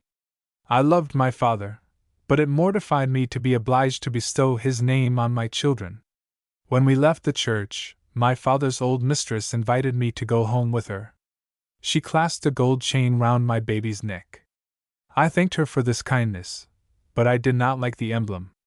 I wanted no chain to be fastened on my daughter, not even if its links were of gold. How earnestly I prayed that she might never feel the weight of slavery's chain, whose iron entereth into the soul. 15. Continued persecutions. My children grew finely, and Dr. Flint would often say to me, with an exulting smile, "These brats will bring me a handsome sum of money one of these days." I thought to myself that, God being my helper, they should never pass into his hands. It seemed to me I would rather see them killed than have them given up to his power. The money for the freedom of myself and my children could be obtained, but I derived no advantage from that circumstance. Dr. Flint loved money, but he loved power more. After much discussion, my friends resolved on making another trial. There was a slaveholder about to leave for Texas, and he was commissioned to buy me. He was to begin with $900 and go up to $12. My master refused his offers. "Sir," said he, "she don't belong to me. She is my daughter's property, and I have no right to sell her. I mistrust that you come from her paramour. If so, you may tell him that he cannot buy her for any money, either can he buy her children." The doctor came to see me the next day, and my heart beat quicker as he entered. I never had seen the old man tread with so majestic a step. He seated himself and looked at me with withering scorn. My children had learned to be afraid of him. The little one would shut her eyes and hide her face on my shoulder whenever she saw him, and Benny, who was now nearly 5 years old, often inquired, "What makes that bad man come here so many times? Does he want to hurt us?" I would clasp the dear boy in my arms, trusting that he would be free before he was old enough to solve the problem. And now, as the doctor sat there so grim and silent, the child left his play and came and nestled up by me. At last my tormentor spoke. "So you are left in disgust, are you?" said he. "It is no more than I expected. You remember I told you years ago that you would be treated so. So he is tired of you? Ha! Ha! Ha! The virtuous madam don't like to hear about it, does she? Ha! Ha! Ha! There was a sting in his calling me virtuous madam. I no longer had the power of answering him as I had formerly done. He continued, "So it seems you are trying to get up another intrigue. Your new paramour came to me and offered to buy you, but you may be assured you will not succeed. You are mine, and you shall be mine for life. There lives no human being that can take you out of slavery. I would have done it, but you rejected my kind offer." I told him I did not wish to get up any intrigue, that I had never seen the man who offered to buy me. "Do you tell me I lie?" exclaimed he, dragging me from my chair. "Will you say again that you never saw that man?" I answered, "I do say so." He clinched my arm with a volley of oaths. Ben began to scream, and I told him to go to his grandmother. "Don't you stir a step, you little wretch!" said he. The child drew nearer to me, and put his arms round me, as if he wanted to protect me. This was too much for my enraged master. He caught him up and hurled him across the room. I thought he was dead, and rushed towards him to take him up. "Not yet!" exclaimed the doctor. "Let him lie there till he comes to. Let me go! Let me go!" I screamed. "Or I will raise the whole house." I struggled and got away, but he clinched me again. Somebody opened the door, and he released me. I picked up my insensible child, and when I turned, my tormentor was gone. Anxiously, I bent over the little form, so pale and still, and when the brown eyes at last opened, I don't know whether I was very happy. All the doctor's former persecutions were renewed. He came morning, noon, and night. No jealous lover ever watched a rival more closely than he watched me and the unknown slaveholder, with whom he accused me of wishing to get up an intrigue. When my grandmother was out of the way, he searched every room to find him. In one of his visits, he happened to find a young girl, whom he had sold to a trader a few days previous. His statement was that he sold her because she had been too familiar with the overseer. She had had a bitter life with him, and was glad to be sold. She had no mother, and no near ties. She had been torn from all her family years before. A few friends had entered into bonds for her safety, if the trader would allow her to spend with them the time that intervened between her sale and the gathering up of his human stock. Such a favor was rarely granted. It saved the trader the expense of board and jail fees, and though the amount was small, it was a weighty consideration in a slave trader's mind. Dr. Flint always had an aversion to meeting slaves after he had sold them. He ordered Rose out of the house, but he was no longer her master, and she took no notice of him. For once the crushed Rose was the conqueror. His gray eyes flashed angrily upon her, but that was the extent of his power. "How came this girl here?" he exclaimed. "What right had you to allow it, when you knew I had sold her?" I answered, "This is my grandmother's house, and Rose came to see her. I have no right to turn anybody out of doors that comes here for honest purposes." He gave me the blow that would have fallen upon Rose if she had still been his slave. My grandmother's attention had been attracted by loud voices, and she entered in time to see a second blow dealt. She was not a woman to let such an outrage, in her own house, go unrebuked.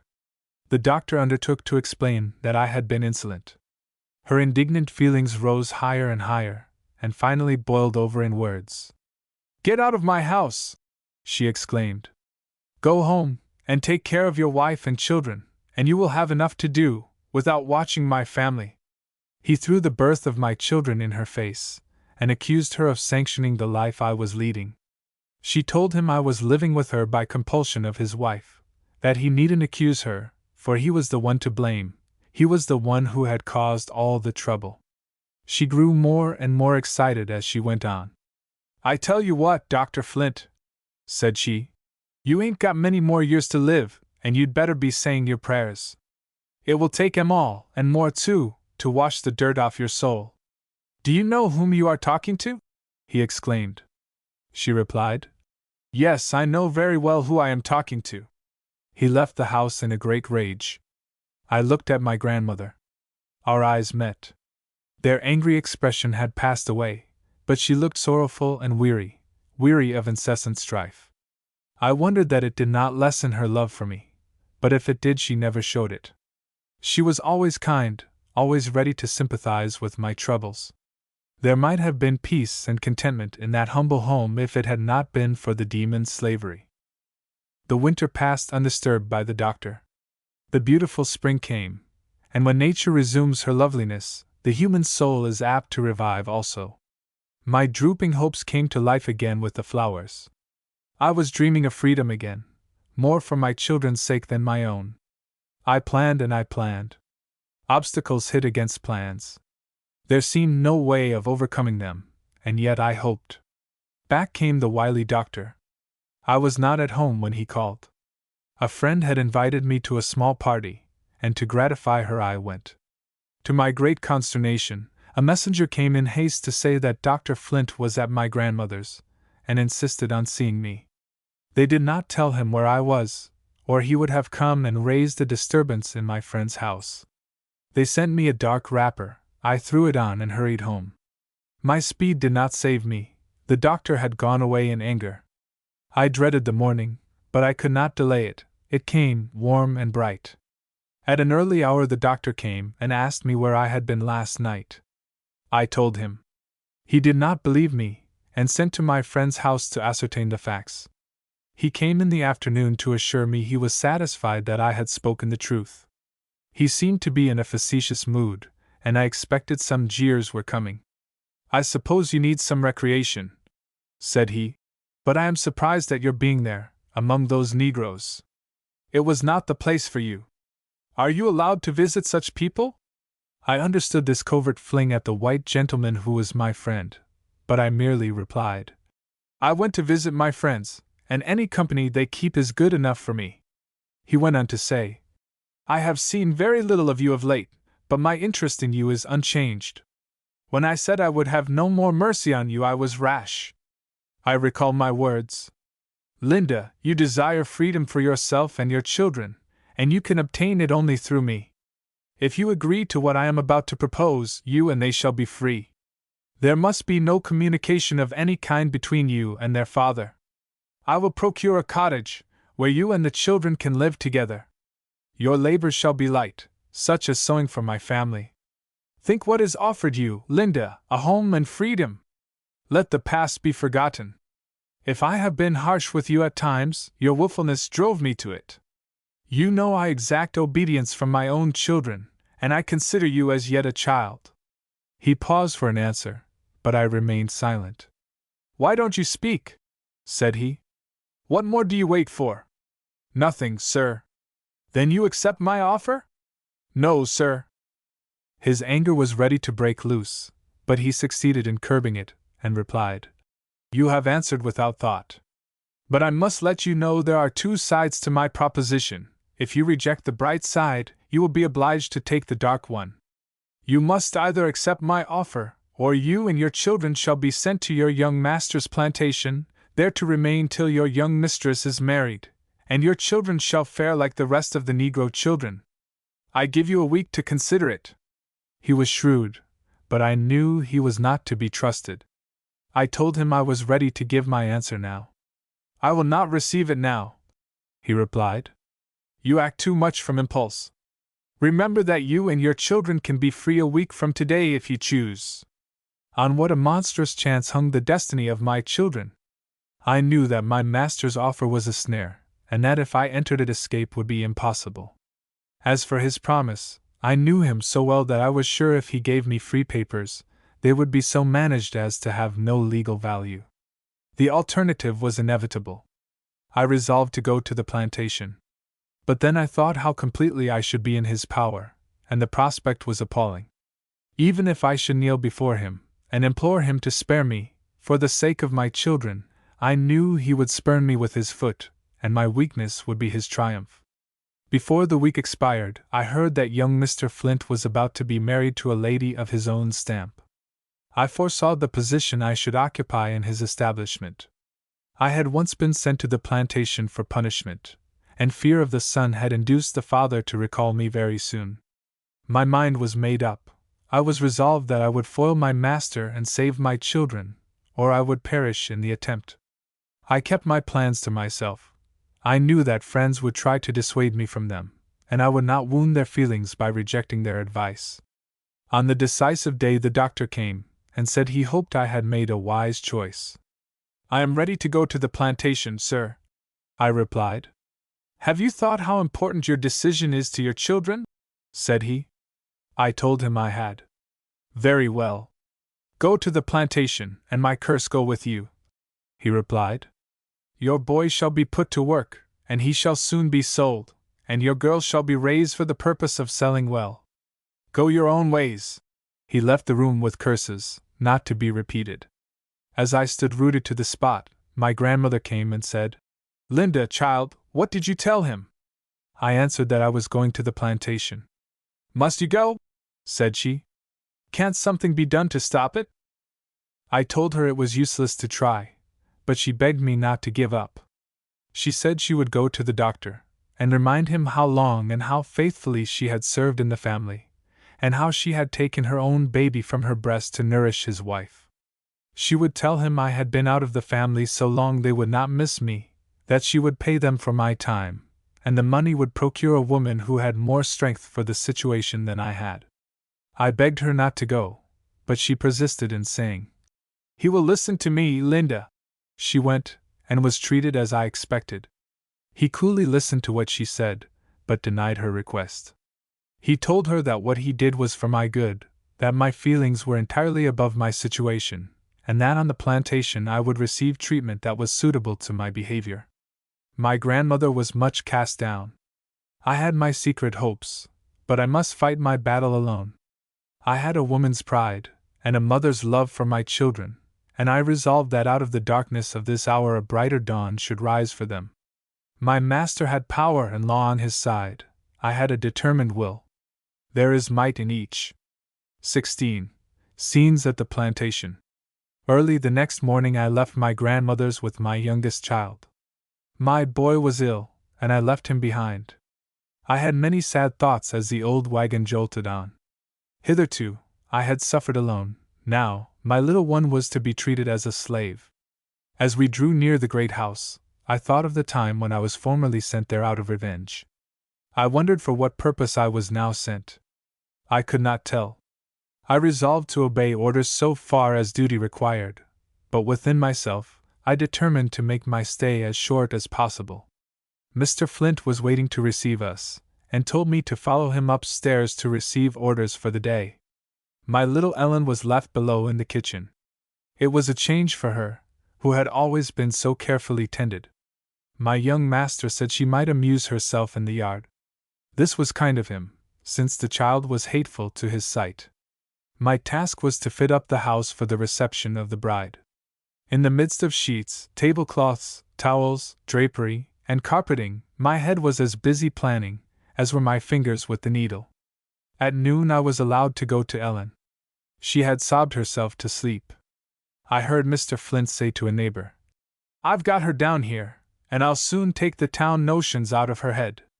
My father is partly to blame for her nonsense. He ought to have broke her in long ago." The remark was made within my hearing, and it would have been quite as manly to have made it to my face. He had said things to my face which might, or might not, have surprised his neighbor if he had known of them. He was a chip of the old block. I resolved to give him no cause to accuse me of being too much of a lady, so far as work was concerned. I worked day and night, with wretchedness before me. When I lay down beside my child, I felt how much easier it would be to see her die than to see her master beat her about, as I daily saw him beat other little ones. The spirit of the mothers was so crushed by the lash, that they stood by, without courage to remonstrate. How much more must I suffer before I should be broken to that degree? I wished to appear as contented as possible. Sometimes I had an opportunity to send a few lines home, and this brought up recollections that made it difficult, for a time, to seem calm and indifferent to my lot. Notwithstanding my efforts, I saw that Mr. Flint regarded me with a suspicious eye. Ellen broke down under the trials of her new life. Separated from me, with no one to look after her, she wandered about, and in a few days cried herself sick. One day, she sat under the window where I was at work, crying that weary cry which makes a mother's heart bleed. I was obliged to steel myself to bear it. After a while it ceased. I looked out, and she was gone. As it was near noon, I ventured to go down in search of her. The great house was raised 2 feet above the ground. I looked under it, and saw her about midway, fast asleep. I crept under and drew her out. As I held her in my arms, I thought how well it would be for her if she never waked up, and I uttered my thought aloud. I was startled to hear someone say, "Did you speak to me?" I looked up, and saw Mr. Flint standing beside me. He said nothing further, but turned, frowning, away. That night he sent Ellen a biscuit and a cup of sweetened milk. This generosity surprised me. I learned afterwards that in the afternoon he had killed a large snake, which crept from under the house, and I suppose that incident had prompted his unusual kindness. The next morning the old cart was loaded with shingles for town. I put Ellen into it, and sent her to her grandmother. Mr. Flint said I ought to have asked his permission. I told him the child was sick, and required attention which I had no time to give. He let it pass, for he was aware that I had accomplished much work in a little time. I had been 3 weeks on the plantation, when I planned a visit home. It must be at night, after everybody was in bed. I was 6 miles from town, and the road was very dreary. I was to go with a young man, who, I knew, often stole to town to see his mother. One night, when all was quiet, we started. Fear gave speed to our steps, and we were not long in performing the journey. I arrived at my grandmother's. Her bedroom was on the first floor, and the window was open, the weather being warm. I spoke to her, and she awoke. She let me in and closed the window, lest some late passer-by should see me. A light was brought, and the whole household gathered round me, some smiling and some crying.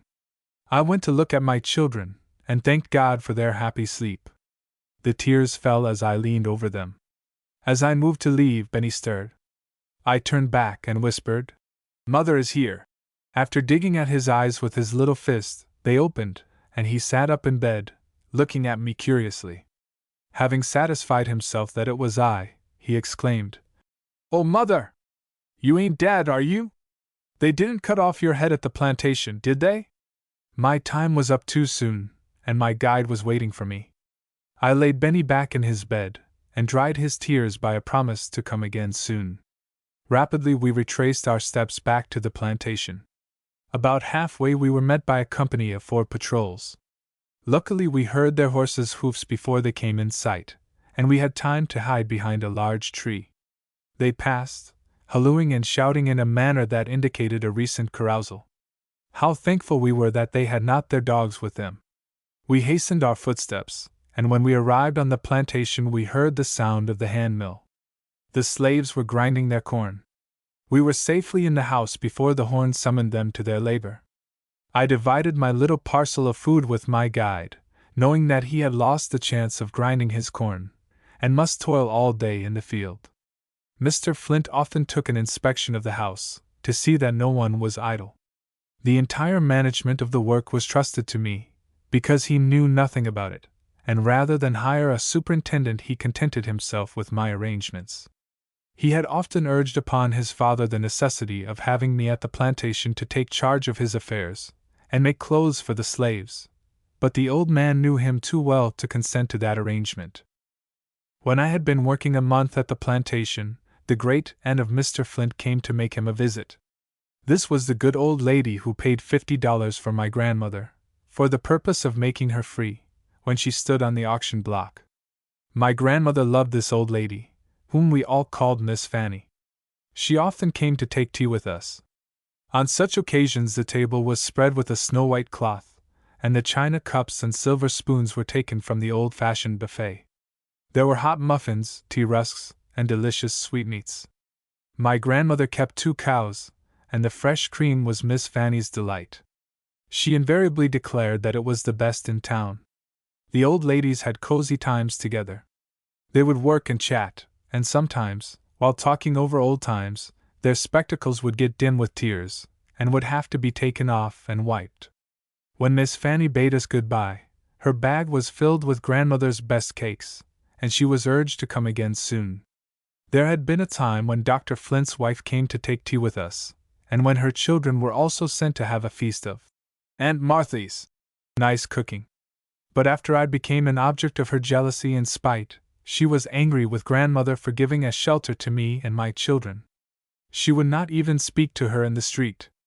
This wounded my grandmother's feelings, for she could not retain ill will against the woman whom she had nourished with her milk when a babe. The doctor's wife would gladly have prevented our intercourse with Miss Fanny if she could have done it, but fortunately she was not dependent on the bounty of the Flints. She had enough to be independent, and that is more than can ever be gained from charity, however lavish it may be. Miss Fanny was endeared to me by many recollections, and I was rejoiced to see her at the plantation. The warmth of her large, loyal heart made the house seem pleasanter while she was in it. She stayed a week, and I had many talks with her. She said her principal object in coming was to see how I was treated, and whether anything could be done for me. She inquired whether she could help me in any way. I told her I believed not. She condoled with me in her own peculiar way, saying she wished that I and all my grandmother's family were at rest in our graves, for not until then should she feel any peace about us. The good old soul did not dream that I was planning to bestow peace upon her, with regard to myself and my children, not by death, but by securing our freedom. Again and again I had traversed those dreary 12 miles, to and from the town, and all the way, I was meditating upon some means of escape for myself and my children. My friends had made every effort that ingenuity could devise to effect our purchase, but all their plans had proved abortive. Dr. Flint was suspicious, and determined not to loosen his grasp upon us. I could have made my escape alone, but it was more for my helpless children than for myself that I longed for freedom. Though the boon would have been precious to me, above all price, I would not have taken it at the expense of leaving them in slavery.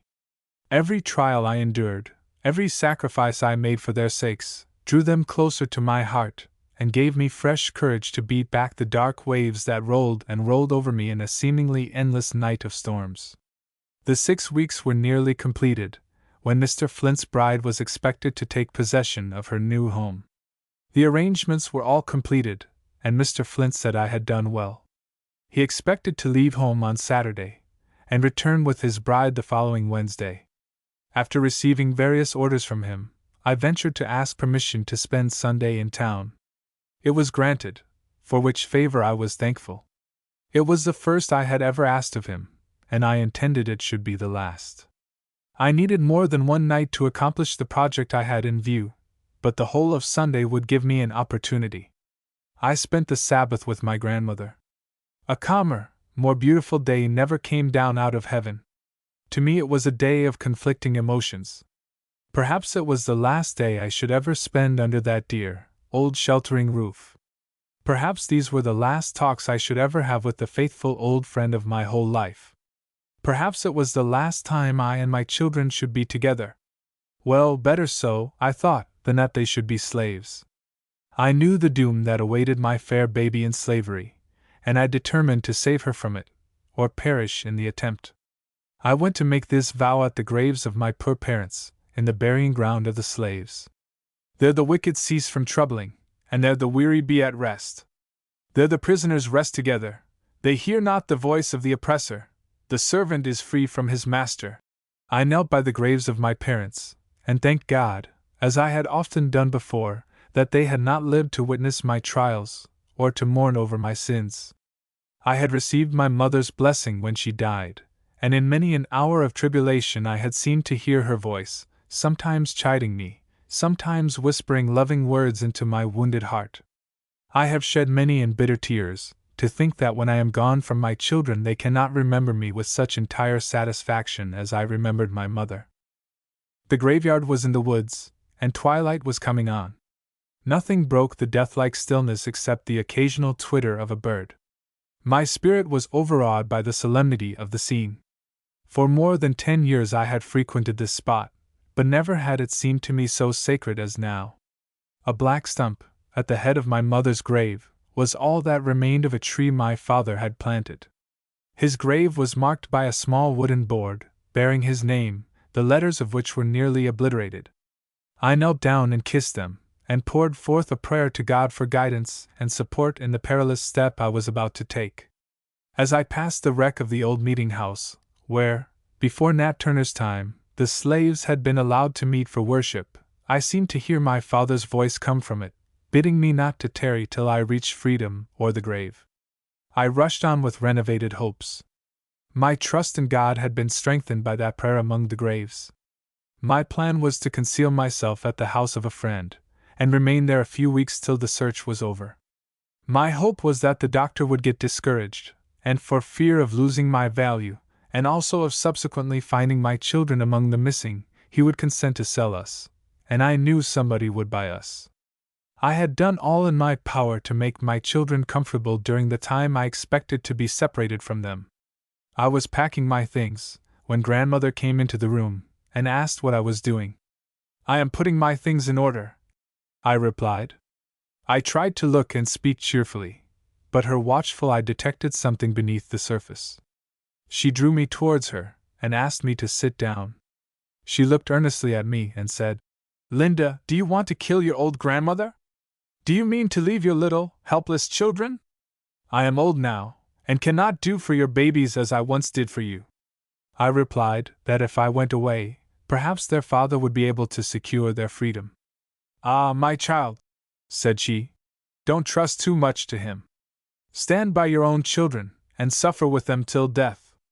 Nobody respects a mother who forsakes her children, and if you leave them, you will never have a happy moment.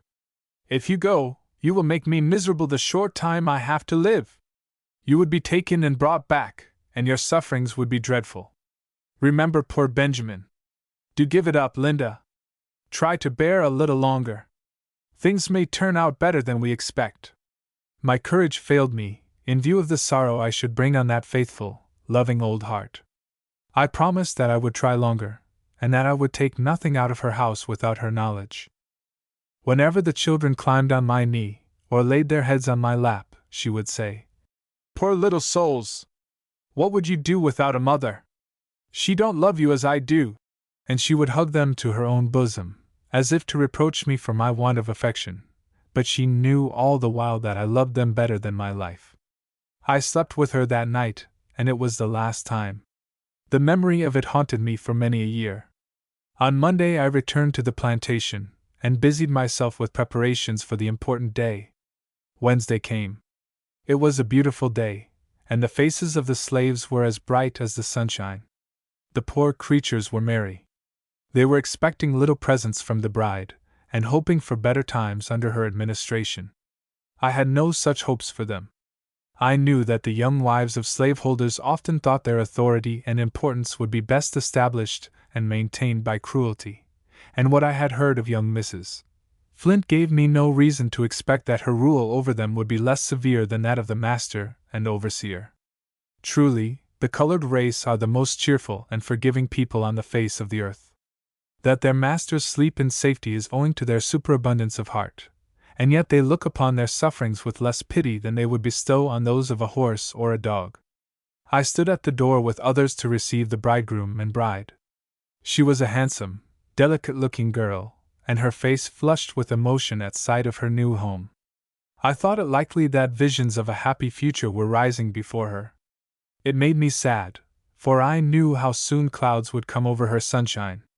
She examined every part of the house, and told me she was delighted with the arrangements I had made.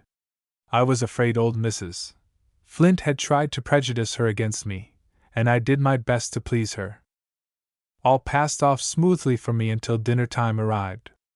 I did not mind the embarrassment of waiting on a dinner party, for the first time in my life, half so much as I did the meeting with Dr. Flint and his wife, who would be among the guests.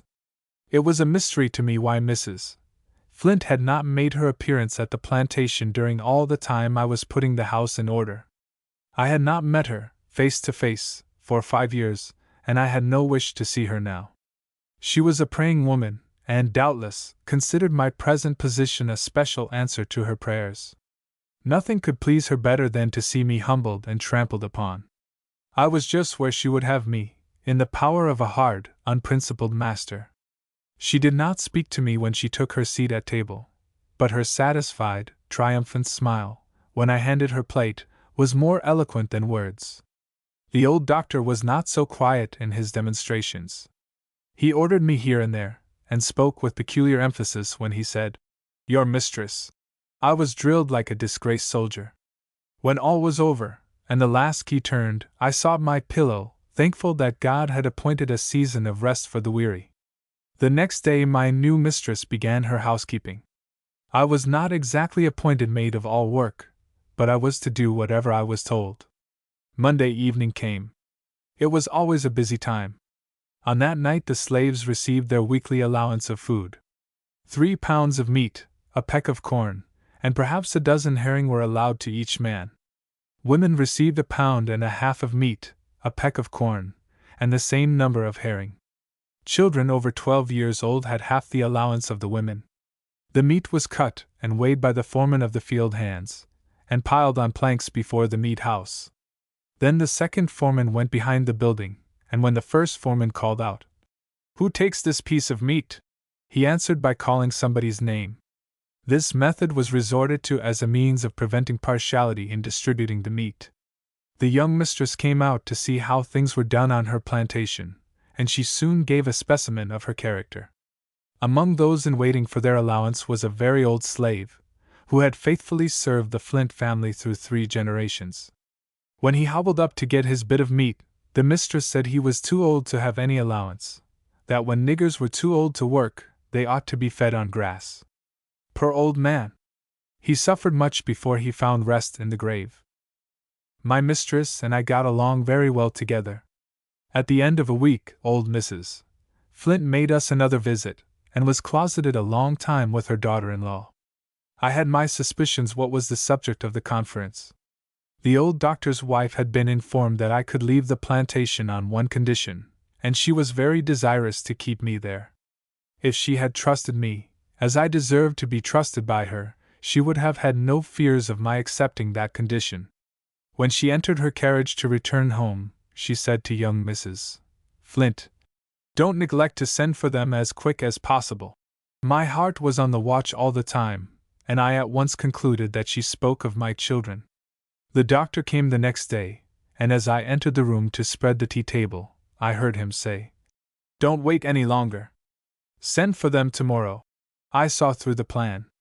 They thought my children's being there would fetter me to the spot, and that it was a good place to break us all into abject submission to our lot as slaves. After the doctor left, a gentleman called, who had always manifested friendly feelings towards my grandmother and her family. Mr. Flint carried him over the plantation to show him the results of labor performed by men and women who were unpaid, miserably clothed, and half famished. The cotton crop was all they thought of.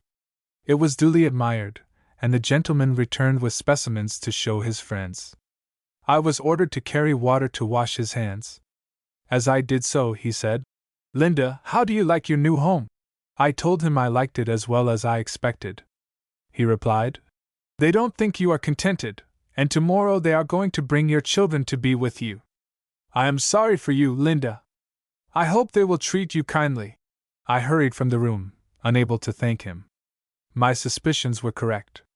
My children were to be brought to the plantation to be broken. To this day I feel grateful to the gentleman who gave me this timely information. It nerved me to immediate action. 17. The flight. Mr. Flint was hard pushed for house servants, and rather than lose me he had restrained his malice. I did my work faithfully, though not, of course, with a willing mind. They were evidently afraid I should leave them. Mr. Flint wished that I should sleep in the great house instead of the servants' quarters. His wife agreed to the proposition, but said I mustn't bring my bed into the house, because it would scatter feathers on her carpet. I knew when I went there that they would never think of such a thing as furnishing a bed of any kind for me and my little ones. I therefore carried my own bed, and now I was forbidden to use it. I did as I was ordered. But now that I was certain my children were to be put in their power, in order to give them a stronger hold on me, I resolved to leave them that night. I remembered the grief this step would bring upon my dear old grandmother, and nothing less than the freedom of my children would have induced me to disregard her advice. I went about my evening work with trembling steps. Mr. Flint twice called from his chamber door to inquire why the house was not locked up. I replied that I had not done my work. "You have had time enough to do it," said he. "Take care how you answer me." I shut all the windows, locked all the doors, and went up to the 3rd story, to wait till midnight. How long those hours seemed, and how fervently I prayed that God would not forsake me in this hour of utmost need. I was about to risk everything on the throw of a die, and if I failed, oh, what would become of me and my poor children? They would be made to suffer for my fault. At 12:30 I stole softly downstairs. I stopped on the 2nd floor, thinking I heard a noise. I felt my way down into the parlor, and looked out of the window. The night was so intensely dark that I could see nothing. I raised the window very softly and jumped out. Large drops of rain were falling, and the darkness bewildered me. I dropped on my knees and breathed a short prayer to God for guidance and protection. I groped my way to the road and rushed towards the town with almost lightning speed. I arrived at my grandmother's house, but dared not see her. She would say, "Linda, you are killing me," and I knew that would unnerve me. I tapped softly at the window of a room, occupied by a woman, who had lived in the house several years. I knew she was a faithful friend, and could be trusted with my secret. I tapped several times before she heard me. At last she raised the window, and I whispered, "Sally, I have run away. Let me in, quick!" She opened the door softly, and said in low tones, "For God's sake, don't! Your grandmother is trying to buy you and de children. Mr. Sands was here last week. He told her he was going away on business, but he wanted her to go ahead about buying you and de children, and he would help her all he could. Don't run away, Linda. Your grandmother is all bowed down with trouble now." I replied, "Sally, they are going to carry my children to the plantation tomorrow, and they will never sell them to anybody so long as they have me in their power. Now, would you advise me to go back?" "No, Chilly, no," answered she. "When Dave finds you is gone, Dave won't want to plague obi de chillern. But where is you going to hide? Dave knows every inch obi dis house." I told her I had a hiding place, and that was all it was best for her to know. I asked her to go into my room as soon as it was light, and take all my clothes out of my trunk, and pack them in hers, for I knew Mr. Flint and the constable would be there early to search my room. I feared the sight of my children would be too much for my full heart, but I could not go into the uncertain future without one last look. I bent over the bed where lay my little Benny and baby Ellen. Poor little ones! Fatherless and motherless. Memories of their father came over me. He wanted to be kind to them, but they were not all to him, as they were to my womanly heart. I knelt and prayed for the innocent little sleepers. I kissed them lightly, and turned away. As I was about to open the street door, Sally laid her hand on my shoulder, and said, "Linda, is you gwine all alone? Let me call your uncle." "No, Sally," I replied. "I want no one to be brought into trouble on my account." I went forth into the darkness and rain. I ran on till I came to the house of the friend who was to conceal me. Early the next morning Mr. Flint was at my grandmother's inquiring for me. She told him she had not seen me, and supposed I was at the plantation. He watched her face narrowly, and said, "Don't you know anything about her running off?" She assured him that she did not. He went on to say, "Last night she ran off without the least provocation. We had treated her very kindly. My wife liked her. She will soon be found and brought back." "Are her children with you?" When told that they were, he said, "I am very glad to hear that. If they are here, she cannot be far off. If I find out that any of my niggers have had anything to do with this damned business, I'll give 'em 500 lashes." As he started to go to his father's, he turned round and added, persuasively, "Let her be brought back, and she shall have her children to live with her." The tidings made the old doctor rave and storm at a furious rate. It was a busy day for them. My grandmother's house was searched from top to bottom. As my trunk was empty, they concluded I had taken my clothes with me. Before 10 o'clock every vessel northward bound was thoroughly examined, and the law against harboring fugitives was read to all on board. At night a watch was set over the town. Knowing how distressed my grandmother would be, I wanted to send her a message, but it could not be done. Every one who went in or out of her house was closely watched. The doctor said he would take my children, unless she became responsible for them, which of course she willingly did. The next day was spent in searching. Before night, the following advertisement was posted at every corner, and in every public place for miles round. $300 reward. Ran away from the subscriber, an intelligent, bright, mulatto girl, named Linda, 21 years of age. 5 feet 4 inches high. Dark eyes, and black hair inclined to curl, but it can be made straight. Has a decayed spot on a front tooth. She can read and write, and in all probability will try to get to the Free States. All persons are forbidden, under penalty of law, to harbor or employ said slave. $150 will be given to whoever takes her in the state, and $300 if taken out of the state and delivered to me, or lodged in jail. Dr. Flint. 18 months of peril. The search for me was kept up with more perseverance than I had anticipated. I began to think that escape was impossible. I was in great anxiety lest I should implicate the friend who harbored me. I knew the consequences would be frightful, and much as I dreaded being caught, even that seemed better than causing an innocent person to suffer for kindness to me. A week had passed in terrible suspense, when my pursuers came into such close vicinity that I concluded they had tracked me to my hiding place. I flew out of the house, and concealed myself in a thicket of bushes. There I remained in an agony of fear for 2 hours. Suddenly, a reptile of some kind seized my leg. In my fright, I struck a blow which loosened its hold, but I could not tell whether I had killed it. It was so dark, I could not see what it was. I only knew it was something cold and slimy. The pain I felt soon indicated that the bite was poisonous. I was compelled to leave my place of concealment, and I groped my way back into the house. The pain had become intense, and my friend was startled by my look of anguish. I asked her to prepare a poultice of warm ashes and vinegar, and I applied it to my leg, which was already much swollen. The application gave me some relief, but the swelling did not abate. The dread of being disabled was greater than the physical pain I endured. My friend asked an old woman, who doctored among the slaves, what was good for the bite of a snake or a lizard. She told her to steep a dozen coppers in vinegar, overnight, and apply the cankered vinegar to the inflamed part. 1. Footnote 1. Return. The poison of a snake is a powerful acid, and is counteracted by powerful alkalis, such as potash, ammonia, and C. The Indians are accustomed to apply wet ashes, or plunge the limb into strong lye. White men, employed to lay out railroads in snaky places, often carry ammonia with them as an antidote. Editor. Return. I had succeeded in cautiously conveying some messages to my relatives.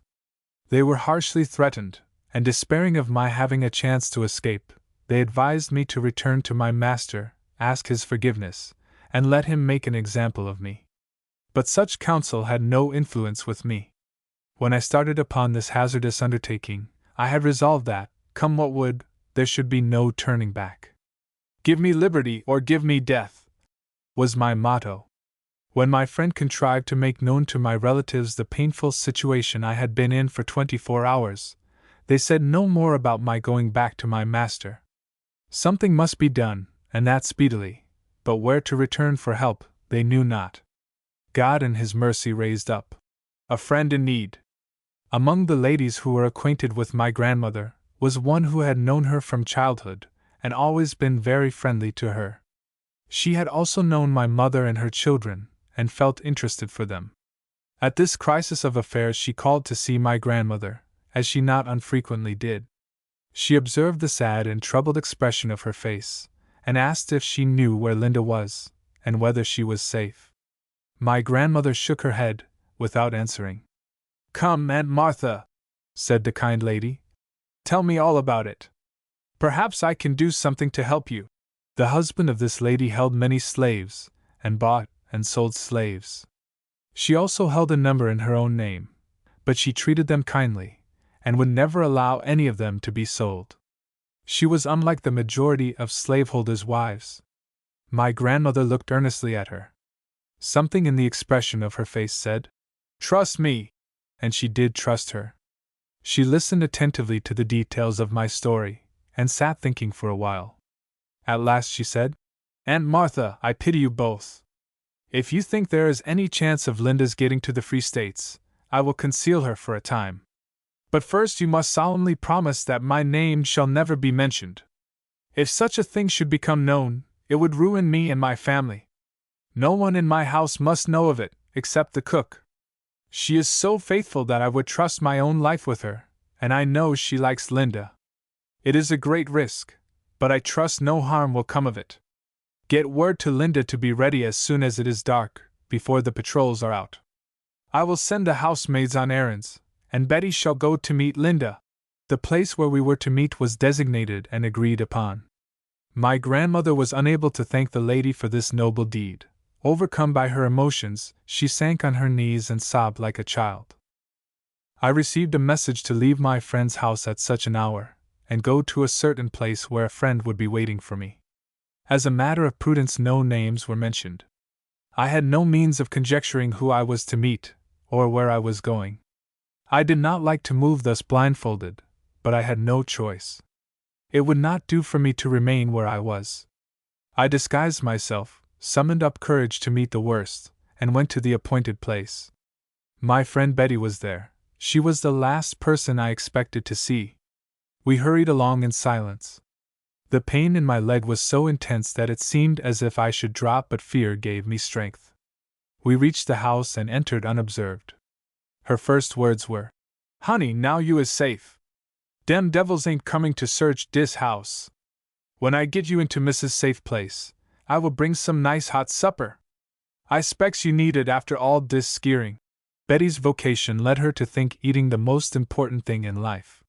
She did not realize that my heart was too full for me to care much about supper. The mistress came to meet us, and led me upstairs to a small room over her own sleeping apartment. "You will be safe here, Linda," said she. "I keep this room to store away things that are out of use. The girls are not accustomed to be sent to it, and they will not suspect anything unless they hear some noise.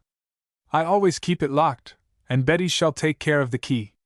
But you must be very careful, for my sake as well as your own, and you must never tell my secret, for it would ruin me and my family. I will keep the girls busy in the morning, that Betty may have a chance to bring your breakfast, but it will not do for her to come to you again till night. I will come to see you sometimes. Keep up your courage. I hope this state of things will not last long." Betty came with the nice hot supper, and the mistress hastened downstairs to keep things straight till she returned. How my heart overflowed with gratitude! Words choked in my throat, but I could have kissed the feet of my benefactress. For that deed of Christian womanhood, may God forever bless her.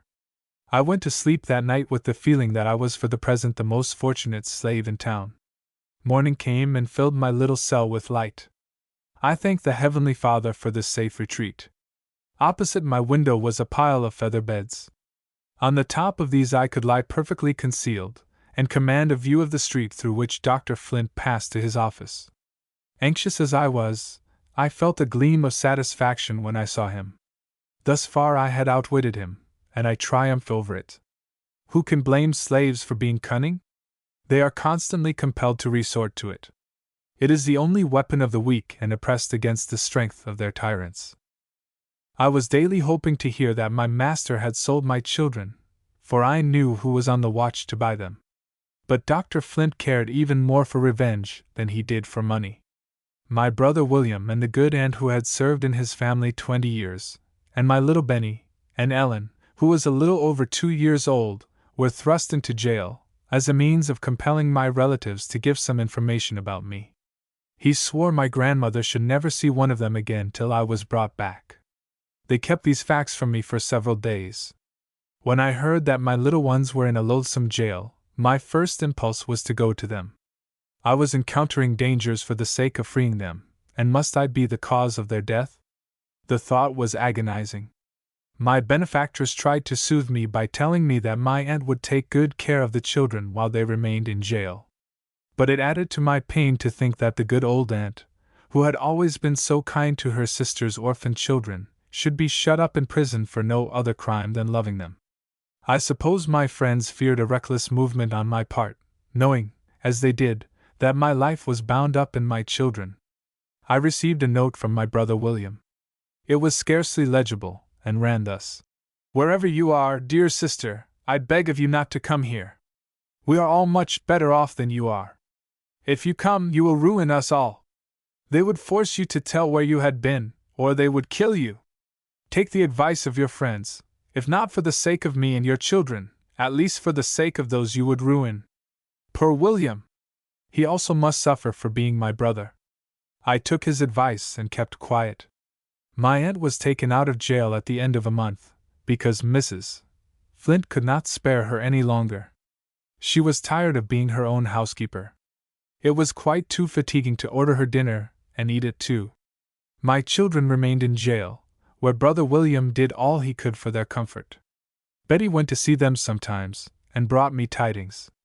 She was not permitted to enter the jail, but William would hold them up to the grated window while she chatted with them. When she repeated their prattle, and told me how they wanted to see their ma, my tears would flow. Old Betty would exclaim, "Lors, chilly! What's you crying 'bout? Dem young uns vil kill you dead. Don't be so chicken-hearted. If you does, you vil never get through dis world." Good old soul! She had gone through the world childless. She had never had little ones to clasp their arms round her neck. She had never seen their soft eyes looking into hers. No sweet little voices had called her mother. She had never pressed her own infants to her heart, with the feeling that even in fetters there was something to live for. How could she realize my feelings? Betty's husband loved children dearly, and wondered why God had denied them to him. He expressed great sorrow when he came to Betty with the tidings that Ellen had been taken out of jail and carried to Dr. Flint's. She had the measles a short time before they carried her to jail, and the disease had left her eyes affected. The doctor had taken her home to attend to them. My children had always been afraid of the doctor and his wife. They had never been inside of their house. Poor little Ellen cried all day to be carried back to prison. The instincts of childhood are true. She knew she was loved in the jail. Her screams and sobs annoyed Mrs. Flint. Before night she called one of the slaves and said, "Here, Bill, carry this brat back to the jail. I can't stand her noise. If she would be quiet I should like to keep the little minx. She would make a handy waiting maid for my daughter by and by. But if she stayed here, with her white face, I suppose I should either kill her or spoil her. I hope the doctor will sell them as far as wind and water can carry them. As for their mother, her ladyship will find out yet what she gets by running away. She hasn't so much feeling for her children as a cow has for its calf. If she had, she would have come back long ago, to get them out of jail, and save all this expense and trouble.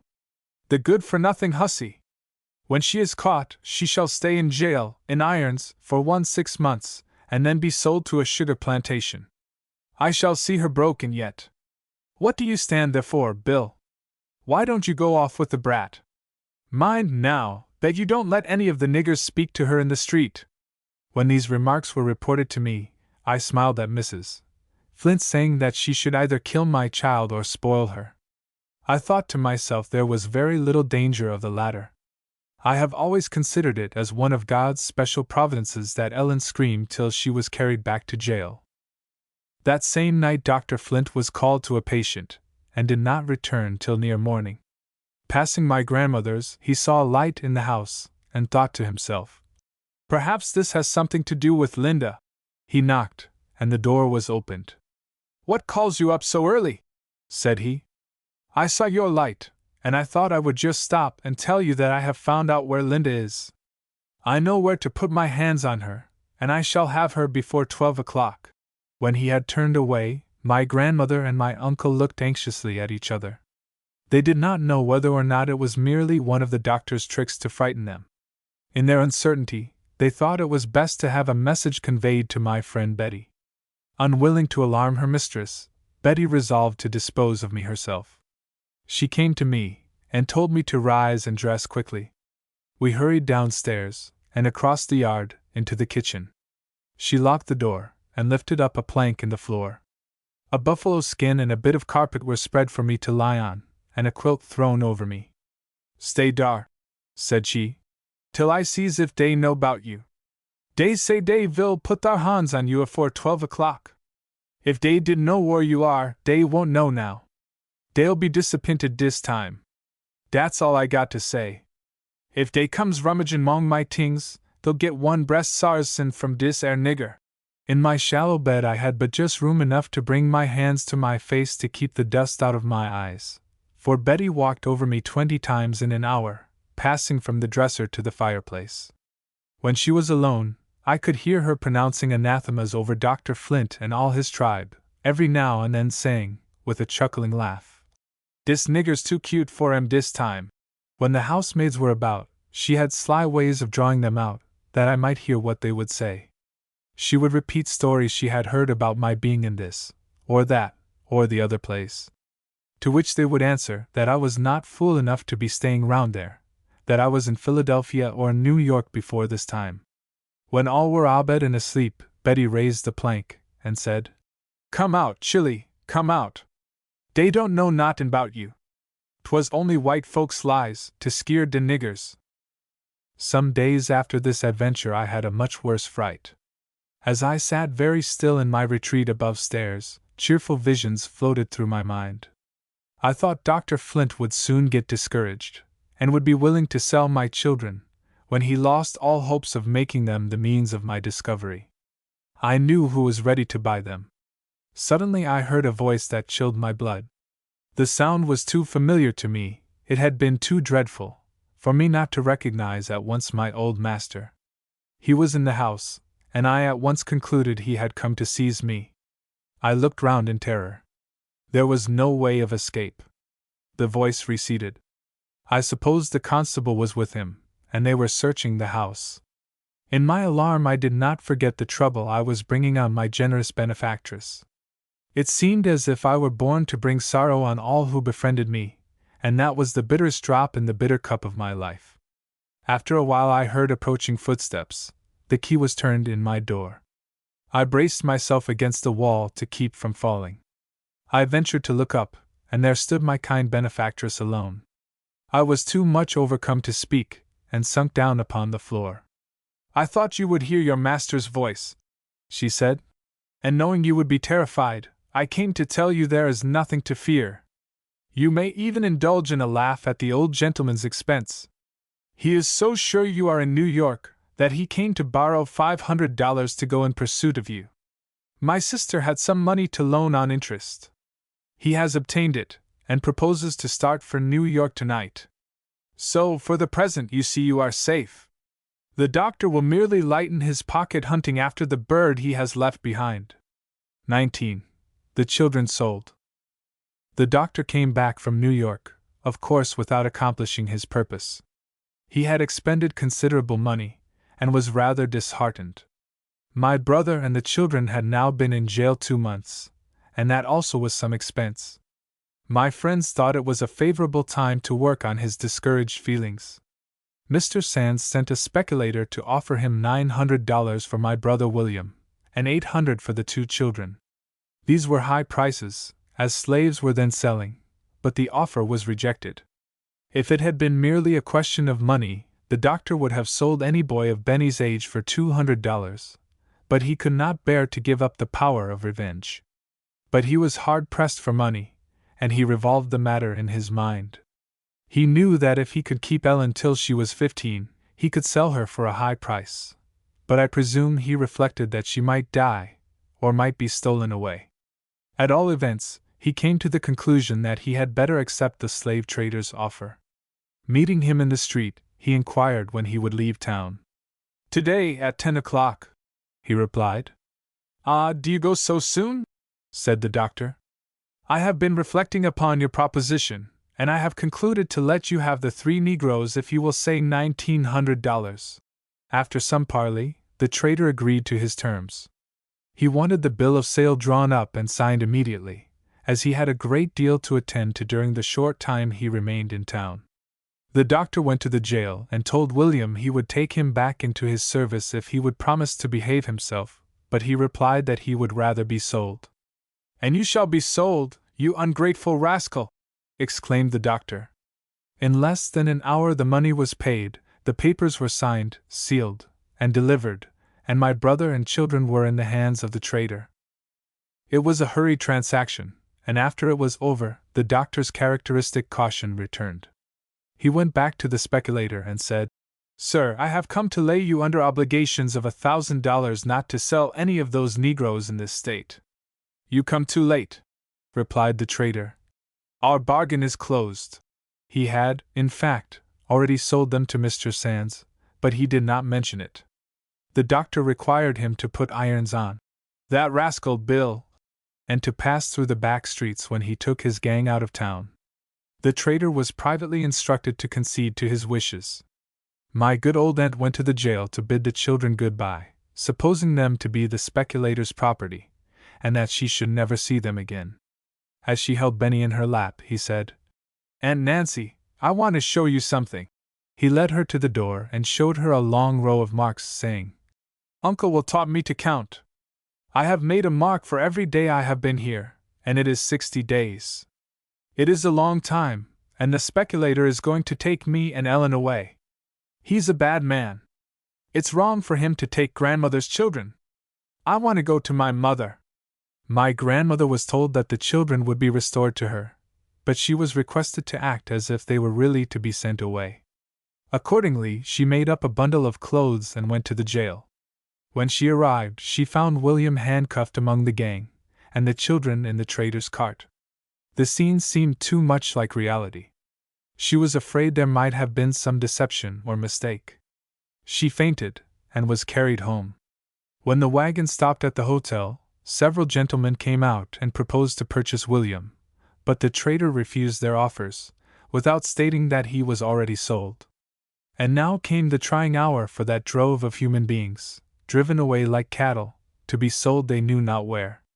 Husbands were torn from wives, parents from children, never to look upon each other again this side the grave. There was wringing of hands and cries of despair. Dr. Flint had the supreme satisfaction of seeing the wagon leave town, and Mrs. Flint had the gratification of supposing that my children were going as far as wind and water would carry them. According to agreement, my uncle followed the wagon some miles, until they came to an old farmhouse. There the trader took the irons from William, and as he did so, he said, "You are a damned clever fellow. I should like to own you myself. Them gentlemen that wanted to buy you said you was a bright, honest chap, and I must get you a good home. I guess your old master will swear tomorrow, and call himself an old fool for selling the children. I reckon he'll never get their mammy back again. I expect she's made tracks for the north. Goodbye, old boy. Remember, I have done you a good turn. You must thank me by coaxing all the pretty gals to go with me next fall. That's going to be my last trip. This trading in niggers is a bad business for a fellow that's got any heart. Move on, you fellows!" And the gang went on, God alone knows where. Much as I despise and detest the class of slave traders, whom I regard as the vilest wretches on earth, I must do this man the justice to say that he seemed to have some feeling. He took a fancy to William in the jail, and wanted to buy him. When he heard the story of my children, he was willing to aid them in getting out of Dr. Flint's power, even without charging the customary fee. My uncle procured a wagon and carried William and the children back to town. Great was the joy in my grandmother's house. The curtains were closed, and the candles lighted. The happy grandmother cuddled the little ones to her bosom. They hugged her, and kissed her, and clapped their hands and shouted. She knelt down and poured forth one of her heartfelt prayers of thanksgiving to God. The father was present for a while, and though such a parental relation as existed between him and my children takes slight hold on the hearts or consciences of slaveholders, it must be that he experienced some moments of pure joy in witnessing the happiness he had imparted. I had no share in the rejoicings of that evening. The events of the day had not come to my knowledge. And now I will tell you something that happened to me, though you will, perhaps, think it illustrates the superstition of slaves. I sat in my usual place on the floor near the window, where I could hear much that was said in the street without being seen. The family had retired for the night, and all was still. I sat there thinking of my children, when I heard a low strain of music. A band of serenaders were under the window, playing Home, Sweet Home. I listened till the sounds did not seem like music, but like the moaning of children. It seemed as if my heart would burst. I rose from my sitting posture and knelt. A streak of moonlight was on the floor before me, and in the midst of it appeared the forms of my 2 children. They vanished, but I had seen them distinctly. Some will call it a dream, others a vision. I know not how to account for it, but it made a strong impression on my mind, and I felt certain something had happened to my little ones. I had not seen Betty since morning. Now I heard her softly turning the key. As soon as she entered, I clung to her, and begged her to let me know whether my children were dead, or whether they were sold, for I had seen their spirits in my room, and I was sure something had happened to them. "Lor, Chilly," said she, putting her arms round me. "You's got de hysterics. I'll sleep wid you tonight, 'cause you'll make a noise, and ruin Mrs. Something has stirred you up mightily. When you is done cryin', I'll talk wid you. De chillern is well, and mighty happy. I see dem myself. Does dat satisfy you? Dar, Chilly, be still. Somebody vill hear you." I tried to obey her. She lay down, and was soon sound asleep, but no sleep would come to my eyelids. At dawn, Betty was up and off to the kitchen. The hours passed on, and the vision of the night kept constantly recurring to my thoughts. After a while I heard the voices of two women in the entry. In one of them I recognized the housemaid. The other said to her, "Did you know Linda Brent's children was sold to the speculator yesterday? They say old Massa Flint was mighty glad to see 'em drove out of town, but they say they've come back agin. I 'spect it's all their daddy's doings. They say he's bought William too. Lor! How it will take hold of old Massa Flint! I'm going roon to Aunt Marthy's to see 'bout it." I bit my lips till the blood came to keep from crying out. Were my children with their grandmother, or had the speculator carried them off? The suspense was dreadful. Would Betty never come, and tell me the truth about it? At last she came, and I eagerly repeated what I had overheard. Her face was one broad, bright smile. "Lord, you foolish ting," said she. "I see gwine to tell you all 'bout it. De gals is eating thar breakfast, and Missus told me to let her tell you, but poor creeter, 'tain't right to keep you waitin', and I see gwine to tell you. Brudder, chillern, all is bought by de daddy. I see laugh more dan 'nuff, tinking 'bout ol' Massa Flint. Lor, how he vill swore! He's got ketch dis time, anyhow, but I must be getting out o' dis, or dem gals vill come and ketch me." Betty went off laughing, and I said to myself, "Can it be true that my children are free? I have not suffered for them in vain. Thank God!" Great surprise was expressed when it was known that my children had returned to their grandmothers. The news spread through the town, and many a kind word was bestowed on the little ones. Dr. Flint went to my grandmother's to ascertain who was the owner of my children, and she informed him. "I expected as much," said he. "I am glad to hear it. I have had news from Linda lately, and I shall soon have her. You need never expect to see her free. She shall be my slave as long as I live, and when I am dead she shall be the slave of my children. If I ever find out that you or Philip had anything to do with her running off, I'll kill him. And if I meet William in the street, and he presumes to look at me, I'll flog him within an inch of his life. Keep those brats out of my sight." As he turned to leave, my grandmother said something to remind him of his own doings. He looked back upon her, as if he would have been glad to strike her to the ground. I had my season of joy and thanksgiving. It was the first time since my childhood that I had experienced any real happiness. I heard of the old doctor's threats, but they no longer had the same power to trouble me. The darkest cloud that hung over my life had rolled away. Whatever slavery might do to me, it could not shackle my children. If I fell a sacrifice, my little ones were saved. It was well for me that my simple heart believed all that had been promised for their welfare. It is always better to trust than to doubt. XX. New Perils. The doctor, more exasperated than ever, again tried to revenge himself on my relatives. He arrested Uncle Philip on the charge of having aided my flight. He was carried before a court, and swore truly that he knew nothing of my intention to escape, and that he had not seen me since I left my master's plantation.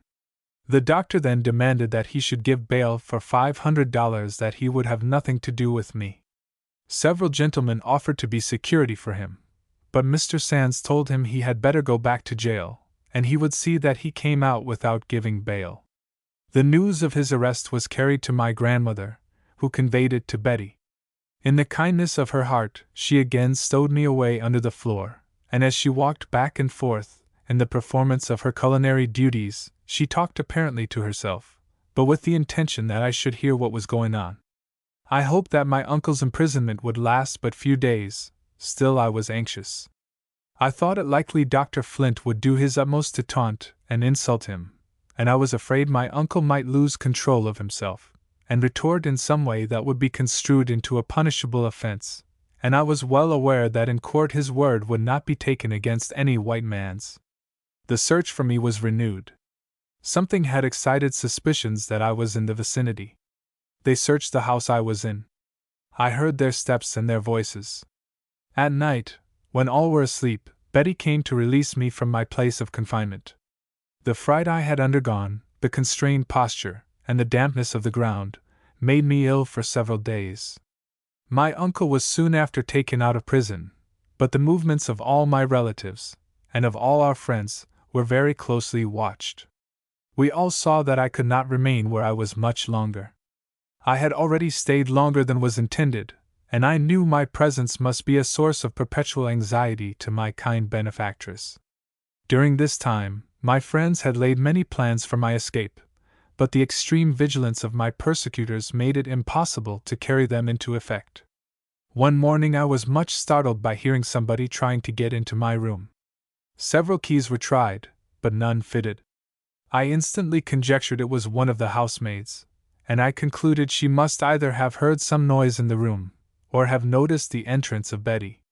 When my friend came, at her usual time, I told her what had happened. "I knows who it was," said she. "'Tend upon it, 'twas dat Jenny. Dat nigger allers got de devil in her." I suggested that she might have seen or heard something that excited her curiosity. "Tut! Tut! Chilly!" exclaimed Betty. "She ain't seen notin', nor heard notin'. She only spects something. Dat's all. She wants to find out who hab cut and make my gown. But she won't neber know. Dat's sartin. I'll get Mrs. to fix her." I reflected a moment and said, "Betty, I must leave here tonight." "Do as you tink best, poor Chilly," she replied. "I see mighty 'fraid dat air nigger vil pop on you sometime." She reported the incident to her mistress, and received orders to keep Jenny busy in the kitchen till she could see my Uncle Philip. He told her he would send a friend for me that very evening. She told him she hoped I was going to the north, for it was very dangerous for me to remain anywhere in the vicinity. Alas, it was not an easy thing, for one in my situation, to go to the north. In order to leave the coast quite clear for me, she went into the country to spend the day with her brother, and took Jenny with her. She was afraid to come and bid me good-bye, but she left a kind message with Betty. I heard her carriage roll from the door, and I never again saw her who had so generously befriended the poor, trembling fugitive. Though she was a slaveholder, to this day my heart blesses her. I had not the slightest idea where I was going. Betty brought me a suit of sailor's clothes, jacket, trousers, and tarpaulin hat. She gave me a small bundle, saying I might need it where I was going. In cheery tones, she exclaimed, "I see so glad you is gwine to free parts. Don't forget old Betty. P'raps I'll come long by and by." I tried to tell her how grateful I felt for all her kindness. But she interrupted me. "I don't want no tanks, honey. I see glad I could help you, and I hope de good Lord vil open de path for you. I see gwine wid you to de lower gate. Put your hands in your pockets, and walk rickety, like de sailors." I performed to her satisfaction. At the gate I found Peter, a young colored man, waiting for me. I had known him for years. He had been an apprentice to my father, and had always borne a good character. I was not afraid to trust to him. Betty bade me a hurried good-bye, and we walked off. "Take courage, Linda," said my friend Peter. "I've got a dagger, and no man shall take you from me, unless he passes over my dead body." It was a long time since I had taken a walk out of doors, and the fresh air revived me. It was also pleasant to hear a human voice speaking to me above a whisper. I passed several people whom I knew, but they did not recognize me in my disguise. I prayed internally that, for Peter's sake, as well as my own, nothing might occur to bring out his dagger. We walked on till we came to the wharf. My Aunt Nancy's husband was a seafaring man, and it had been deemed necessary to let him into our secret. He took me into his boat, rowed out to a vessel not far distant, and hoisted me on board.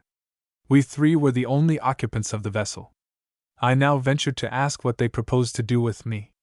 They said I was to remain on board till near dawn, and then they would hide me in Snaky Swamp, till my Uncle Philip had prepared a place of concealment for me. If the vessel had been bound north, it would have been of no avail to me, for it would certainly have been searched. About 4 o'clock, we were again seated in the boat, and rowed 3 miles to the swamp. My fear of snakes had been increased by the venomous bite I had received, and I dreaded to enter this hiding place. But I was in no situation to choose, and I gratefully accepted the best that my poor, persecuted friends could do for me. Peter landed first, and with a large knife cut a path through bamboos and briars of all descriptions. He came back, took me in his arms, and carried me to a seat made among the bamboos. Before we reached it, we were covered with hundreds of mosquitoes. In an hour's time they had so poisoned my flesh that I was a pitiful sight to behold. As the light increased, I saw snake after snake crawling round us. I had been accustomed to the sight of snakes all my life, but these were larger than any I had ever seen. To this day I shudder when I remember that morning. As evening approached, the number of snakes increased so much that we were continually obliged to thrash them with sticks to keep them from crawling over us. The bamboos were so high and so thick that it was impossible to see beyond a very short distance. Just before it became dark, we procured a seat nearer to the entrance of the swamp, being fearful of losing our way back to the boat. It was not long before we heard the paddle of oars, and the low whistle, which had been agreed upon as a signal. We made haste to enter the boat, and were rowed back to the vessel. I passed a wretched night, for the heat of the swamp, the mosquitoes, and the constant terror of snakes, had brought on a burning fever.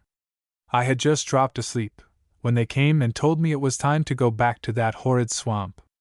I could scarcely summon courage to rise. But even those large, venomous snakes were less dreadful to my imagination than the white men in that community called civilized. This time Peter took a quantity of tobacco to burn, to keep off the mosquitoes. It produced the desired effect on them, but gave me nausea and severe headache. At dark we returned to the vessel. I had been so sick during the day that Peter declared I should go home that night, if the devil himself was on patrol. They told me a place of concealment had been provided for me at my grandmother's. I could not imagine how it was possible to hide me in her house, every nook and corner of which was known to the Flint family. They told me to wait and see. We were rowed ashore, and went boldly through the streets, to my grandmother's. I wore my sailor's clothes, and had blackened my face with charcoal. I passed several people whom I knew. The father of my children came so near that I brushed against his arm, but he had no idea who it was. "You must make the most of this walk," said my friend Peter, "for you may not have another very soon." I thought his voice sounded sad. It was kind of him to conceal from me what a dismal hole was to be my home for a long, long time. 21. The loophole of retreat. A small shed had been added to my grandmother's house years ago. Some boards were laid across the joists at the top, and between these boards and the roof was a very small garret, never occupied by anything but rats and mice. It was a pent roof, covered with nothing but shingles, according to the southern custom for such buildings. The garret was only 9 feet long and 7 wide. The highest part was 3 feet high, and sloped down abruptly to the loose board floor. There was no admission for either light or air. My Uncle Philip, who was a carpenter, had very skillfully made a concealed trapdoor, which communicated with the storeroom. He had been doing this while I was waiting in the swamp. The storeroom opened upon a piazza. To this hole I was conveyed as soon as I entered the house. The air was stifling, the darkness total. A bed had been spread on the floor. I could sleep quite comfortably on one side, but the slope was so sudden that I could not turn on my other without hitting the roof. The rats and mice ran over my bed, but I was weary, and I slept such sleep as the wretched may, when a tempest has passed over them. Morning came. I knew it only by the noises I heard, for in my small den day and night were all the same. I suffered for air even more than for light. But I was not comfortless. I heard the voices of my children. There was joy and there was sadness in the sound. It made my tears flow. How I longed to speak to them! I was eager to look on their faces, but there was no hole, no crack through which I could peep. This continued darkness was oppressive. It seemed horrible to sit or lie in a cramped position day after day, without one gleam of light. Yet I would have chosen this, rather than my lot as a slave, though white people considered it an easy one, and it was so compared with the fate of others. I was never cruelly overworked. I was never lacerated with the whip from head to foot. I was never so beaten and bruised that I could not turn from one side to the other.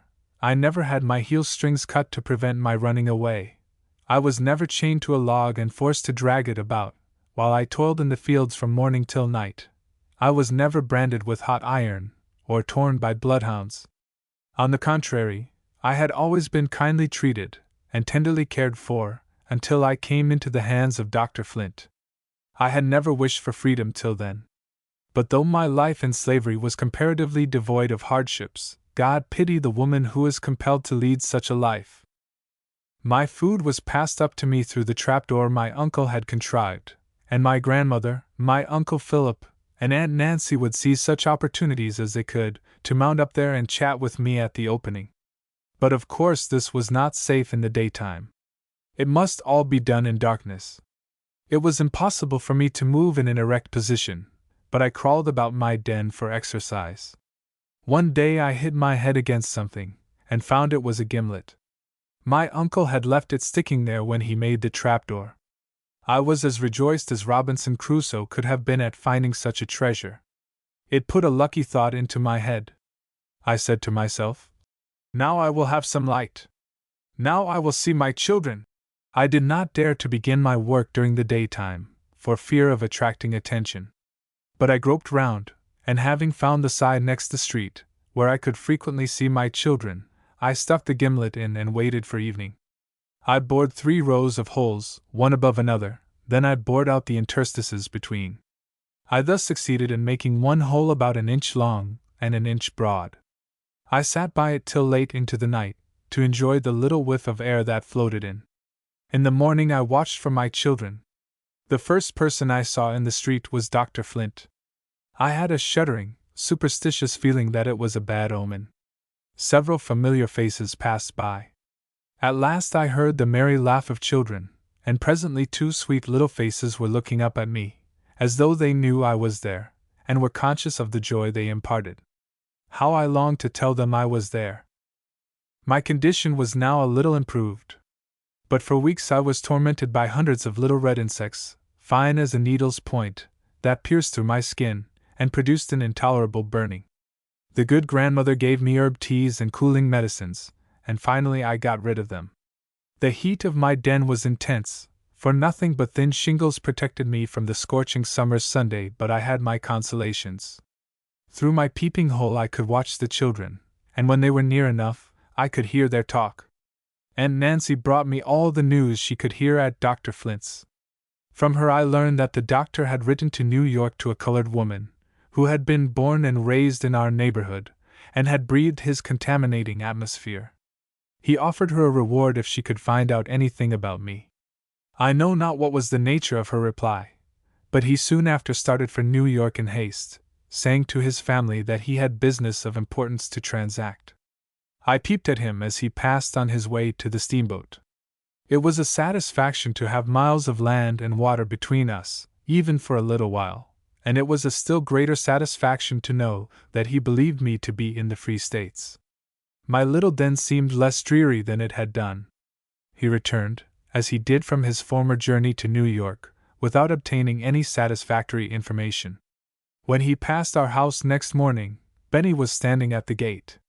He had heard them say that he had gone to find me, and he called out, "Dr. Flint, did you bring my mother home?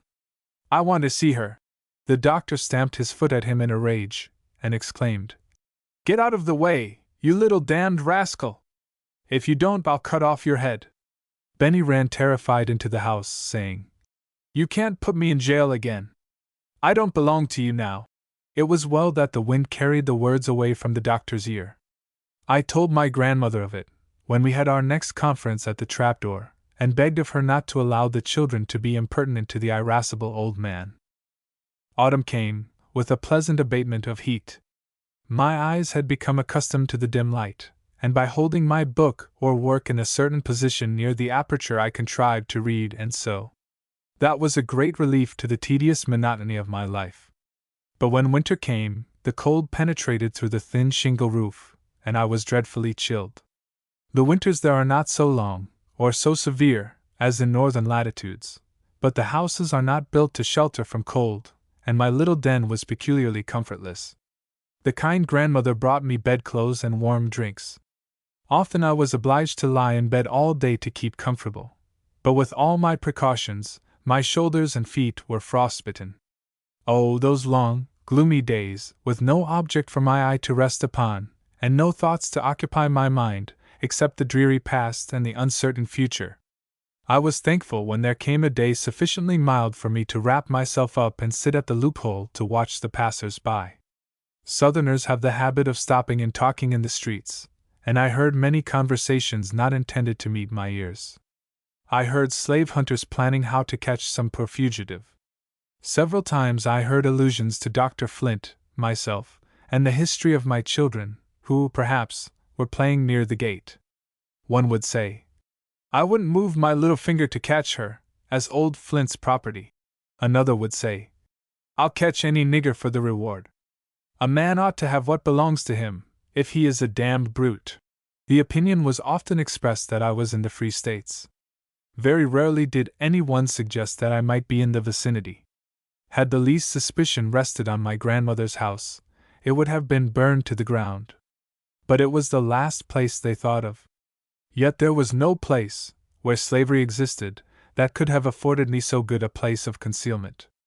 Dr. Flint and his family repeatedly tried to coax and bribe my children to tell something they had heard said about me.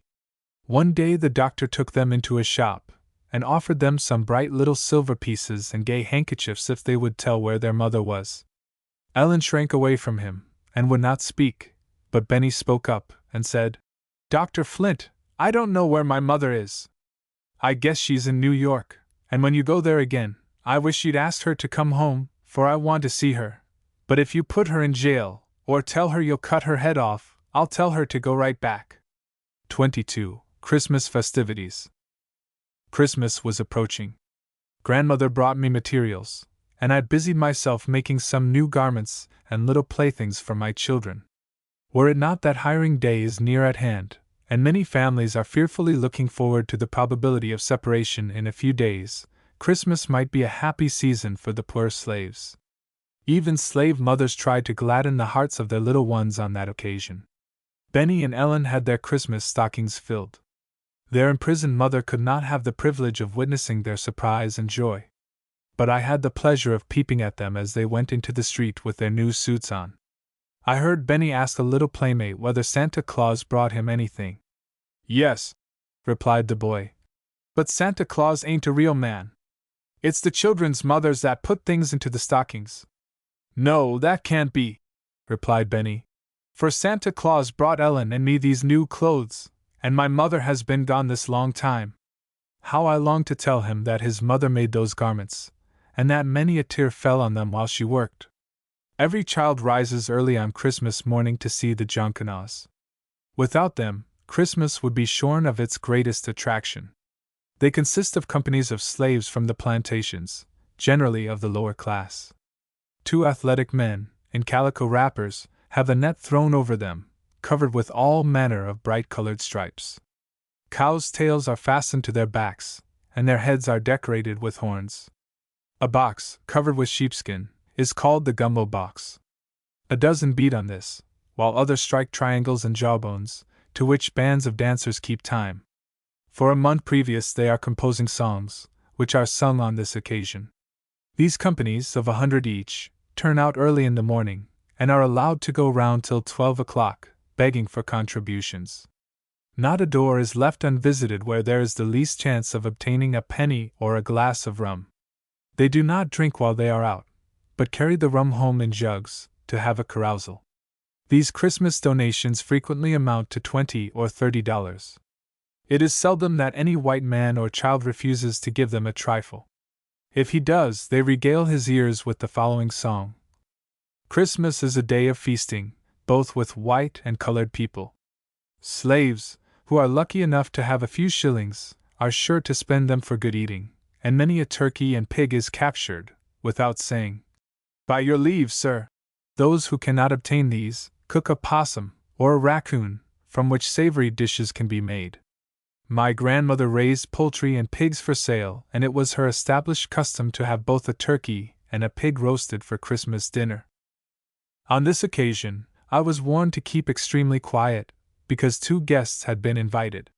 One was the town constable, and the other was a free-colored man, who tried to pass himself off for white, and who was always ready to do any mean work for the sake of currying favor with white people. My grandmother had a motive for inviting them. She managed to take them all over the house. All the rooms on the lower floor were thrown open for them to pass in and out, and after dinner, they were invited upstairs to look at a fine mocking-bird my uncle had just brought home. There, too, the rooms were all thrown open that they might look in. When I heard them talking on the piazza, my heart almost stood still. I knew this colored man had spent many nights hunting for me. Everybody knew he had the blood of a slave father in his veins, but for the sake of passing himself off for white, he was ready to kiss the slaveholder's feet. How I despised him! As for the constable, he wore no false colors. The duties of his office were despicable, but he was superior to his companion, inasmuch as he did not pretend to be what he was not.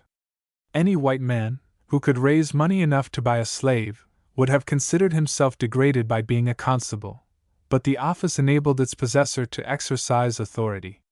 If he found any slave out after 9 o'clock, he could whip him as much as he liked, and that was a privilege to be coveted.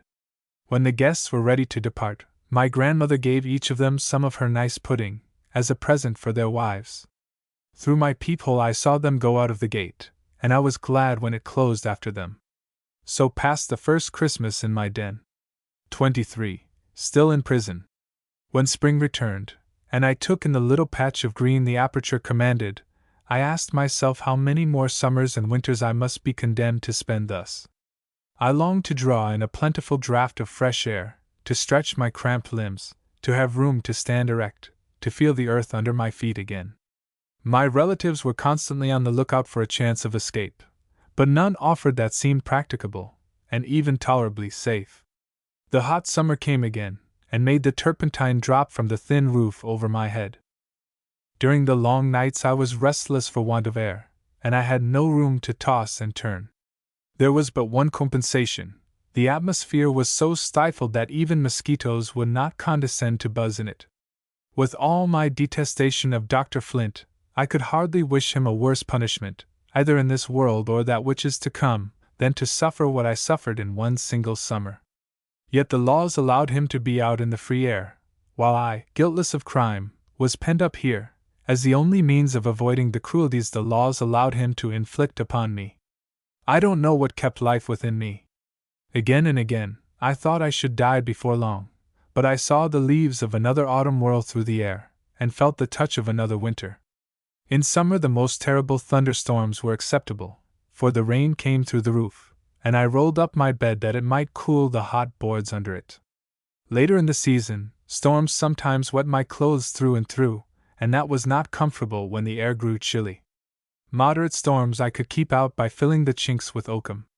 But uncomfortable as my situation was, I had glimpses of things out of doors, which made me thankful for my wretched hiding place. One day I saw a slave pass our gate, muttering, "It's his own, and he can kill it if he will." My grandmother told me that woman's history. Her mistress had that day seen her baby for the first time, and in the lineaments of its fair face she saw a likeness to her husband. She turned the bondwoman and her child out of doors, and forbade her ever to return. The slave went to her master, and told him what had happened. He promised to talk with her mistress, and make it all right. The next day she and her baby were sold to a Georgia trader. Another time I saw a woman rush wildly by, pursued by 2 men. She was a slave, the wet nurse of her mistress's children. For some trifling offense, her mistress ordered her to be stripped and whipped. To escape the degradation and the torture, she rushed to the river, jumped in, and ended her wrongs in death. Senator Brown, of Mississippi, could not be ignorant of many such facts as these, for they are of frequent occurrence in every Southern state. Yet he stood up in the Congress of the United States, and declared that slavery was a great moral, social, and political blessing, a blessing to the master, and a blessing to the slave. I suffered much more during the second winter than I did during the first.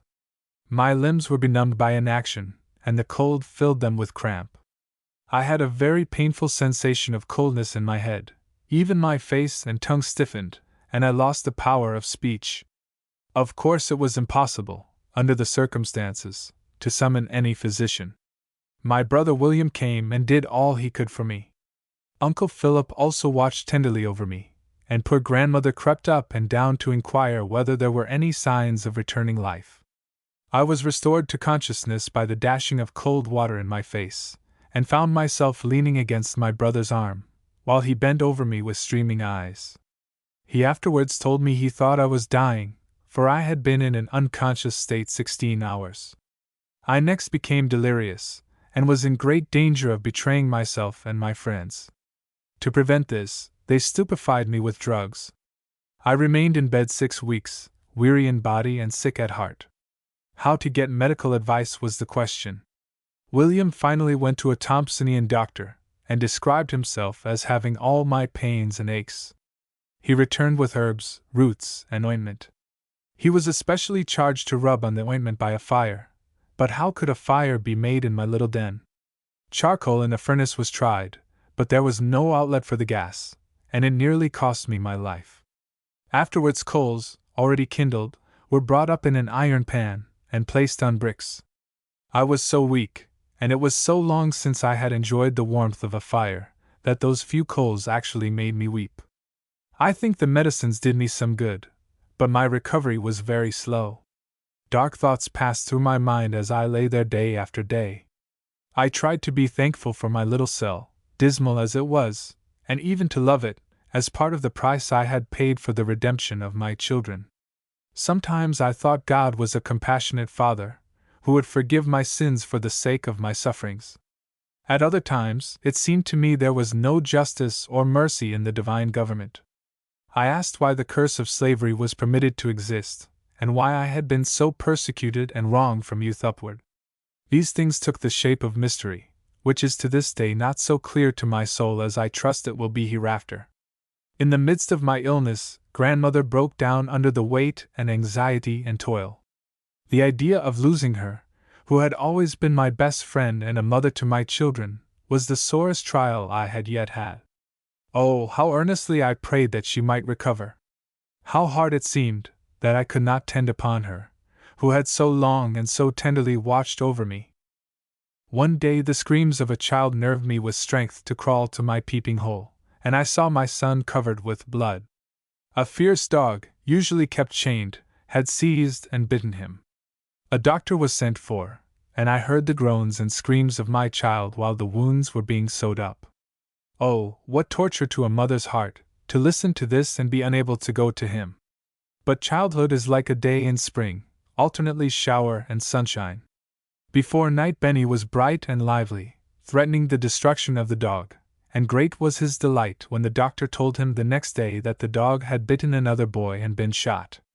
Benny recovered from his wounds, but it was long before he could walk. When my grandmother's illness became known, many ladies, who were her customers, called to bring her some little comforts, and to inquire whether she had everything she wanted. Aunt Nancy one night asked permission to watch with her sick mother, and Mrs. Flint replied, "I don't see any need of your going. I can't spare you." But when she found other ladies in the neighborhood were so attentive, not wishing to be outdone in Christian charity, she also sallied forth, in magnificent condescension, and stood by the bedside of her who had loved her in her infancy, and who had been repaid by such grievous wrongs.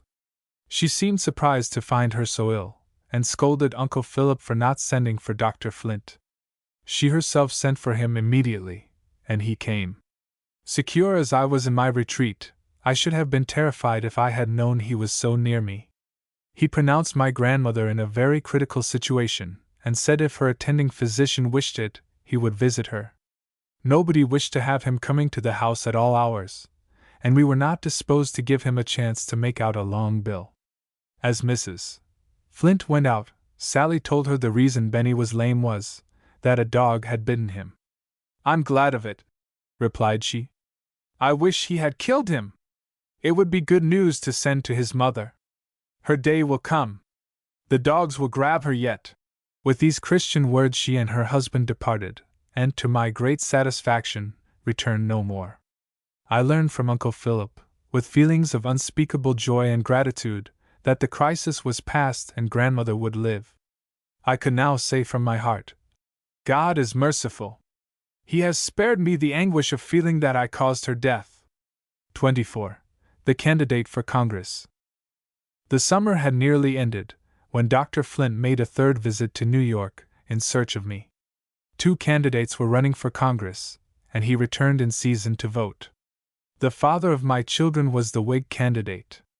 The doctor had hitherto been a stanch Whig, but now he exerted all his energies for the defeat of Mr. Sands. He invited large parties of men to dine in the shade of his trees, and supplied them with plenty of rum and brandy. If any poor fellow drowned his wits in the bowl, and in the openness of his convivial heart, proclaimed that he did not mean to vote the Democratic ticket, he was shoved into the street without ceremony. The doctor expended his liquor in vain.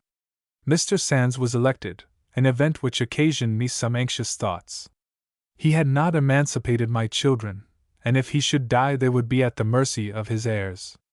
2 little voices, that frequently met my ear, seemed to plead with me not to let their father depart without striving to make their freedom secure. Years had passed since I had spoken to him. I had not even seen him since the night I passed him, unrecognized, in my disguise of a sailor. I supposed he would call before he left, to say something to my grandmother concerning the children, and I resolved what course to take. The day before his departure for Washington I made arrangements, toward evening, to get from my hiding place into the storeroom below. I found myself so stiff and clumsy that it was with great difficulty I could hitch from one resting place to another. When I reached the storeroom my ankles gave way under me, and I sank exhausted on the floor. It seemed as if I could never use my limbs again. But the purpose I had in view roused all the strength I had. I crawled on my hands and knees to the window, and, screened behind a barrel, I waited for his coming. The clock struck 9, and I knew the steamboat would leave between 10 and 11. My hopes were failing. But presently I heard his voice, saying to someone, "Wait for me a moment. I wish to see Aunt Martha."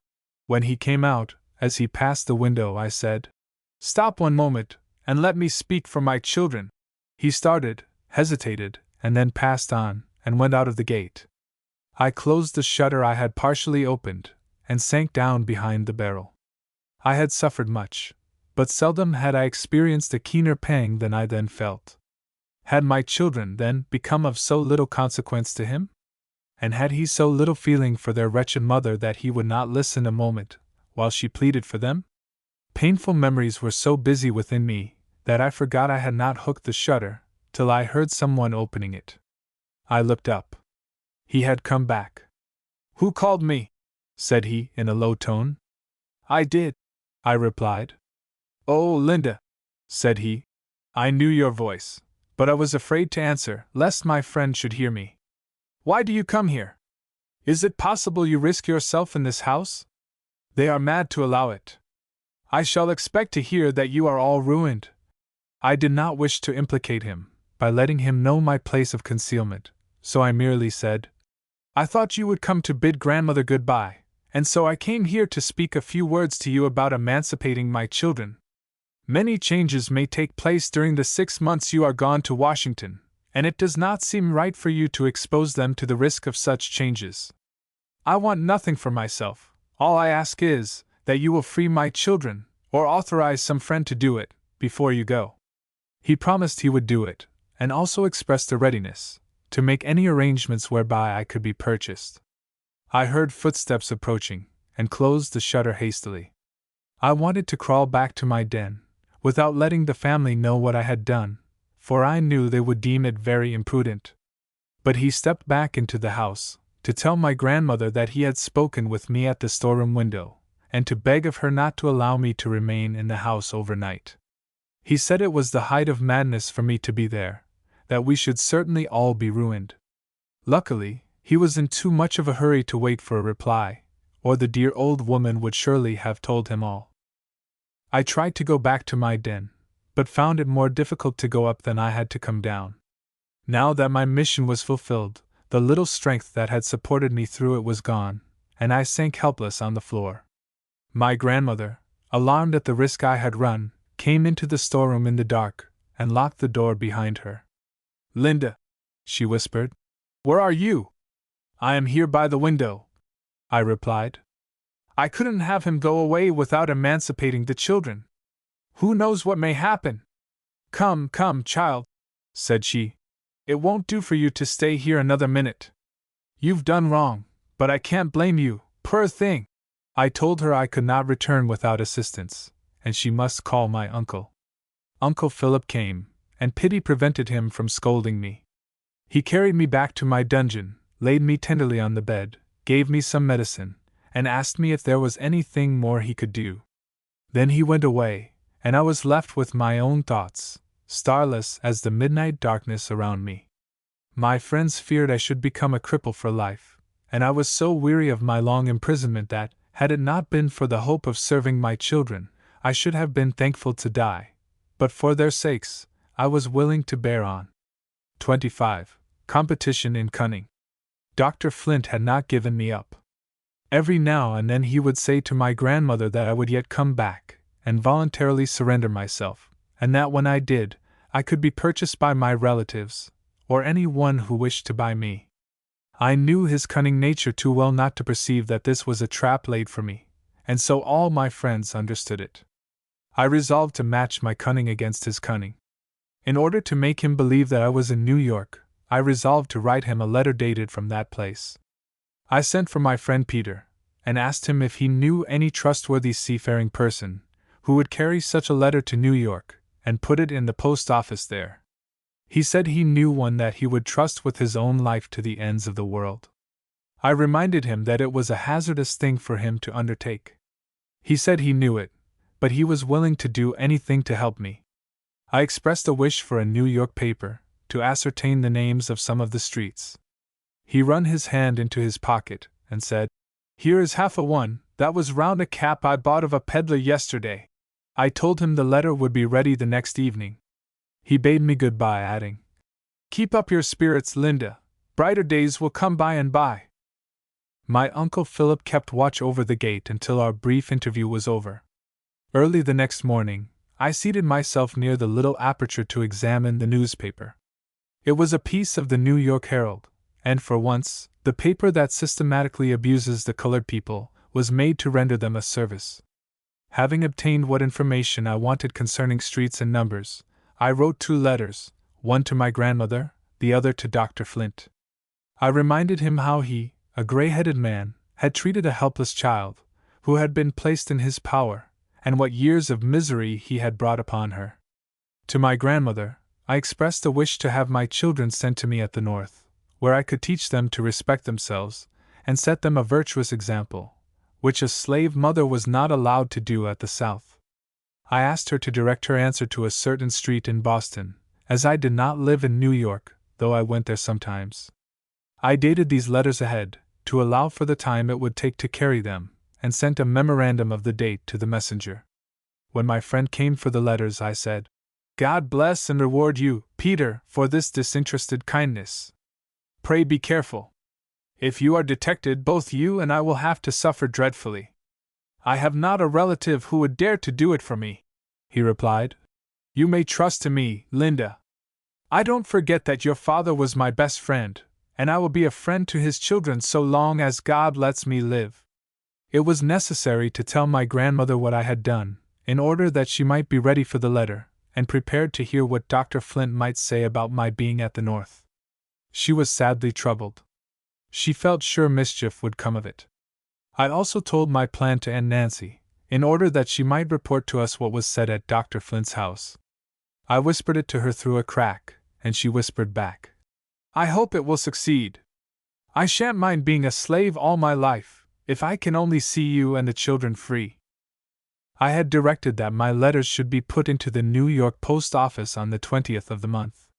On the evening of the 24th, my aunt came to say that Dr. Flint and his wife had been talking in a low voice about a letter he had received, and that when he went to his office he promised to bring it when he came to tea. So I concluded I should hear my letter read the next morning. I told my grandmother Dr. Flint would be sure to come, and asked her to have him sit near a certain door, and leave it open, that I might hear what he said. The next morning I took my station within sound of that door, and remained motionless as a statue.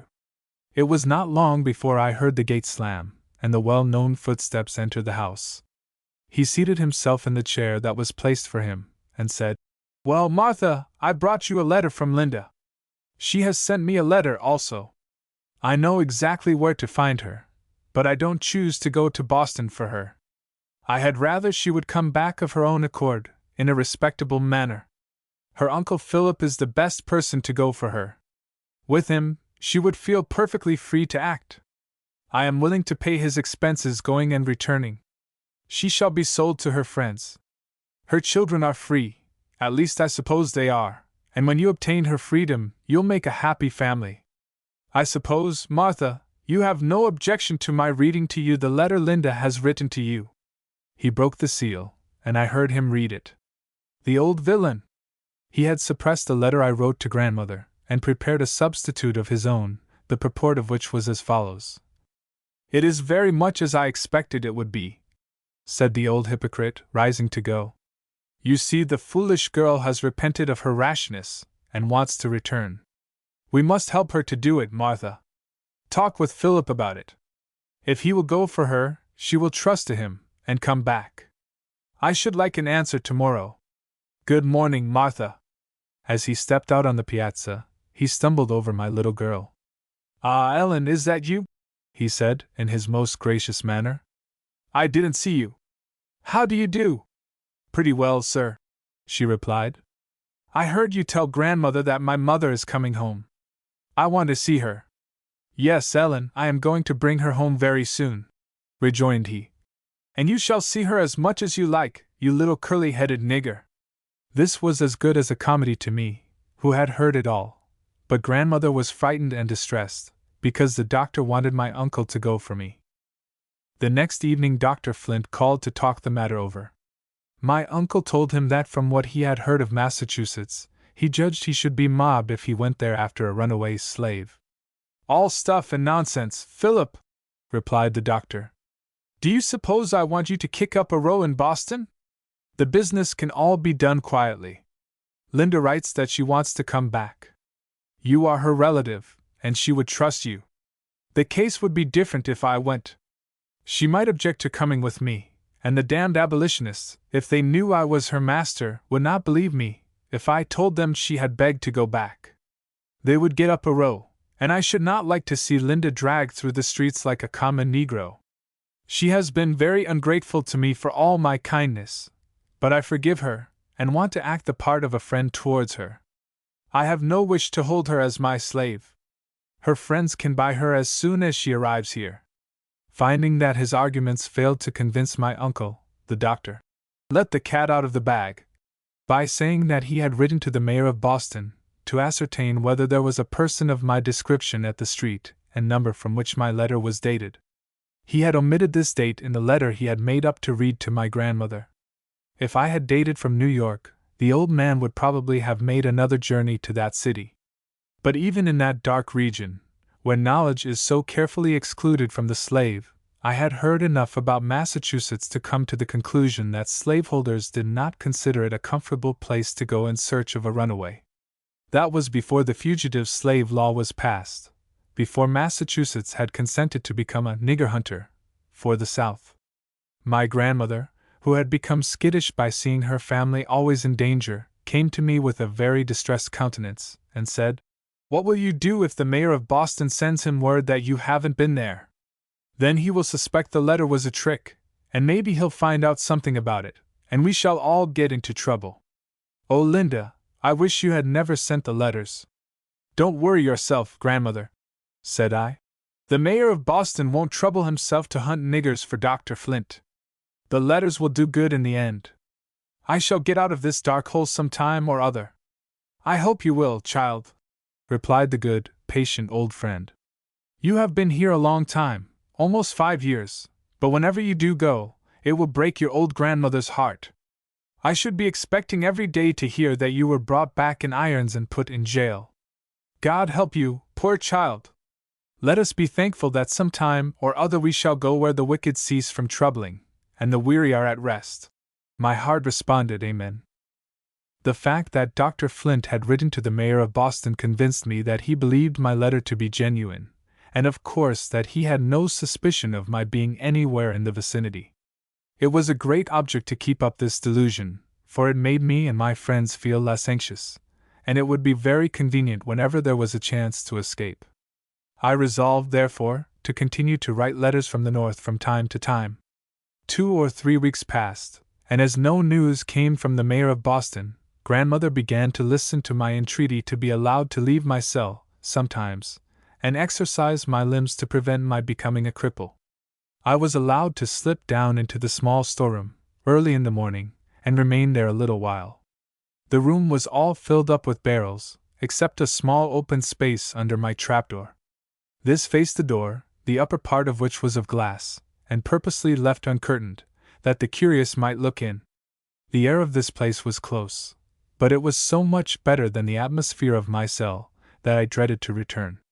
I came down as soon as it was light, and remained till 8 o'clock, when people began to be about, and there was danger that someone might come on the piazza. I had tried various applications to bring warmth and feeling into my limbs, but without avail. They were so numb and stiff that it was a painful effort to move, and had my enemies come upon me during the first mornings I tried to exercise them a little in the small unoccupied space of the storeroom, it would have been impossible for me to have escaped. 26. Important era in my brother's life. I missed the company and kind attentions of my brother William, who had gone to Washington with his master, Mr. Sands. We received several letters from him, written without any allusion to me, but expressed in such a manner that I knew he did not forget me. I disguised my hand, and wrote to him in the same manner. It was a long session, and when it closed, William wrote to inform us that Mr. Sands was going to the north, to be gone some time, and that he was to accompany him. I knew that his master had promised to give him his freedom, but no time had been specified. Would William trust to a slave's chances? I remembered how we used to talk together, in our young days, about obtaining our freedom, and I thought it very doubtful whether he would come back to us. Grandmother received a letter from Mr. Sands saying that William had proved a most faithful servant, and he would also say a valued friend, that no mother had ever trained a better boy. He said he had traveled through the northern states and Canada, and though the abolitionists had tried to decoy him away, they had never succeeded. He ended by saying they should be at home shortly. We expected letters from William, describing the novelties of his journey, but none came. In time, it was reported that Mr. Sands would return late in the autumn, accompanied by a bride. Still no letters from William. I felt almost sure I should never see him again on southern soil. But had he no word of comfort to send to his friends at home? To the poor captive in her dungeon? My thoughts wandered through the dark past, and over the uncertain future. Alone in my cell, where no eye but God's could see me, I wept bitter tears. How earnestly I prayed to him to restore me to my children, and enable me to be a useful woman and a good mother. At last the day arrived for the return of the travelers. Grandmother had made loving preparations to welcome her absent boy back to the old hearthstone. When the dinner table was laid, William's place occupied its old place. The stage-coach went by empty. My grandmother waited dinner. She thought perhaps he was necessarily detained by his master. In my prison I listened anxiously, expecting every moment to hear my dear brother's voice and step. In the course of the afternoon a lad was sent by Mr. Sands to tell grandmother that William did not return with him, that the abolitionists had decoyed him away. But he begged her not to feel troubled about it, for he felt confident she would see William in a few days. As soon as he had time to reflect, he would come back, for he could never expect to be so well off at the North as he had been with him. If you had seen the tears and heard the sobs, you would have thought the messenger had brought tidings of death instead of freedom. Poor old grandmother felt that she should never see her darling boy again. And I was selfish. I thought more of what I had lost than of what my brother had gained. A new anxiety began to trouble me. Mr. Sands had expended a good deal of money, and would naturally feel irritated by the loss he had incurred. I greatly feared this might injure the prospects of my children, who were now becoming valuable property. I longed to have their emancipation made certain. The more so, because their master and father was now married. I was too familiar with slavery not to know that promises made to slaves, though with kind intentions, and sincere at the time, depend upon many contingencies for their fulfillment.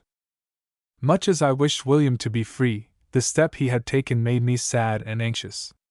The following Sabbath was calm and clear, so beautiful that it seemed like a Sabbath in the eternal world.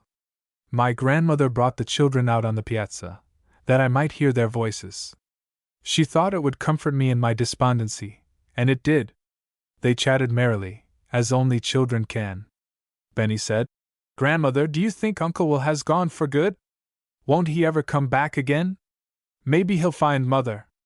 If he does, won't she be glad to see him? Why don't you and Uncle Philip, and all of us, go and live where Mother is? I should like it, wouldn't you, Ellen?" "Yes, I should like it," replied Ellen. "But how could we find her? Do you know the place, Grandmother? I don't remember how Mother looked, do you, Benny?" Benny was just beginning to describe me when they were interrupted by an old slave woman, a near neighbor, named Aggie. This poor creature had witnessed the sale of her children, and seen them carried off to parts unknown, without any hopes of ever hearing from them again. She saw that my grandmother had been weeping, and she said, in a sympathizing tone, "What's the matter, Aunt Marthy?" "Oh, Aggie," she replied, "it seems as if I shouldn't have any of my children or grandchildren left to hand me a drink when I'm dying, and lay my old body in the ground. My boy didn't come back with Mr. Sands. He stayed at the North." Poor old Aggie clapped her hands for joy. "Is that what you's crying fer?" she exclaimed. "Get down on your knees and bless the Lord. I don't know where my poor chillun is, and I never 'spect to know. You don't know where poor Linda's gone to, but you do know where her brother is. He's in free parts, and that's the right place.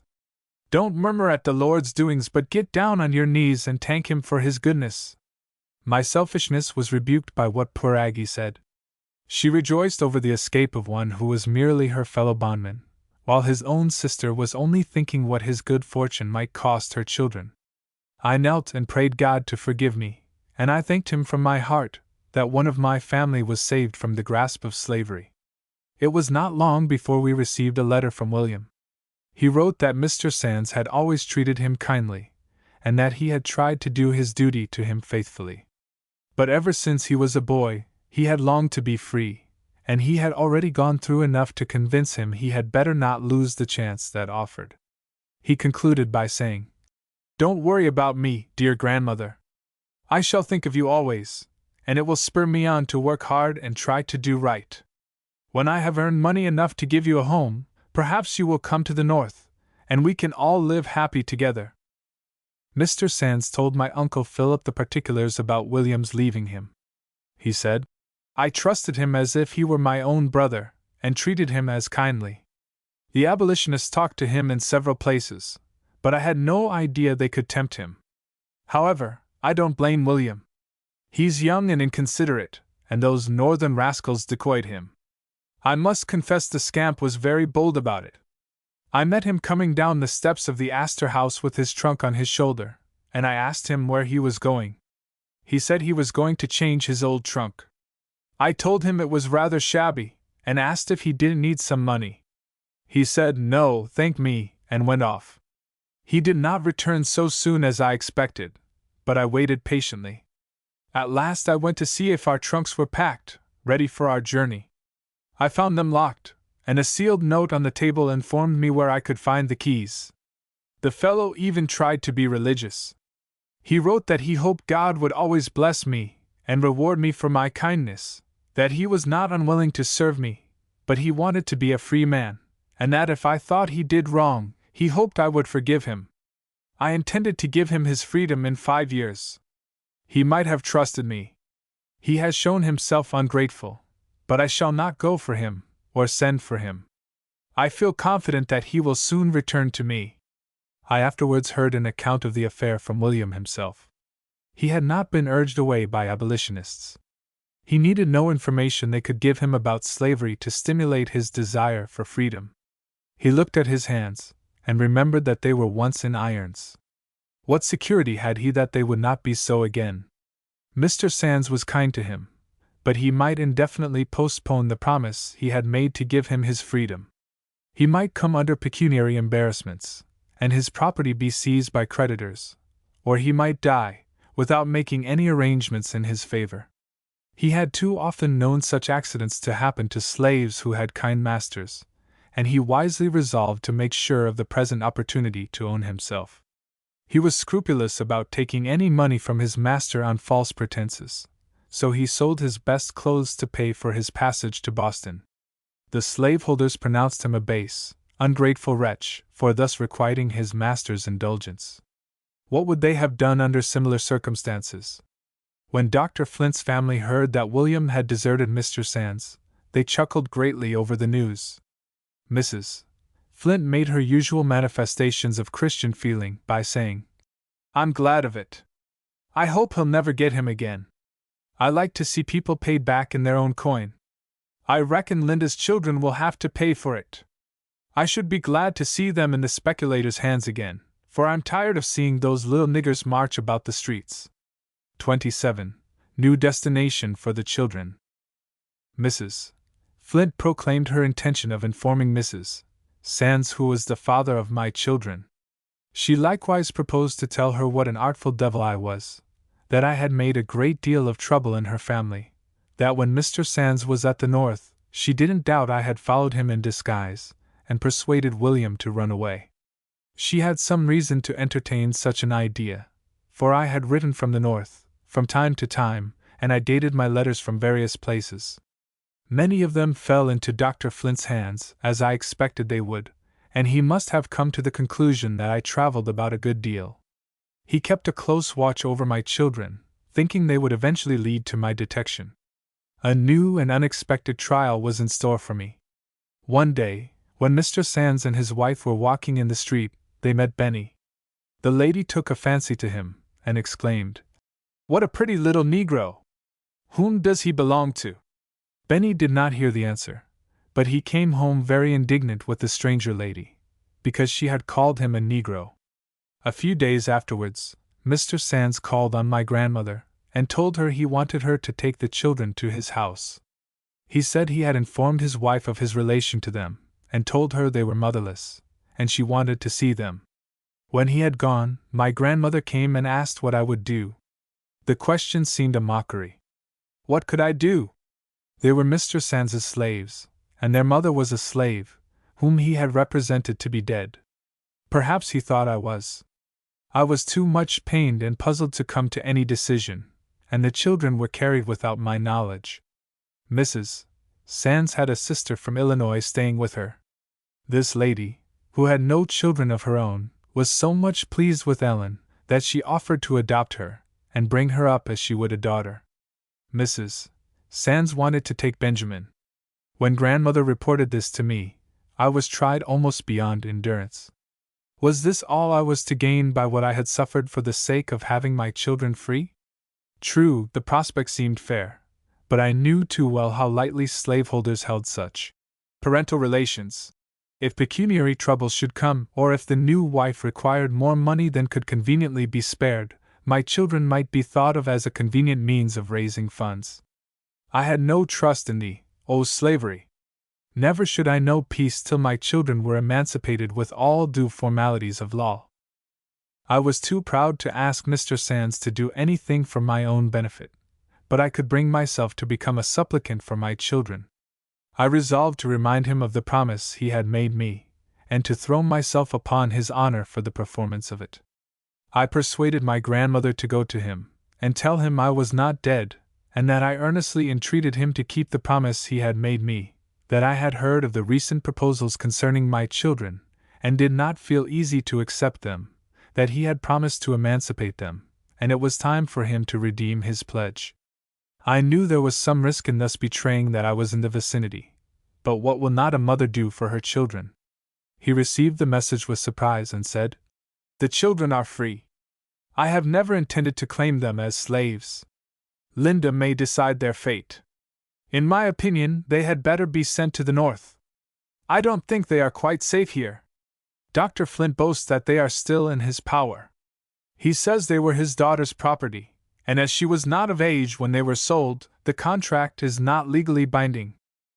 So, then, after all I had endured for their sakes, my poor children were between two fires, between my old master and their new master. And I was powerless. There was no protecting arm of the law for me to invoke.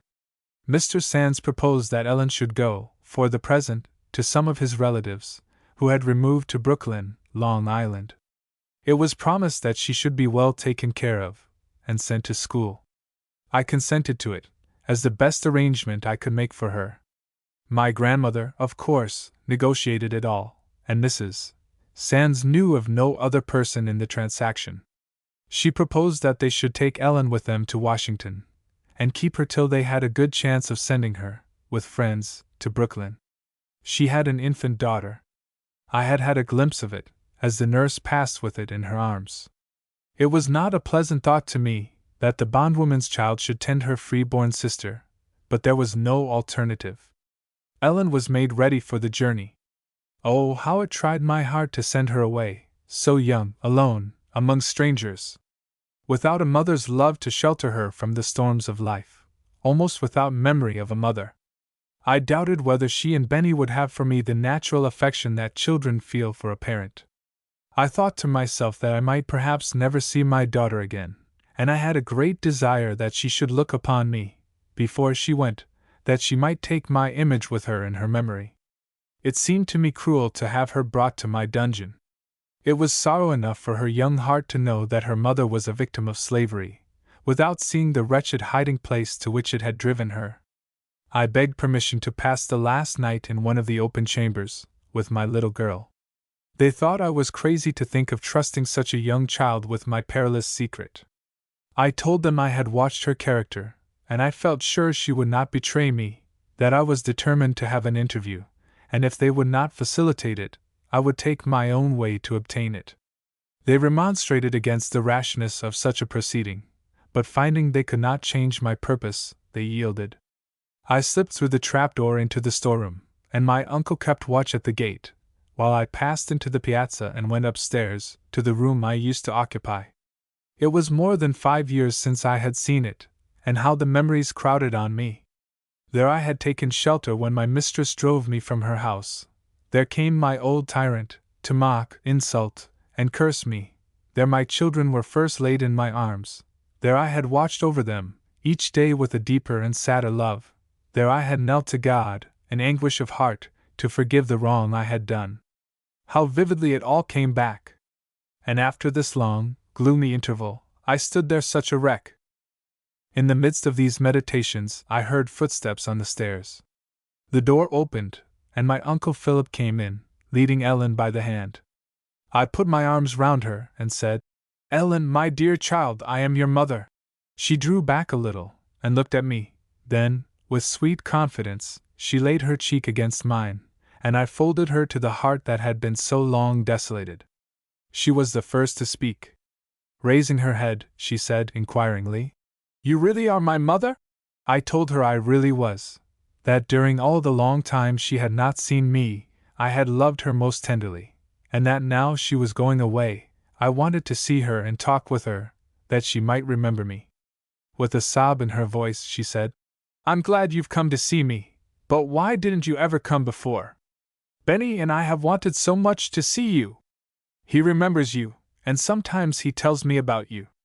Why didn't you come home when Dr. Flint went to bring you?" I answered, "I couldn't come before, dear. But now that I am with you, tell me whether you like to go away." "I don't know," said she, crying. "Grandmother says I ought not to cry, that I am going to a good place, where I can learn to read and write, and that by and by I can write her a letter. But I shan't have Benny, or grandmother, or Uncle Philip, or anybody to love me. Can't you go with me? Oh, do go, dear mother! I told her I couldn't go now, but sometime I would come to her, and then she and Benny and I would live together, and have happy times. She wanted to run and bring Benny to see me now. I told her he was going to the north, before long, with Uncle Philip, and then I would come to see him before he went away. I asked if she would like to have me stay all night and sleep with her. Oh, yes, she replied. Then, turning to her uncle, she said pleadingly, May I stay? Please, uncle. She is my own mother. He laid his hand on her head, and said solemnly, Ellen, this is the secret you have promised grandmother never to tell. If you ever speak of it to anybody, they will never let you see your grandmother again, and your mother can never come to Brooklyn. Uncle, she replied, I will never tell. He told her she might stay with me, and when he had gone, I took her in my arms and told her I was a slave, and that was the reason she must never say she had seen me. I exhorted her to be a good child, to try to please the people where she was going, and that God would raise her up friends. I told her to say her prayers, and remember always to pray for her poor mother, and that God would permit us to meet again. She wept, and I did not check her tears. Perhaps she would never again have a chance to pour her tears into a mother's bosom. All night she nestled in my arms, and I had no inclination to slumber. The moments were too precious to lose any of them. Once, when I thought she was asleep, I kissed her forehead softly, and she said, I am not asleep, dear mother. Before dawn they came to take me back to my den. I drew aside the window curtain, to take a last look of my child. The moonlight shone on her face, and I bent over her, as I had done years before, that wretched night when I ran away. I hugged her close to my throbbing heart, and tears, too sad for such young eyes to shed, flowed down her cheeks, as she gave her last kiss, and whispered in my ear, Mother, I will never tell. And she never did. When I got back to my den, I threw myself on the bed and wept there alone in the darkness. It seemed as if my heart would burst. When the time for Ellen's departure drew nigh, I could hear neighbors and friends saying to her, Goodbye, Ellen. I hope your poor mother will find you out. Won't you be glad to see her? She replied, Yes, ma'am. And they little dreamed of the weighty secret that weighed down her young heart. She was an affectionate child, but naturally very reserved, except with those she loved, and I felt secure that my secret would be safe with her. I heard the gate close after her, with such feelings as only a slave mother can experience. During the day my meditations were very sad. Sometimes I feared I had been very selfish not to give up all claim to her, and let her go to Illinois, to be adopted by Mrs. Sands's sister. It was my experience of slavery that decided me against it. I feared that circumstances might arise that would cause her to be sent back. I felt confident that I should go to New York myself, and then I should be able to watch over her, and in some degree protect her. Dr. Flint's family knew nothing of the proposed arrangement till after Ellen was gone, and the news displeased them greatly. Mrs. Flint called on Mrs. Sands's sister to inquire into the matter. She expressed her opinion very freely as to the respect Mr. Sands showed for his wife, and for his own character, in acknowledging those young niggers. And as for sending Ellen away, she pronounced it to be just as much stealing as it would be for him to come and take a piece of furniture out of her parlor. She said her daughter was not of age to sign the bill of sale, and the children were her property, and when she became of age, or was married, she could take them, wherever she could lay hands on them. Miss Emily Flint, the little girl to whom I had been bequeathed, was now in her 16th year. Her mother considered it all right and honorable for her, or her future husband, to steal my children, but she did not understand how anybody could hold up their heads in respectable society, after they had purchased their own children, as Mr. Sands had done. Dr. Flint said very little. Perhaps he thought that Benny would be less likely to be sent away if he kept quiet. One of my letters that fell into his hands was dated from Canada, and he seldom spoke of me now. This state of things enabled me to slip down into the storeroom more frequently, where I could stand upright and move my limbs more freely. Days, weeks, and months passed, and there came no news of Ellen. I sent a letter to Brooklyn, written in my grandmother's name, to inquire whether she had arrived there. Answer was returned that she had not. I wrote to her in Washington, but no notice was taken of it.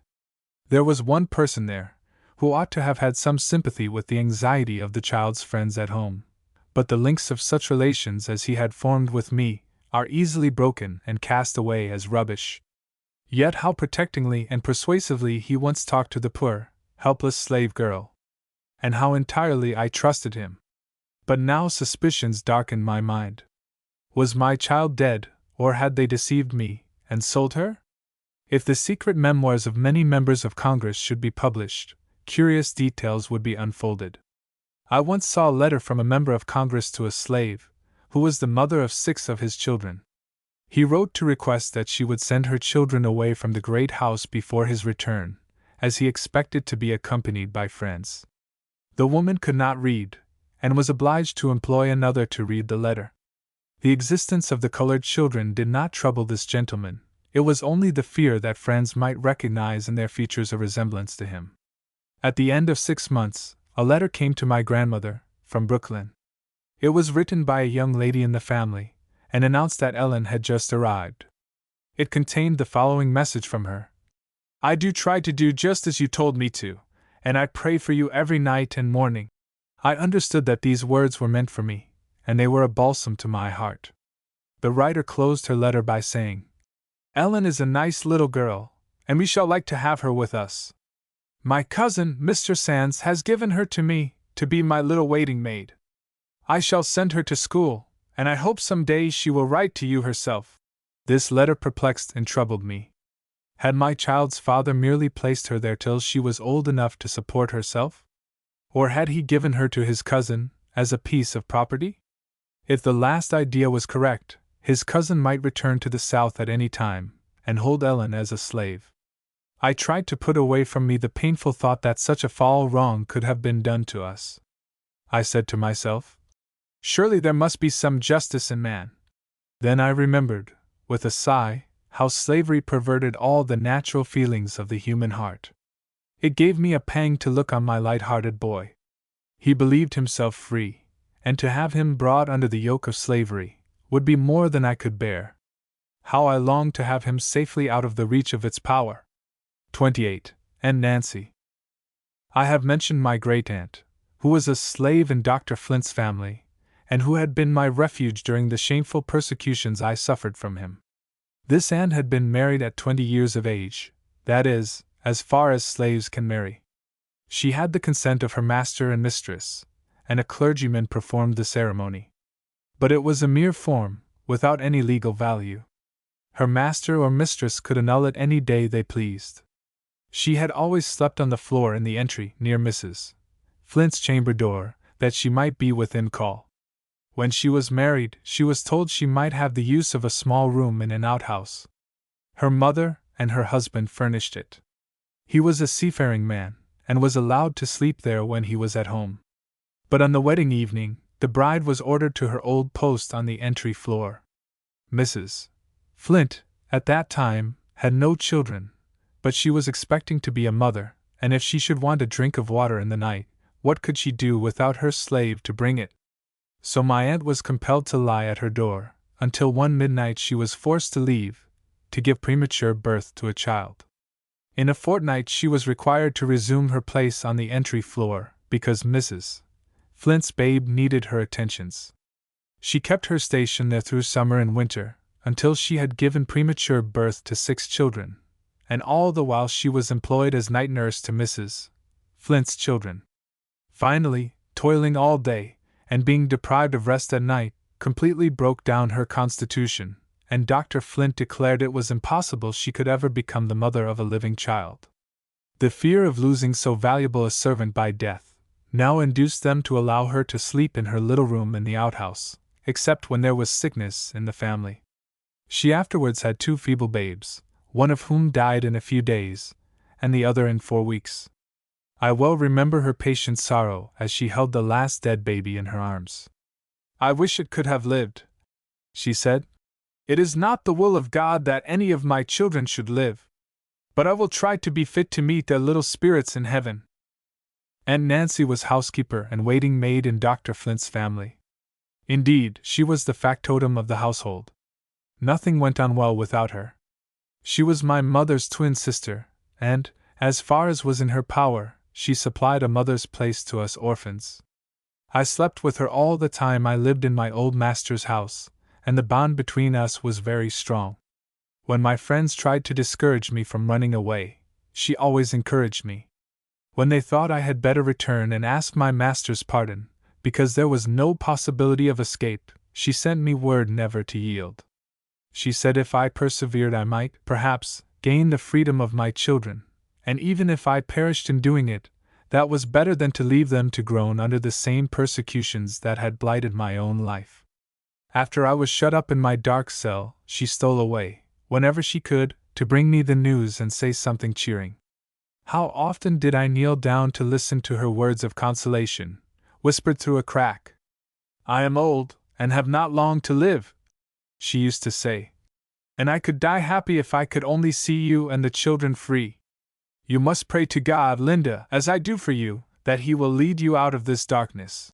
I would beg her not to worry herself on my account, that there was an end of all suffering sooner or later, and that whether I lived in chains or in freedom, I should always remember her as the good friend who had been the comfort of my life. A word from her always strengthened me, and not me only. The whole family relied upon her judgment, and were guided by her advice. I had been in my cell 6 years when my grandmother was summoned to the bedside of this, her last remaining daughter. She was very ill, and they said she would die. Grandmother had not entered Dr. Flint's house for several years. They had treated her cruelly, but she thought nothing of that now. She was grateful for permission to watch by the deathbed of her child. They had always been devoted to each other, and now they sat looking into each other's eyes, longing to speak of the secret that had weighed so much on the hearts of both. My aunt had been stricken with paralysis. She lived but 2 days, and the last day she was speechless. Before she lost the power of utterance, she told her mother not to grieve if she could not speak to her, that she would try to hold up her hand, to let her know that all was well with her. Even the hard-hearted doctor was a little softened when he saw the dying woman try to smile on the aged mother, who was kneeling by her side. His eyes moistened for a moment, as he said she had always been a faithful servant, and they should never be able to supply her place. Mrs. Flint took to her bed, quite overcome by the shock. While my grandmother sat alone with the dead, the doctor came in, leading his youngest son, who had always been a great pet with Aunt Nancy, and was much attached to her. "Martha," said he, "Aunt Nancy loved this child, and when he comes where you are, I hope you will be kind to him, for her sake." She replied, "Your wife was my foster child, Dr. Flint, the foster sister of my poor Nancy, and you little know me if you think I can feel anything but goodwill for her children.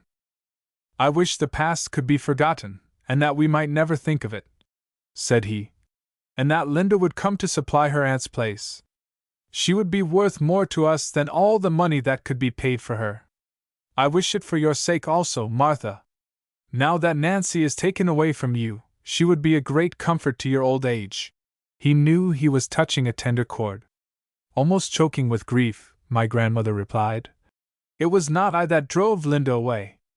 My grandchildren are gone, and of my 9 children only 1 is left. God help me!" To me, the death of this kind relative was an inexpressible sorrow. I knew that she had been slowly murdered, and I felt that my troubles had helped to finish the work. After I heard of her illness, I listened constantly to hear what news was brought from the great house, and the thought that I could not go to her made me utterly miserable. At last, as Uncle Philip came into the house, I heard someone inquire, "How is she?" And he answered, "She is dead." My little cell seemed whirling round, and I knew nothing more till I opened my eyes and found Uncle Philip bending over me. I had no need to ask any questions. He whispered, "Linda, she died happy." I could not weep.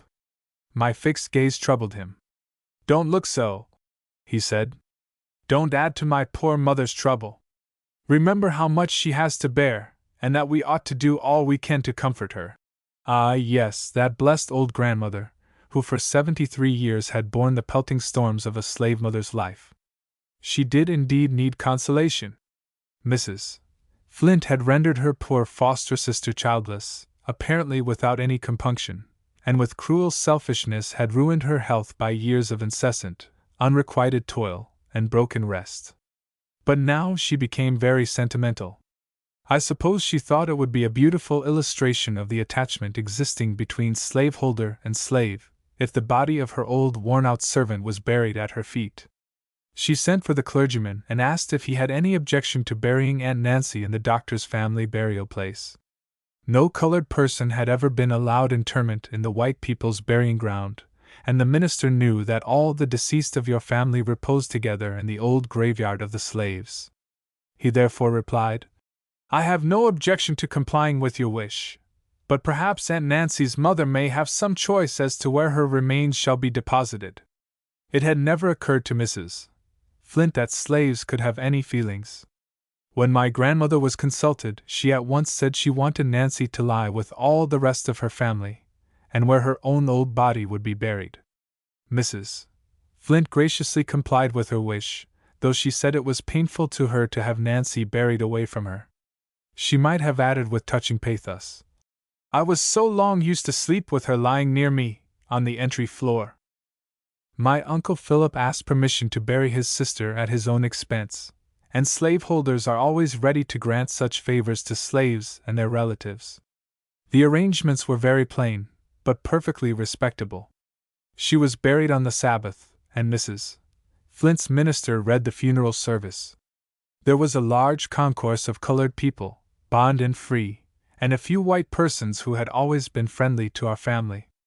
Dr. Flint's carriage was in the procession, and when the body was deposited in its humble resting place, the mistress dropped a tear and returned to her carriage, probably thinking she had performed her duty nobly. It was talked of by the slaves as a mighty grand funeral. Northern travelers, passing through the place, might have described this tribute of respect to the humble dead as a beautiful feature in the patriarchal institution, a touching proof of the attachment between slaveholders and their servants, and tender-hearted Mrs. Flint would have confirmed this impression, with handkerchief at her eyes. We could have told them a different story. We could have given them a chapter of wrongs and sufferings that would have touched their hearts, if they had any hearts to feel for the colored people. We could have told them how the poor old slave mother had toiled, year after year, to earn $800 to buy her son Philip's right to his own earnings, and how that same Philip paid the expenses of the funeral, which they regarded as doing so much credit to the master. We could also have told them of a poor, blighted young creature, shut up in a living grave for years, to avoid the tortures that would be inflicted on her, if she ventured to come out and look on the face of her departed friend. All this, and much more, I thought of, as I sat at my loophole, waiting for the family to return from the grave, sometimes weeping, sometimes falling asleep, dreaming strange dreams of the dead and the living. It was sad to witness the grief of my bereaved grandmother. She had always been strong to bear, and now, as ever, religious faith supported her. But her dark life had become still darker, and age and trouble were leaving deep traces on her withered face. She had 4 places to knock for me to come to the trapdoor, and each place had a different meaning. She now came oftener than she had done, and talked to me of her dead daughter, while tears trickled slowly down her furrowed cheeks. I said all I could to comfort her, but it was a sad reflection that instead of being able to help her, I was a constant source of anxiety and trouble. The poor old back was fitted to its burden. It bent under it, but did not break. 29. Preparations for escape. I hardly expect that the reader will credit me when I affirm that I lived in that little dismal hole, almost deprived of light and air, and with no space to move my limbs, for nearly 7 years. But it is a fact, and to me a sad one, even now, for my body still suffers from the effects of that long imprisonment, to say nothing of my soul. Members of my family, now living in New York and Boston, can testify to the truth of what I say. Countless were the nights that I sat late at the little loophole scarcely large enough to give me a glimpse of one twinkling star. There, heard the patrols and slave hunters conferring together about the capture of runaways, well knowing how rejoiced they would be to catch me. Season after season, year after year, I peeped at my children's faces, and heard their sweet voices, with a heart yearning all the while to say, "Your mother is here." Sometimes it appeared to me as if ages had rolled away since I entered upon that gloomy, monotonous existence. At times, I was stupefied and listless. At other times I became very impatient to know when these dark years would end, and I should again be allowed to feel the sunshine, and breathe the pure air. After Ellen left us, this feeling increased. Mr. Sands had agreed that Benny might go to the north whenever his Uncle Philip could go with him, and I was anxious to be there also, to watch over my children, and protect them so far as I was able. Moreover, I was likely to be drowned out of my den, if I remained much longer, for the slight roof was getting badly out of repair, and Uncle Philip was afraid to remove the shingles, lest someone should get a glimpse of me. When storms occurred in the night, they spread mats and bits of carpet, which in the morning appeared to have been laid out to dry, but to cover the roof in the daytime might have attracted attention. Consequently, my clothes and bedding were often drenched, a process by which the pains and aches in my cramped and stiffened limbs were greatly increased. I revolved various plans of escape in my mind, which I sometimes imparted to my grandmother, when she came to whisper with me at the trapdoor. The kind-hearted old woman had an intense sympathy for runaways. She had known too much of the cruelties inflicted on those who were captured. Her memory always flew back at once to the sufferings of her bright and handsome son, Benjamin, the youngest and dearest of her flock. So, whenever I alluded to the subject, she would groan out, "Oh, don't think of it, child. You'll break my heart." I had no good old Aunt Nancy now to encourage me, but my brother William and my children were continually beckoning me to the north. And now I must go back a few months in my story. I have stated that the 1st of January was the time for selling slaves, or leasing them out to new masters. If time were counted by heart-throbs, the poor slaves might reckon years of suffering during that festival so joyous to the free. On the New Year's Day preceding my aunt's death, one of my friends, named Fanny, was to be sold at auction, to pay her master's debts. My thoughts were with her during all the day, and at night I anxiously inquired what had been her fate. I was told that she had been sold to one master, and her 4 little girls to another master, far distant, that she had escaped from her purchaser, and was not to be found. Her mother was the old Aggie I have spoken of. She lived in a small tenement belonging to my grandmother, and built on the same lot with her own house. Her dwelling was searched and watched, and that brought the patrols so near me that I was obliged to keep very close in my den. The hunters were somehow eluded, and not long afterwards Benny accidentally caught sight of Fanny in her mother's hut. He told his grandmother, who charged him never to speak of it, explaining to him the frightful consequences, and he never betrayed the trust. Aggie little dreamed that my grandmother knew where her daughter was concealed, and that the stooping form of her old neighbor was bending under a similar burden of anxiety and fear. But these dangerous secrets deepened the sympathy between the 2 old persecuted mothers. My friend Fanny and I remained many weeks hidden within call of each other, but she was unconscious of the fact. I longed to have her share my den, which seemed a more secure retreat than her own, but I had brought so much trouble on my grandmother that it seemed wrong to ask her to incur greater risks. My restlessness increased. I had lived too long in bodily pain and anguish of spirit. Always I was in dread that by some accident, or some contrivance, slavery would succeed in snatching my children from me.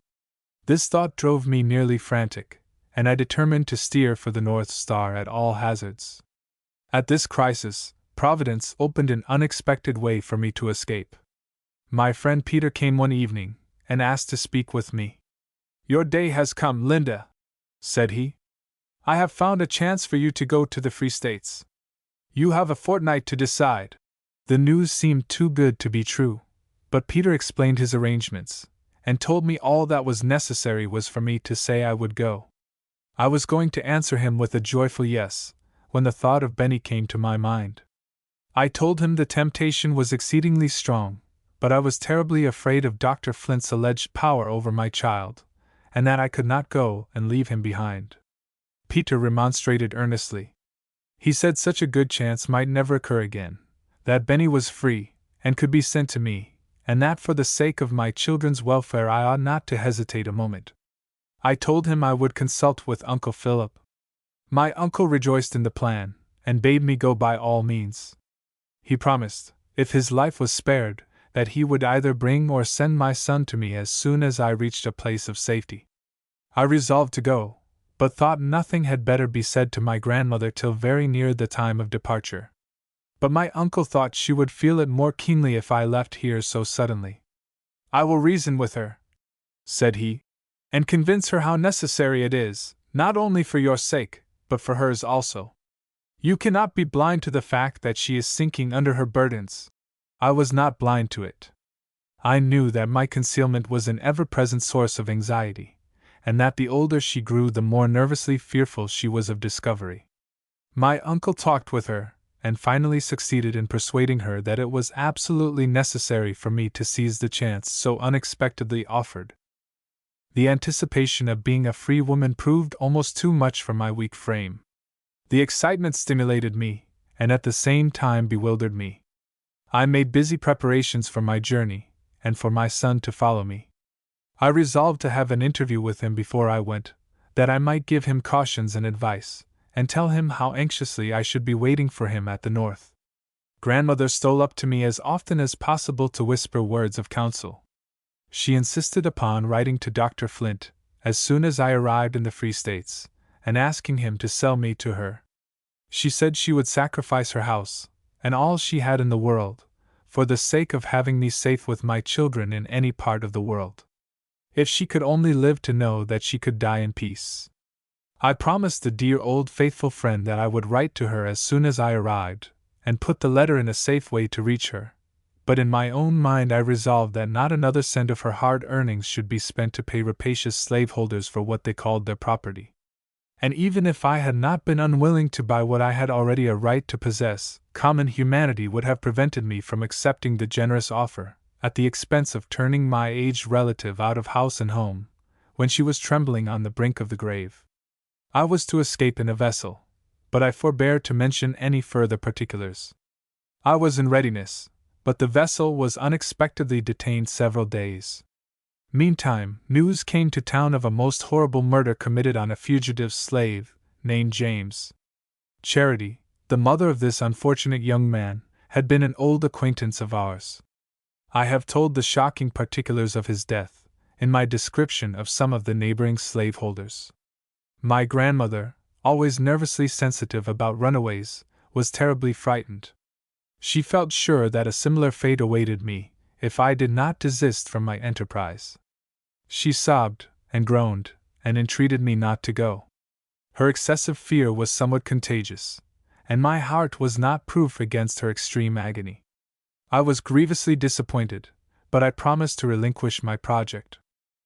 When my friend Peter was apprised of this, he was both disappointed and vexed. He said that, judging from our past experience, it would be a long time before I had such another chance to throw away. I told him it need not be thrown away, that I had a friend concealed nearby, who would be glad enough to take the place that had been provided for me. I told him about poor Fanny, and the kind-hearted, noble fellow, who never turned his back upon anybody in distress, white or black, expressed his readiness to help her. Aggie was much surprised when she found that we knew her secret. She was rejoiced to hear of such a chance for Fanny, and arrangements were made for her to go on board the vessel the next night. They both supposed that I had long been at the North, therefore my name was not mentioned in the transaction. Fanny was carried on board at the appointed time, and stowed away in a very small cabin. This accommodation had been purchased at a price that would pay for a voyage to England. But when one proposes to go to fine old England, they stop to calculate whether they can afford the cost of the pleasure, while in making a bargain to escape from slavery, the trembling victim is ready to say, "Take all I have, only don't betray me." The next morning I peeped through my loophole, and saw that it was dark and cloudy. At night I received news that the wind was ahead, and the vessel had not sailed. I was exceedingly anxious about Fanny, and Peter too, who was running a tremendous risk at my instigation. Next day the wind and weather remained the same. Poor Fanny had been half dead with fright when they carried her on board, and I could readily imagine how she must be suffering now. Grandmother came often to my den, to say how thankful she was I did not go. On the third morning she rapped for me to come down to the storeroom. The poor old sufferer was breaking down under her weight of trouble. She was easily flurried now. I found her in a nervous, excited state, but I was not aware that she had forgotten to lock the door behind her, as usual.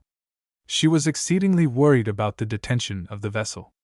She was afraid all would be discovered, and then Fanny, and Peter, and I, would all be tortured to death, and Philip would be utterly ruined, and her house would be torn down. Poor Peter! If he should die such a horrible death as the poor slave James had lately done, and all for his kindness in trying to help me, how dreadful it would be for us all. Alas, the thought was familiar to me, and had sent many a sharp pang through my heart. I tried to suppress my own anxiety, and speak soothingly to her. She brought in some allusion to Aunt Nancy, the dear daughter she had recently buried, and then she lost all control of herself. As she stood there, trembling and sobbing, a voice from the piazza called out, "War is you, Aunt Marthy?" Grandmother was startled, and in her agitation opened the door, without thinking of me. In stepped Jenny, the mischievous housemaid, who had tried to enter my room, when I was concealed in the house of my white benefactress. "I's been huntin' Ebry War for you, Aunt Marthy," said she. "My missus wants you to send her some crackers." I had slunk down behind a barrel, which entirely screened me, but I imagined that Jenny was looking directly at the spot, and my heart beat violently. My grandmother immediately thought what she had done, and went out quickly with Jenny to count the crackers, locking the door after her. She returned to me, in a few minutes, the perfect picture of despair. "Poor child!" she exclaimed. "My carelessness has ruined you. The boat ain't gone yet. Get ready immediately, and go with Fanny. I ain't got another word to say against it now, for there's no telling what may happen this day." Uncle Philip was sent for, and he agreed with his mother in thinking that Jenny would inform Dr. Flint in less than 24 hours. He advised getting me on board the boat, if possible. If not, I had better keep very still in my den, where they could not find me without tearing the house down. He said it would not do for him to move in the matter, because suspicion would be immediately excited, but he promised to communicate with Peter. I felt reluctant to apply to him again, having implicated him too much already, but there seemed to be no alternative. Vexed as Peter had been by my indecision, he was true to his generous nature, and said at once that he would do his best to help me, trusting I should show myself a stronger woman this time. He immediately proceeded to the wharf, and found that the wind had shifted, and the vessel was slowly beating downstream. On some pretext of urgent necessity, he offered 2 boatmen $1 apiece to catch up with her. He was of lighter complexion than the boatmen he hired, and when the captain saw them coming so rapidly, he thought officers were pursuing his vessel in search of the runaway slave he had on board. They hoisted sails, but the boat gained upon them, and the indefatigable Peter sprang on board. The captain at once recognized him. Peter asked him to go below, to speak about a bad bill he had given him. When he told his errand, the captain replied, "Why, the woman's here already, and I've put her where you or the devil would have a tough job to find her. But it is another woman I want to bring," said Peter. "She is in great distress, too, and you shall be paid anything within reason, if you'll stop and take her." "What's her name?" inquired the captain. "Linda," he replied. "That's the name of the woman already here," rejoined the captain. "By George! I believe you mean to betray me." "Oh!" exclaimed Peter. "God knows I wouldn't harm a hair of your head. I am too grateful to you. But there really is another woman in great danger. Do have the humanity to stop and take her." After a while they came to an understanding. Fanny, not dreaming I was anywhere about in that region, had assumed my name, though she called herself Johnson. "Linda is a common name," said Peter, "and the woman I want to bring is Linda Brent." The captain agreed to wait at a certain place till evening, being handsomely paid for his detention. Of course, the day was an anxious one for us all. But we concluded that if Jenny had seen me, she would be too wise to let her mistress know of it, and that she probably would not get a chance to see Dr. Flint's family till evening, for I knew very well what were the rules in that household.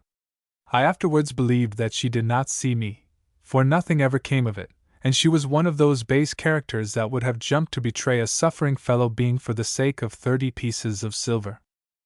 I made all my arrangements to go on board as soon as it was dusk. The intervening time I resolved to spend with my son. I had not spoken to him for 7 years, though I had been under the same roof, and seen him every day, when I was well enough to sit at the loophole. I did not dare to venture beyond the storeroom, so they brought him there, and locked us up together, in a place concealed from the piazza door. It was an agitating interview for both of us. After we had talked and wept together for a little while, he said, "Mother, I'm glad you're going away. I wish I could go with you. I knew you was here, and I have been so afraid they would come and catch you." I was greatly surprised, and asked him how he had found it out. He replied, "I was standing under the eaves, one day, before Ellen went away, and I heard somebody cough up over the woodshed. I don't know what made me think it was you, but I did think so. I missed Ellen the night before she went away, and Grandmother brought her back into the room in the night, and I thought maybe she'd been to see you before she went, for I heard Grandmother whisper to her, 'Now go to sleep, and remember never to tell.'" I asked him if he ever mentioned his suspicions to his sister. He said he never did, but after he heard the cough, if he saw her playing with other children on that side of the house, he always tried to coax her round to the other side, for fear they would hear me cough, too. He said he had kept a close lookout for Dr. Flint, and if he saw him speak to a constable, or a patrol, he always told Grandmother. I now recollected that I had seen him manifest uneasiness, when people were on that side of the house, and I had at the time been puzzled to conjecture a motive for his actions. Such prudence may seem extraordinary in a boy of 12 years, but slaves, being surrounded by mysteries, deceptions, and dangers, early learn to be suspicious and watchful, and prematurely cautious and cunning. He had never asked a question of Grandmother, or Uncle Philip, and I had often heard him chime in with other children, when they spoke of my being at the North. I told him I was now really going to the Free States, and if he was a good, honest boy, and a loving child to his dear old grandmother, the Lord would bless him, and bring him to me, and we and Ellen would live together. He began to tell me that Grandmother had not eaten anything all day. While he was speaking, the door was unlocked, and she came in with a small bag of money, which she wanted me to take. I begged her to keep a part of it, at least, to pay for Benny's being sent to the North. But she insisted, while her tears were falling fast, that I should take the whole. "You may be sick among strangers," she said, "and they would send you to the poorhouse to die. Ah, that good Grandmother!" For the last time I went up to my nook. Its desolate appearance no longer chilled me, for the light of hope had risen in my soul. Yet, even with the blessed prospect of freedom before me, I felt very sad at leaving forever that old homestead, where I had been sheltered so long by the dear old grandmother, where I had dreamed my first young dream of love, and where, after that had faded away, my children came to twine themselves so closely round my desolate heart. As the hour approached for me to leave, I again descended to the storeroom. My grandmother and Benny were there. She took me by the hand and said, "Linda, let us pray." We knelt down together, with my child pressed to my heart, and my other arm round the faithful, loving old friend I was about to leave forever. On no other occasion has it ever been my lot to listen to so fervent a supplication for mercy and protection. It thrilled through my heart, and inspired me with trust in God. Peter was waiting for me in the street. I was soon by his side, faint in body, but strong of purpose. I did not look back upon the old place, though I felt that I should never see it again. XXX, northward bound. I never could tell how we reached the wharf. My brain was all of a whirl, and my limbs tottered under me.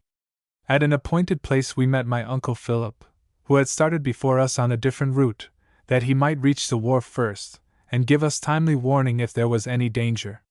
A rowboat was in readiness. As I was about to step in, I felt something pull me gently, and turning round I saw Benny, looking pale and anxious. he whispered in my ear. "I've been peeping into the doctor's window, and he's at home. Goodbye, Mother. Don't cry, I'll come." He hastened away. I clasped the hand of my good uncle, to whom I owed so much, and of Peter, the brave, generous friend who had volunteered to run such terrible risks to secure my safety. To this day I remember how his bright face beamed with joy when he told me he had discovered a safe method for me to escape.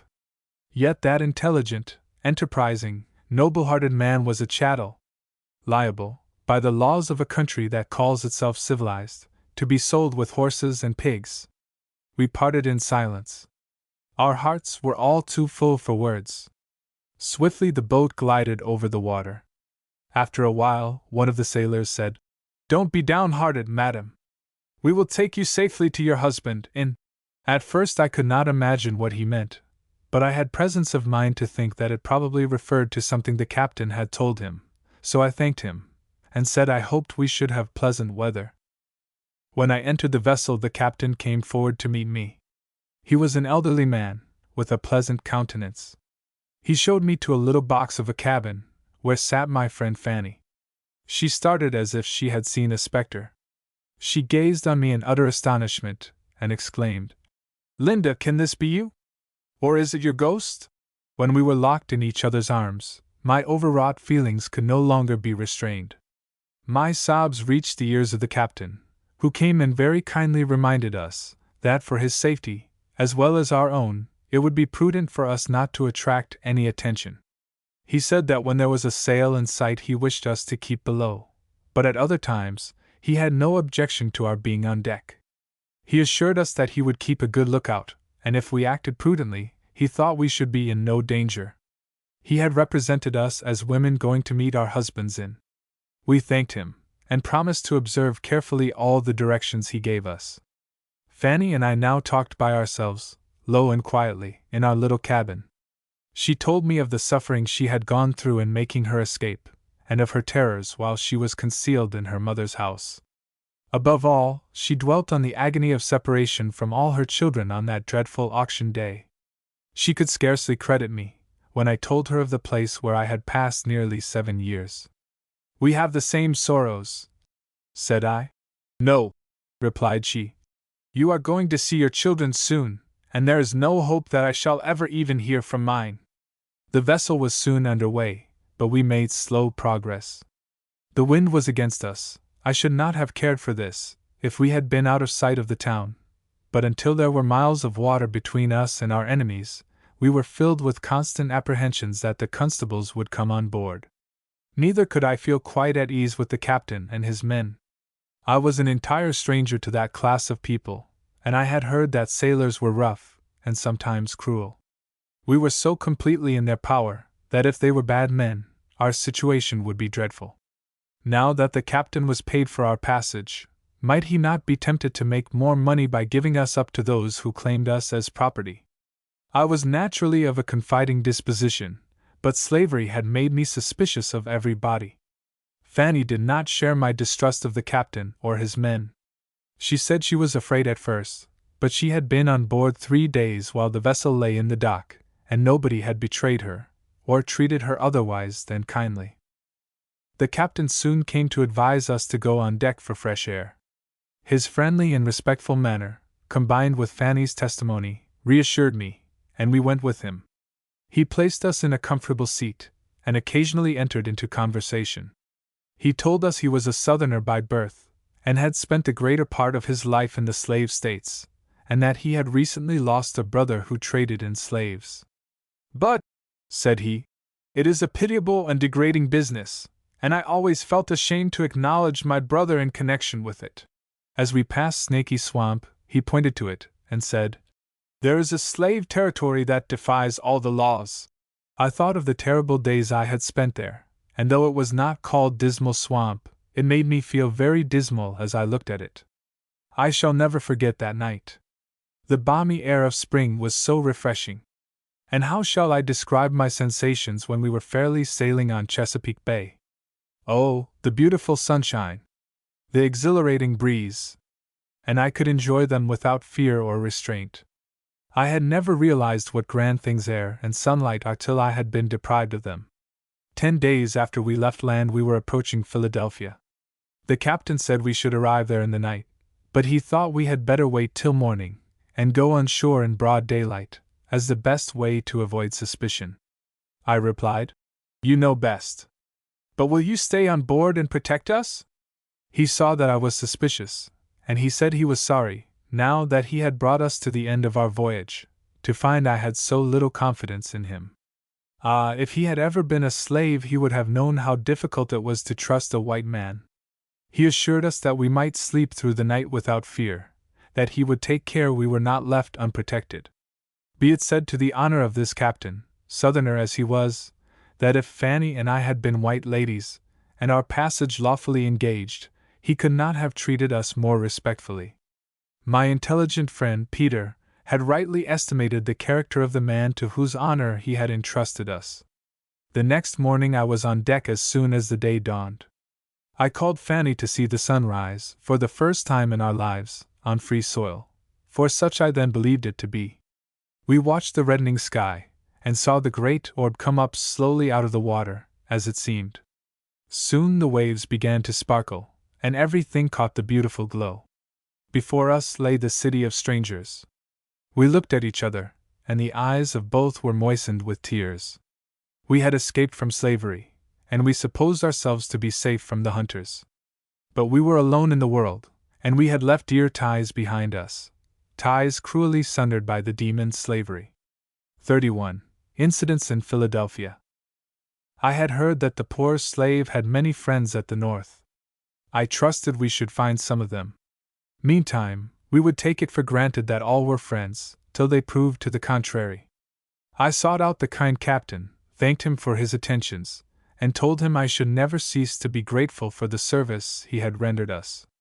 I gave him a message to the friends I had left at home, and he promised to deliver it. We were placed in a rowboat, and in about 15 minutes were landed on a wood wharf in Philadelphia. As I stood looking round, the friendly captain touched me on the shoulder, and said, "There is a respectable-looking colored man behind you. I will speak to him about the New York trains, and tell him you wish to go directly on." I thanked him, and asked him to direct me to some shops where I could buy gloves and veils. He did so, and said he would talk with the colored man till I returned. I made what haste I could. Constant exercise on board the vessel, and frequent rubbing with salt water, had nearly restored the use of my limbs. The noise of the great city confused me, but I found the shops, and bought some double veils and gloves for Fanny and myself. The shopman told me they were so many levies. I had never heard the word before, but I did not tell him so. I thought if he knew I was a stranger he might ask me where I came from. I gave him a gold piece, and when he returned the change, I counted it, and found out how much a levy was. I made my way back to the wharf, where the captain introduced me to the colored man, as the Rev. Jeremiah Durham, minister of Bethel Church. He took me by the hand, as if I had been an old friend. He told us we were too late for the morning cars to New York, and must wait until the evening, or the next morning. He invited me to go home with him, assuring me that his wife would give me a cordial welcome, and for my friend he would provide a home with one of his neighbors. I thanked him for so much kindness to strangers, and told him if I must be detained, I should like to hunt up some people who formerly went from our part of the country.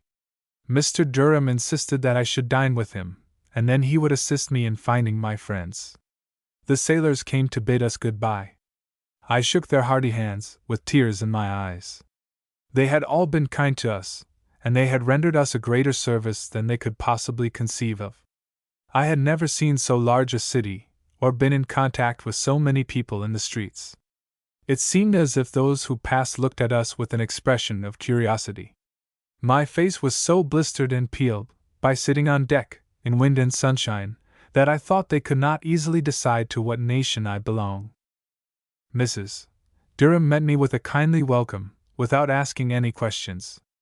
I was tired, and her friendly manner was a sweet refreshment. God bless her! I was sure that she had comforted other weary hearts, before I received her sympathy.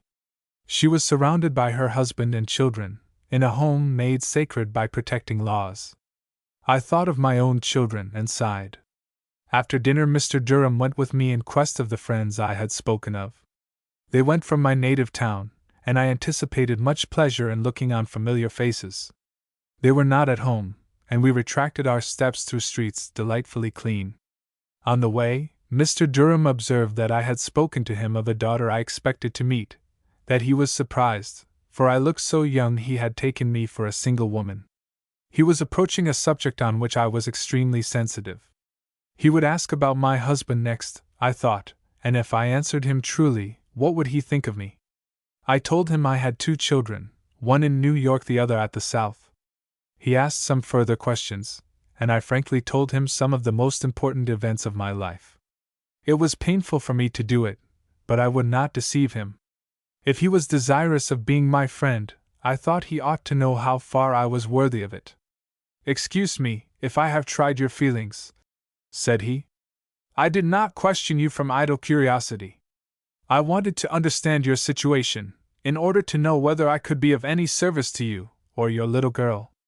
Your straightforward answers do you credit, but don't answer everybody so openly. It might give some heartless people a pretext for treating you with contempt." That word contempt burned me like coals of fire. I replied, "God alone knows how I have suffered, and He, I trust, will forgive me. If I am permitted to have my children, I intend to be a good mother, and to live in such a manner that people cannot treat me with contempt." "I respect your sentiments," said he. "Place your trust in God, and be governed by good principles, and you will not fail to find friends." When we reached home, I went to my room, glad to shut out the world for a while. The words he had spoken made an indelible impression upon me. They brought up great shadows from the mournful past. In the midst of my meditations, I was startled by a knock at the door. Mrs. Durham entered, her face all beaming with kindness, to say that there was an anti-slavery friend downstairs, who would like to see me. I overcame my dread of encountering strangers, and went with her.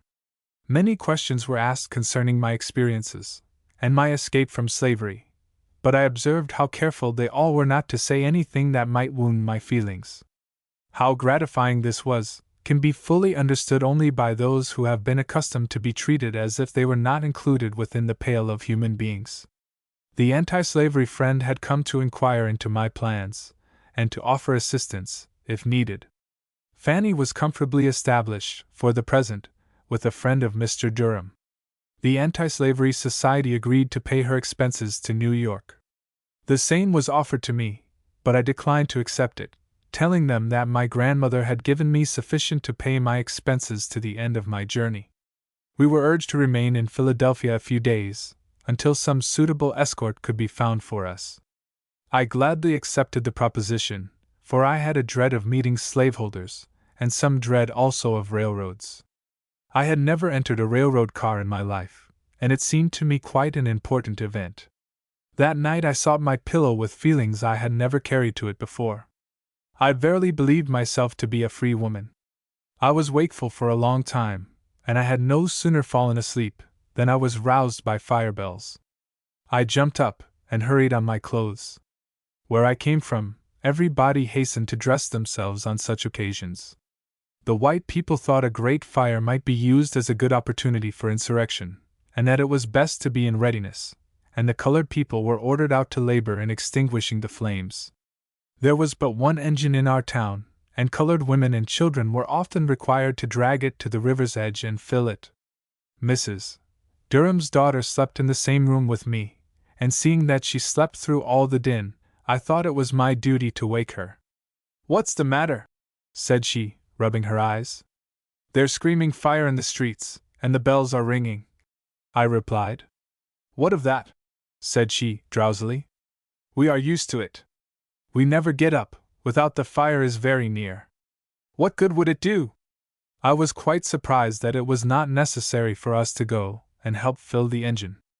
I was an ignorant child, just beginning to learn how things went on in great cities. At daylight, I heard women crying fresh fish, berries, radishes, and various other things. All this was new to me. I dressed myself at an early hour, and sat at the window to watch that unknown tide of life. Philadelphia seemed to me a wonderfully great place. At the breakfast table, my idea of going out to drag the engine was laughed over, and I joined in the mirth. I went to see Fanny, and found her so well contented among her new friends that she was in no haste to leave. I was also very happy with my kind hostess. She had had advantages for education, and was vastly my superior. Every day, almost every hour, I was adding to my little stock of knowledge. She took me out to see the city as much as she deemed prudent. One day she took me to an artist's room, and showed me the portraits of some of her children. I had never seen any paintings of colored people before, and they seemed to be beautiful. At the end of 5 days, one of Mrs. Durham's friends offered to accompany us to New York the following morning. As I held the hand of my good hostess in a parting clasp, I longed to know whether her husband had repeated to her what I had told him. I supposed he had, but she never made any allusion to it. I presume it was the delicate silence of womanly sympathy. When Mr. Durham handed us our tickets, he said, "I am afraid you will have a disagreeable ride, but I could not procure tickets for the first-class cars." Supposing I had not given him money enough, I offered more. "Oh, no," said he, "they could not be had for any money. They don't allow colored people to go in the first-class cars." This was the first chill to my enthusiasm about the Free States. Colored people were allowed to ride in a filthy box, behind white people, at the South, but there they were not required to pay for the privilege. It made me sad to find how the North ate the customs of slavery.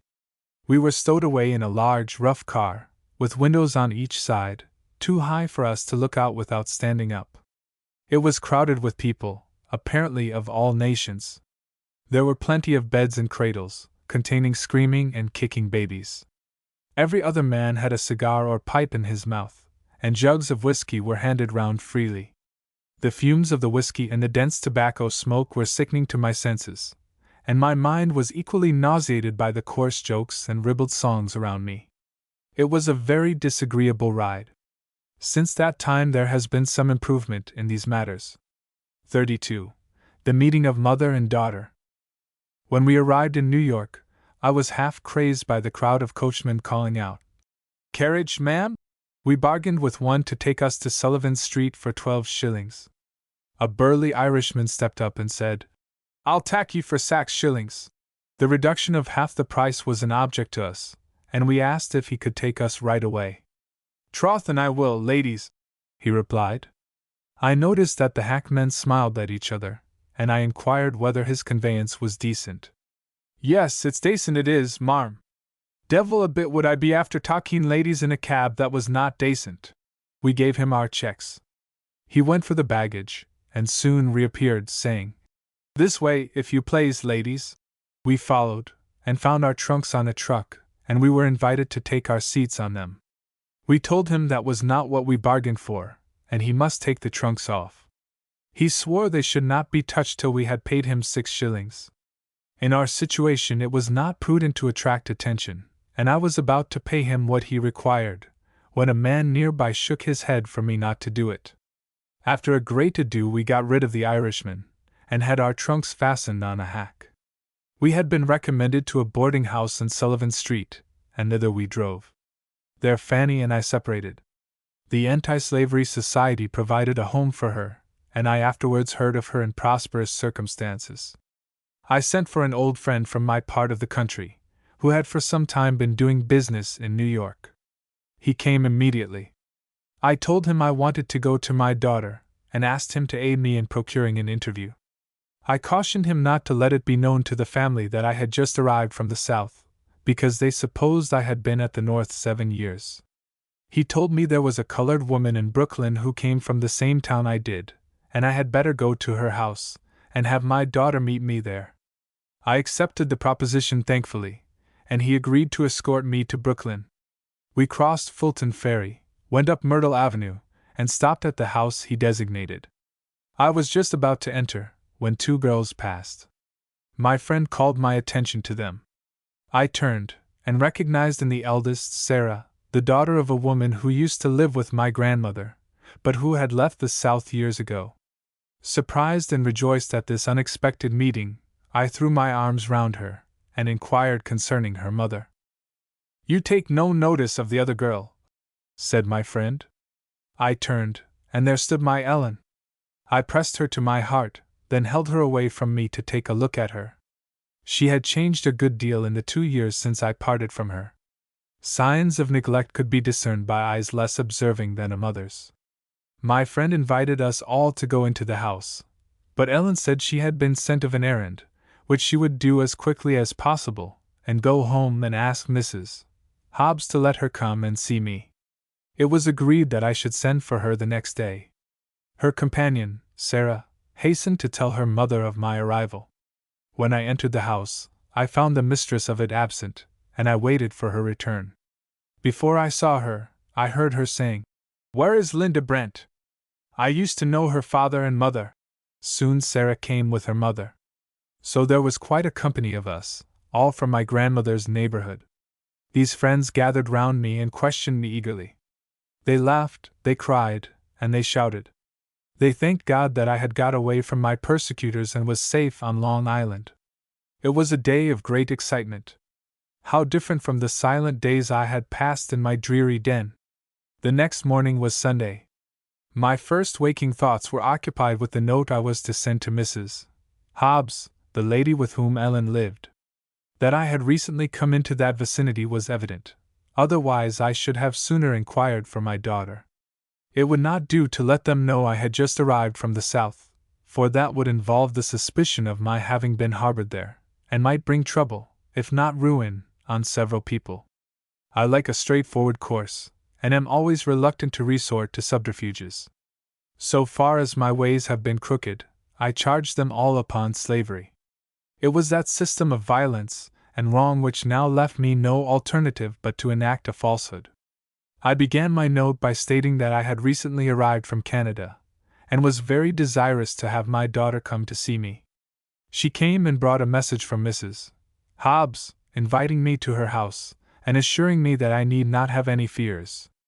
The conversation I had with my child did not leave my mind at ease. When I asked if she was well treated, she answered yes, but there was no heartiness in the tone, and it seemed to me that she said it from an unwillingness to have me troubled on her account. Before she left me, she asked very earnestly, "Mother, will you take me to live with you?" It made me sad to think that I could not give her a home till I went to work and earned the means, and that might take me a long time. When she was placed with Mrs. Hobbs, the agreement was that she should be sent to school. She had been there 2 years, and was now 9 years old, and she scarcely knew her letters. There was no excuse for this, for there were good public schools in Brooklyn, to which she could have been sent without expense. She stayed with me till dark, and I went home with her. I was received in a friendly manner by the family, and all agreed in saying that Ellen was a useful, good girl. Mrs. Hobbs looked me coolly in the face and said, "I suppose you know that my cousin, Mr. Sands, has given her to my eldest daughter. She will make a nice waiting maid for her when she grows up." I did not answer a word. How could she, who knew by experience the strength of a mother's love, and who was perfectly aware of the relation Mr. Sands bore to my children, how could she look me in the face, while she thrust such a dagger into my heart? I was no longer surprised that they had kept her in such a state of ignorance. Mr. Hobbs had formerly been wealthy, but he had failed, and afterwards obtained a subordinate situation in the custom house. Perhaps they expected to return to the South some day, and Ellen's knowledge was quite sufficient for a slave's condition. I was impatient to go to work and earn money, that I might change the uncertain position of my children. Mr. Sands had not kept his promise to emancipate them. I had also been deceived about Ellen. What security had I with regard to Benjamin? I felt that I had none. I returned to my friend's house in an uneasy state of mind. In order to protect my children, it was necessary that I should own myself. I called myself free, and sometimes felt so, but I knew I was insecure. I sat down that night and wrote a civil letter to Dr. Flint, asking him to state the lowest terms on which he would sell me, and as I belonged by law to his daughter, I wrote to her also, making a similar request.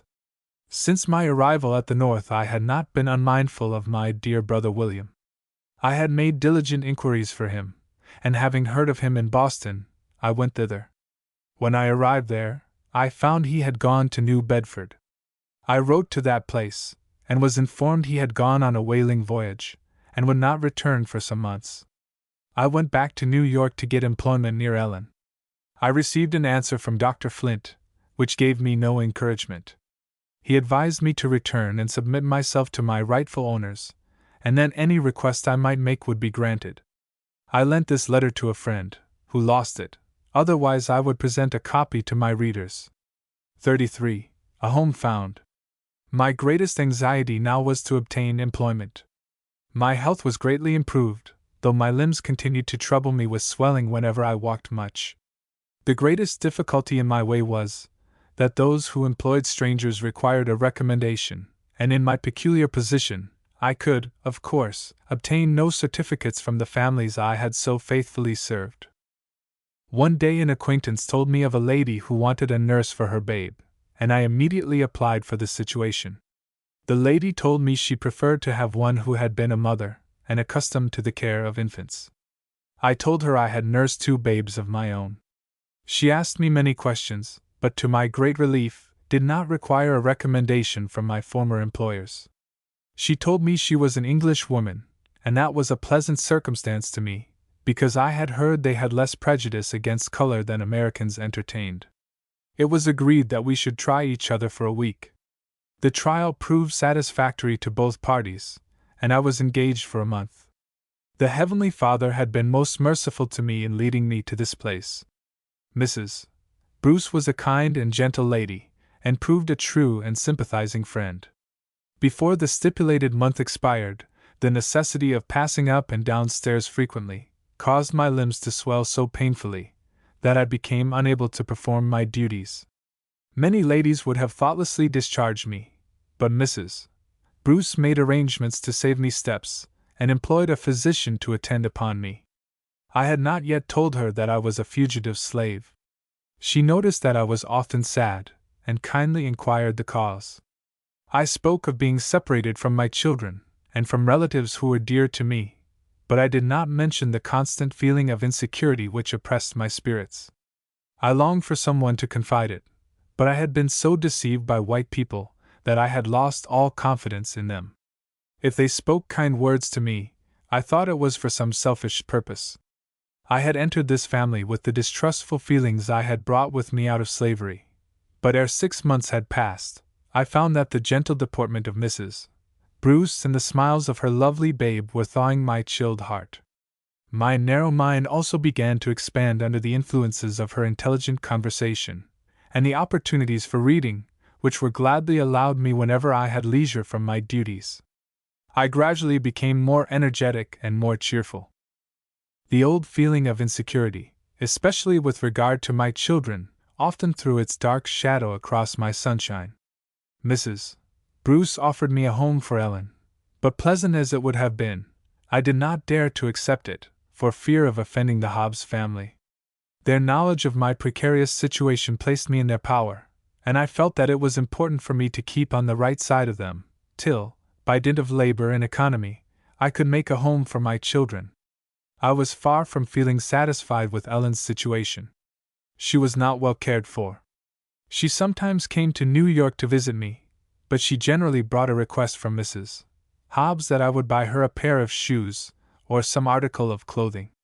This was accompanied by a promise of payment when Mr. Hobbs's salary at the custom house became due, but somehow or other the payday never came. Thus many dollars of my earnings were expended to keep my child comfortably clothed. That, however, was a slight trouble, compared with the fear that their pecuniary embarrassments might induce them to sell my precious young daughter. I knew they were in constant communication with Southerners, and had frequent opportunities to do it. I have stated that when Dr. Flint put Ellen in jail, at 2 years old, she had an inflammation of the eyes, occasioned by measles. This disease still troubled her, and kind Mrs. Bruce proposed that she should come to New York for a while, to be under the care of Dr. Elliot, a well-known oculist.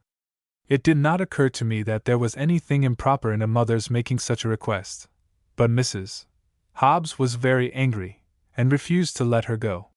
Situated as I was, it was not politic to insist upon it. I made no complaint, but I longed to be entirely free to act a mother's part towards my children. The next time I went over to Brooklyn, Mrs. Hobbs, as if to apologize for her anger, told me she had employed her own physician to attend to Ellen's eyes, and that she had refused my request because she did not consider it safe to trust her in New York. I accepted the explanation in silence. But she had told me that my child belonged to her daughter, and I suspected that her real motive was a fear of my conveying her property away from her. Perhaps I did her injustice, but my knowledge of Southerners made it difficult for me to feel otherwise. Sweet and bitter were mixed in the cup of my life, and I was thankful that it had ceased to be entirely bitter. I loved Mrs. Bruce's babe. When it laughed and crowed in my face, and twined its little tender arms confidingly about my neck, it made me think of the time when Benny and Ellen were babies, and my wounded heart was soothed. One bright morning, as I stood at the window, tossing baby in my arms, my attention was attracted by a young man in sailor's dress, who was closely observing every house as he passed. I looked at him earnestly. Could it be my brother William? It must be he, and yet how changed! I placed the baby safely, flew downstairs, opened the front door, beckoned to the sailor, and in less than a minute I was clasped in my brother's arms. How much we had to tell each other! How we laughed, and how we cried, over each other's adventures! I took him to Brooklyn, and again saw him with Ellen, the dear child whom he had loved and tended so carefully, while I was shut up in my miserable den. He stayed in New York a week. His old feelings of affection for me and Ellen were as lively as ever. There are no bonds so strong as those which are formed by suffering together. 34. The old enemy again. My young mistress, Miss Emily Flint, did not return any answer to my letter requesting her to consent to my being sold. But after a while, I received a reply, which purported to be written by her younger brother. In order rightly to enjoy the contents of this letter, the reader must bear in mind that the Flint family supposed I had been at the North many years. They had no idea that I knew of the doctor's 3 excursions to New York in search of me, that I had heard his voice, when he came to borrow $500 for that purpose, and that I had seen him pass on his way to the steamboat. Neither were they aware that all the particulars of Aunt Nancy's death and burial were conveyed to me at the time they occurred. I have kept the letter, of which I herewith subjoin a copy. This letter was signed by Emily's brother, who was as yet a mere lad. I knew, by the style, that it was not written by a person of his age, and though the writing was disguised, I had been made too unhappy by it, in former years, not to recognize at once the hand of Dr. Flint. Oh, the hypocrisy of slaveholders! Did the old fox suppose I was goose enough to go into such a trap? Verily, he relied too much on the stupidity of the African race. I did not return the family of Flints any thanks for their cordial invitation, a remissness for which I was, no doubt, charged with base ingratitude. Not long afterwards I received a letter from one of my friends at the South, informing me that Dr. Flint was about to visit the North. The letter had been delayed, and I supposed he might be already on the way. Mrs. Bruce did not know I was a fugitive. I told her that important business called me to Boston, where my brother then was, and asked permission to bring a friend to supply my place as nurse for a fortnight. I started on my journey immediately, and as soon as I arrived I wrote to my grandmother that if Benny came, he must be sent to Boston. I knew she was only waiting for a good chance to send him north, and fortunately she had the legal power to do so, without asking leave of anybody. She was a free woman, and when my children were purchased, Mr. Sands preferred to have the bill of sale drawn up in her name. It was conjectured that he advanced the money, but it was not known. At the South, a gentleman may have a shoal of colored children without any disgrace. But if he is known to purchase them, with the view of setting them free, the example is thought to be dangerous to their peculiar institution, and he becomes unpopular. There was a good opportunity to send Benny in a vessel coming directly to New York. He was put on board with a letter to a friend, who was requested to see him off to Boston. Early one morning, there was a loud rap at my door, and in rushed Benjamin, all out of breath. "Oh, mother!" he exclaimed. Here I am. I run all the way, and I come all alone. How'd you do? O reader, can you imagine my joy? No, you cannot, unless you have been a slave mother. Benjamin rattled away as fast as his tongue could go. Mother, why don't you bring Ellen here? I went over to Brooklyn to see her, and she felt very bad when I bid her good-bye. She said, Oh Ben, I wish I was going too. I thought she'd know ever so much, but she don't know so much as I do, for I can read, and she can't. And, Mother, I lost all my clothes coming. What can I do to get some more? I suppose free boys can get along here at the North as well as white boys. I did not like to tell the sanguine, happy little fellow how much he was mistaken. I took him to a tailor, and procured a change of clothes. The rest of the day was spent in mutual asking and answering of questions, with the wish constantly repeated that the good old grandmother was with us, and frequent injunctions from Benny to write to her immediately, and be sure to tell her everything about his voyage, and his journey to Boston. Dr. Flint made his visit to New York, and made every exertion to call upon me, and invite me to return with him, but not being able to ascertain where I was, his hospitable intentions were frustrated, and the affectionate family, who were waiting for me with open arms, were doomed to disappointment.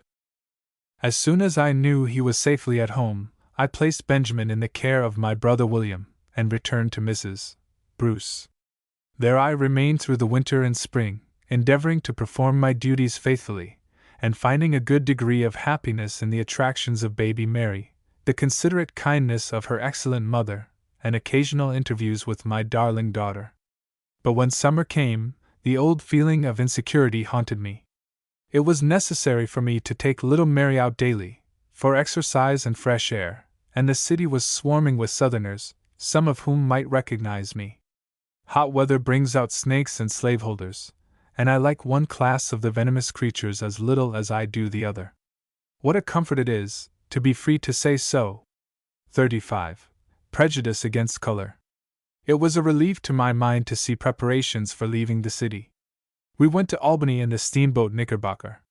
When the gong sounded for tea, Mrs. Bruce said, Linda, it is late, and you and baby had better come to the table with me. I replied, I know it is time baby had her supper, but I had rather not go with you, if you please. I am afraid of being insulted. Oh no, not if you are with me, she said. I saw several white nurses go with their ladies, and I ventured to do the same. We were at the extreme end of the table. I was no sooner seated than a gruff voice said, Get up! You know you are not allowed to sit here. I looked up, and to my astonishment and indignation, saw that the speaker was a colored man. If his office required him to enforce the bylaws of the boat, he might, at least, have done it politely. I replied, I shall not get up, unless the captain comes and takes me up. No cup of tea was offered me, but Mrs. Bruce handed me hers and called for another. I looked to see whether the other nurses were treated in a similar manner. They were all properly waited on. Next morning, when we stopped at Troy for breakfast, everybody was making a rush for the table. Mrs. Bruce said, Take my arm, Linda, and we'll go in together. The landlord heard her and said, Madam, will you allow your nurse and baby to take breakfast with my family? I knew this was to be attributed to my complexion, but he spoke courteously, and therefore I did not mind it. At Saratoga we found the United States Hotel crowded, and Mr. Bruce took one of the cottages belonging to the hotel. I had thought, with gladness, of going to the quiet of the country, where I should meet few people, but here I found myself in the midst of a swarm of Southerners. I looked round me with fear and trembling, dreading to see someone who would recognize me. I was rejoiced to find that we were to stay but a short time. We soon returned to New York, to make arrangements for spending the remainder of the summer at Rockaway. While the laundress was putting the clothes in order, I took an opportunity to go over to Brooklyn to see Ellen. I met her going to a grocery store, and the first words she said were, Oh, Mother, don't go to Mrs. Hobbs's. Her brother, Mr. Thorne, has come from the South, and maybe he'll tell where you are. I accepted the warning. I told her I was going away with Mrs. Bruce the next day, and would try to see her when I came back.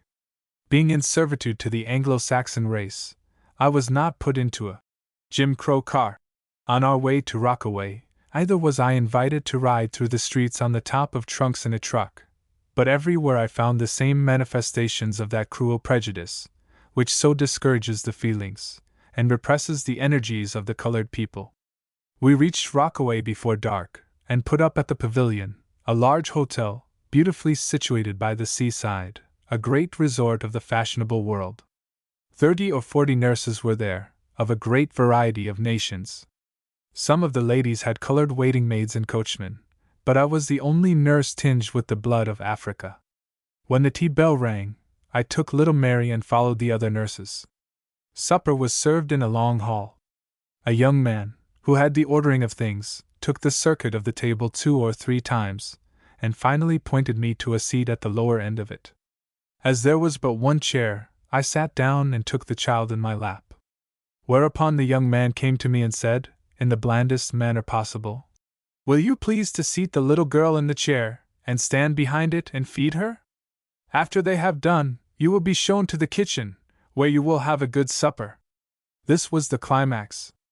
I found it hard to preserve my self-control when I looked round and saw women who were nurses, as I was, and only one shade lighter in complexion, eyeing me with a defiant look, as if my presence were a contamination. However, I said nothing. I quietly took the child in my arms, went to our room, and refused to go to the table again. Mr. Bruce ordered meals to be sent to the room for little Mary and I. This answered for a few days. But the waiters of the establishment were white, and they soon began to complain, saying they were not hired to wait on Negroes. The landlord requested Mr. Bruce to send me down to my meals, because his servants rebelled against bringing them up, and the colored servants of other boarders were dissatisfied because all were not treated alike. My answer was that the colored servants ought to be dissatisfied with themselves for not having too much self-respect to submit to such treatment, that there was no difference in the price of board for colored and white servants, and there was no justification for difference of treatment. I stayed a month after this, and finding I was resolved to stand up for my rights, they concluded to treat me well. Let every colored man and woman do this, and eventually we shall cease to be trampled underfoot by our oppressors. 36. The Hairbreadth Escape. After we returned to New York, I took the earliest opportunity to go and see Ellen. I asked to have her called downstairs, for I supposed Mrs. Hobbs's southern brother might still be there, and I was desirous to avoid seeing him, if possible. But Mrs. Hobbs came to the kitchen and insisted on my going upstairs. "My brother wants to see you," said she, "and he is sorry you seem to shun him. He knows you are living in New York. He told me to say to you that he owes thanks to good old Aunt Martha for too many little acts of kindness for him to be base enough to betray her grandchild." This Mr. Thorne had become poor and reckless long before he left the South, and such persons had much rather go to one of the faithful old slaves to borrow $1, or get a good dinner, than to go to one whom they consider an equal. It was such acts of kindness as these for which he professed to feel grateful to my grandmother. I wished he had kept at a distance, but as he was here, and knew where I was, I concluded there was nothing to be gained by trying to avoid him. On the contrary, it might be the means of exciting his ill will. I followed his sister upstairs. He met me in a very friendly manner, congratulated me on my escape from slavery, and hoped I had a good place, where I felt happy. I continued to visit Ellen as often as I could. She, good thoughtful child, never forgot my hazardous situation, but always kept a vigilant lookout for my safety. She never made any complaint about her own inconveniences and troubles, but a mother's observing eye easily perceived that she was not happy. On the occasion of one of my visits, I found her unusually serious. When I asked her what was the matter, she said nothing was the matter. But I insisted upon knowing what made her look so very grave. Finally, I ascertained that she felt troubled about the dissipation that was continually going on in the house. She was sent to the store very often for rum and brandy, and she felt ashamed to ask for it so often. And Mr. Hobbs and Mr. Thorne drank a great deal, and their hands trembled so that they had to call her to pour out the liquor for them. "But for all that," said she, "Mr. Hobbs is good to me, and I can't help liking him. I feel sorry for him." I tried to comfort her by telling her that I had laid up $100, and that before long I hoped to be able to give her and Benjamin a home, and send them to school. She was always desirous not to add to my troubles more than she could help, and I did not discover till years afterwards that Mr. Thorne's intemperance was not the only annoyance she suffered from him. Though he professed too much gratitude to my grandmother to injure any of her descendants, he had poured vile language into the ears of her innocent great-grandchild. I usually went to Brooklyn to spend Sunday afternoon. One Sunday, I found Ellen anxiously waiting for me near the house. "Oh, Mother," said she, "I've been waiting for you this long time. I'm afraid Mr. Thorne has written to tell Dr. Flint where you are. Make haste and come in. Mrs. Hobbs will tell you all about it." The story was soon told. While the children were playing in the great vine arbor, the day before, Mr. Thorne came out with a letter in his hand, which he tore up and scattered about. Ellen was sweeping the yard at the time, and having her mind full of suspicions of him, she picked up the pieces and carried them to the children, saying, "I wonder who Mr. Thorne has been writing to." "I'm sure I don't know and don't care," replied the oldest of the children. "And I don't see how it concerns you." "But it does concern me," replied Ellen, "for I'm afraid he's been writing to the South about my mother."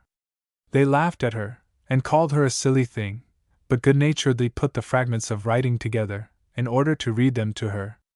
They were no sooner arranged, than the little girl exclaimed, "I declare, Ellen, I believe you are right." The contents of Mr. Thorne's letter, as nearly as I can remember, were as follows. "I have seen your slave, Linda, and conversed with her. She can be taken very easily, if you manage prudently. There are enough of us here to swear to her identity as your property. I am a patriot, a lover of my country, and I do this as an act of justice to the laws." He concluded by informing the doctor of the street and number where I lived. The children carried the pieces to Mrs. Hobbs, who immediately went to her brother's room for an explanation. He was not to be found. The servants said they saw him go out with a letter in his hand, and they supposed he had gone to the post office. The natural inference was that he had sent to Dr. Flint a copy of those fragments. When he returned, his sister accused him of it, and he did not deny the charge. He went immediately to his room, and the next morning he was missing. He had gone over to New York, before any of the family were astir. It was evident that I had no time to lose, and I hastened back to the city with a heavy heart. Again I was to be torn from a comfortable home, and all my plans for the welfare of my children were to be frustrated by that demon slavery. I now regretted that I never told Mrs. Bruce my story. I had not concealed it merely on account of being a fugitive. That would have made her anxious, but it would have excited sympathy in her kind heart. I valued her good opinion, and I was afraid of losing it if I told her all the particulars of my sad story. But now I felt that it was necessary for her to know how I was situated. I had once left her abruptly, without explaining the reason, and it would not be proper to do it again. I went home resolved to tell her in the morning. But the sadness of my face attracted her attention, and, in answer to her kind inquiries, I poured out my full heart to her, before bedtime. She listened with true womanly sympathy, and told me she would do all she could to protect me. How my heart blessed her! Early the next morning, Judge Vanderpool and Lawyer Hopper were consulted. They said I had better leave the city at once, as the risk would be great if the case came to trial. Mrs. Bruce took me in a carriage to the house of one of her friends, where she assured me I should be safe until my brother could arrive, which would be in a few days. In the interval my thoughts were much occupied with Ellen. She was mine by birth, and she was also mine by Southern law, since my grandmother held the bill of sale that made her so. I did not feel that she was safe unless I had her with me. Mrs. Hobbs, who felt badly about her brother's treachery, yielded to my entreaties, on condition that she should return in 10 days. I avoided making any promise.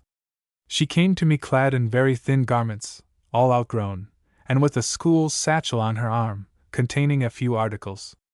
It was late in October, and I knew the child must suffer, and not daring to go out in the streets to purchase anything, I took off my own flannel skirt and converted it into one for her. Kind Mrs. Bruce came to bid me good-bye, and when she saw that I had taken off my clothing for my child, the tears came to her eyes. She said, "Wait for me, Linda," and went out. She soon returned with a nice warm shawl and hood for Ellen. Truly, of such souls as hers are the kingdom of heaven. My brother reached New York on Wednesday. Lawyer Hopper advised us to go to Boston by the Stonington route, as there was less southern travel in that direction. Mrs. Bruce directed her servants to tell all inquirers that I formerly lived there, but had gone from the city. We reached the steamboat Rhode Island in safety. That boat employed colored hands, but I knew that colored passengers were not admitted to the cabin. I was very desirous for the seclusion of the cabin, not only on account of exposure to the night air, but also to avoid observation. Lawyer Hopper was waiting on board for us. He spoke to the stewardess, and asked, as a particular favor, that she would treat us well. He said to me, "Go and speak to the captain yourself by and by. Take your little girl with you, and I am sure that he will not let her sleep on deck." With these kind words and a shake of the hand he departed. The boat was soon on her way, bearing me rapidly from the friendly home where I had hoped to find security and rest. My brother had left me to purchase the tickets, thinking that I might have better success than he would. When the stewardess came to me, I paid what she asked, and she gave me 3 tickets with clipped corners. In the most unsophisticated manner I said, "You have made a mistake. I asked you for cabin tickets. I cannot possibly consent to sleep on deck with my little daughter." She assured me there was no mistake. She said on some of the routes colored people were allowed to sleep in the cabin, but not on this route, which was much traveled by the wealthy. I asked her to show me to the captain's office, and she said she would after tea. When the time came, I took Ellen by the hand and went to the captain, politely requesting him to change our tickets, as we should be very uncomfortable on deck. He said it was contrary to their custom, but he would see that we had berths below. He would also try to obtain comfortable seats for us in the cars. Of that he was not certain, but he would speak to the conductor about it, when the boat arrived. I thanked him, and returned to the ladies' cabin. He came afterwards and told me that the conductor of the cars was on board, that he had spoken to him, and he had promised to take care of us. I was very much surprised at receiving so much kindness. I don't know whether the pleasing face of my little girl had won his heart, or whether the stewardess inferred from Lawyer Hopper's manner that I was a fugitive, and had pleaded with him in my behalf. When the boat arrived at Stonington, the conductor kept his promise, and showed us to seats in the first car, nearest the engine. He asked us to take seats next the door, but as he passed through, we ventured to move on toward the other end of the car. No incivility was offered us, and we reached Boston in safety. The day after my arrival was one of the happiest of my life. I felt as if I was beyond the reach of the bloodhounds, and for the first time during many years, I had both my children together with me. They greatly enjoyed their reunion, and laughed and chatted merrily. I watched them with a swelling heart. Their every motion delighted me. I could not feel safe in New York, and I accepted the offer of a friend, that we should share expenses and keep house together. I represented to Mrs. Hobbs that Ellen must have some schooling, and must remain with me for that purpose. She felt ashamed of being unable to read or spell at her age, so instead of sending her to school with Benny, I instructed her myself till she was fitted to enter an intermediate school. The winter passed pleasantly, while I was busy with my needle, and my children with their books. 37. A visit to England. In the spring, sad news came to me. Mrs. Bruce was dead.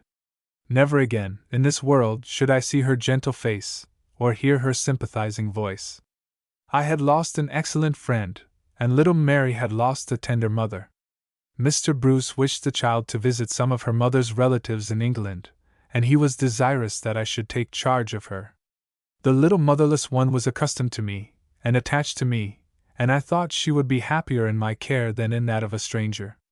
I could also earn more in this way than I could by my needle. So I put Benny to a trade, and left Ellen to remain in the house with my friend and go to school.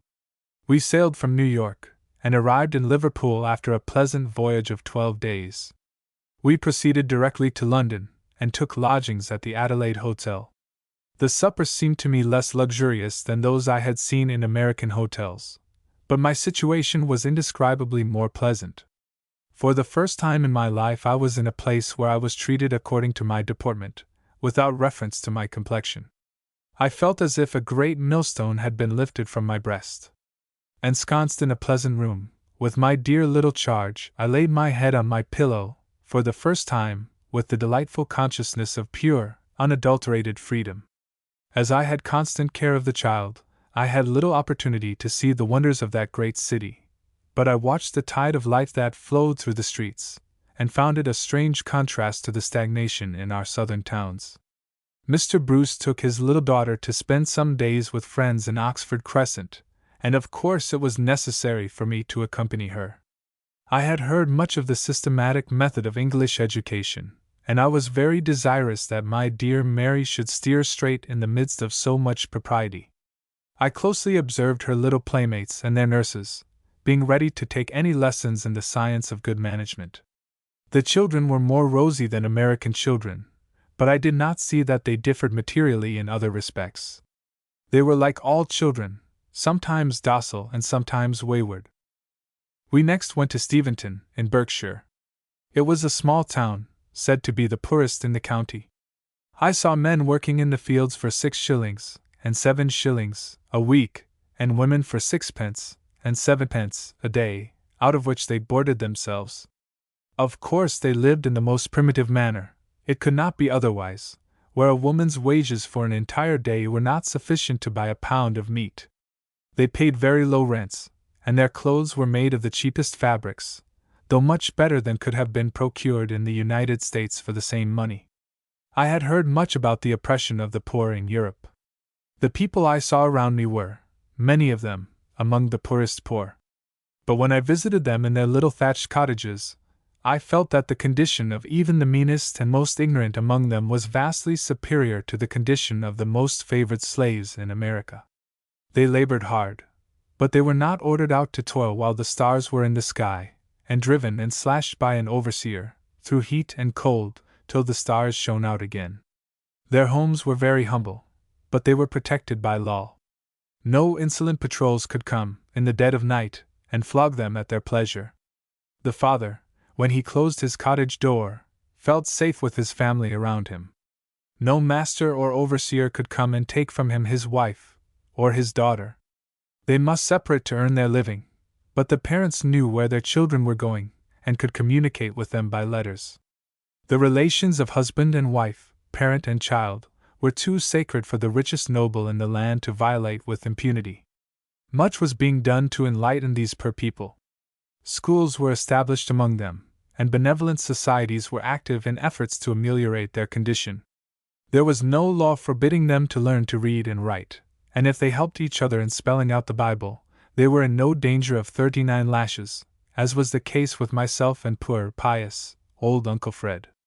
I repeat that the most ignorant and the most destitute of these peasants was 1,000-fold better off than the most pampered American slave.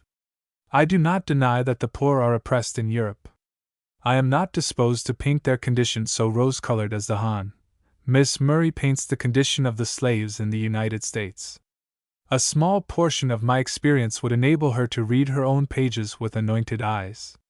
If she were to lay aside her title, and instead of visiting among the fashionable, become domesticated, as a poor governess, on some plantation in Louisiana or Alabama, she would see and hear things that would make her tell quite a different story.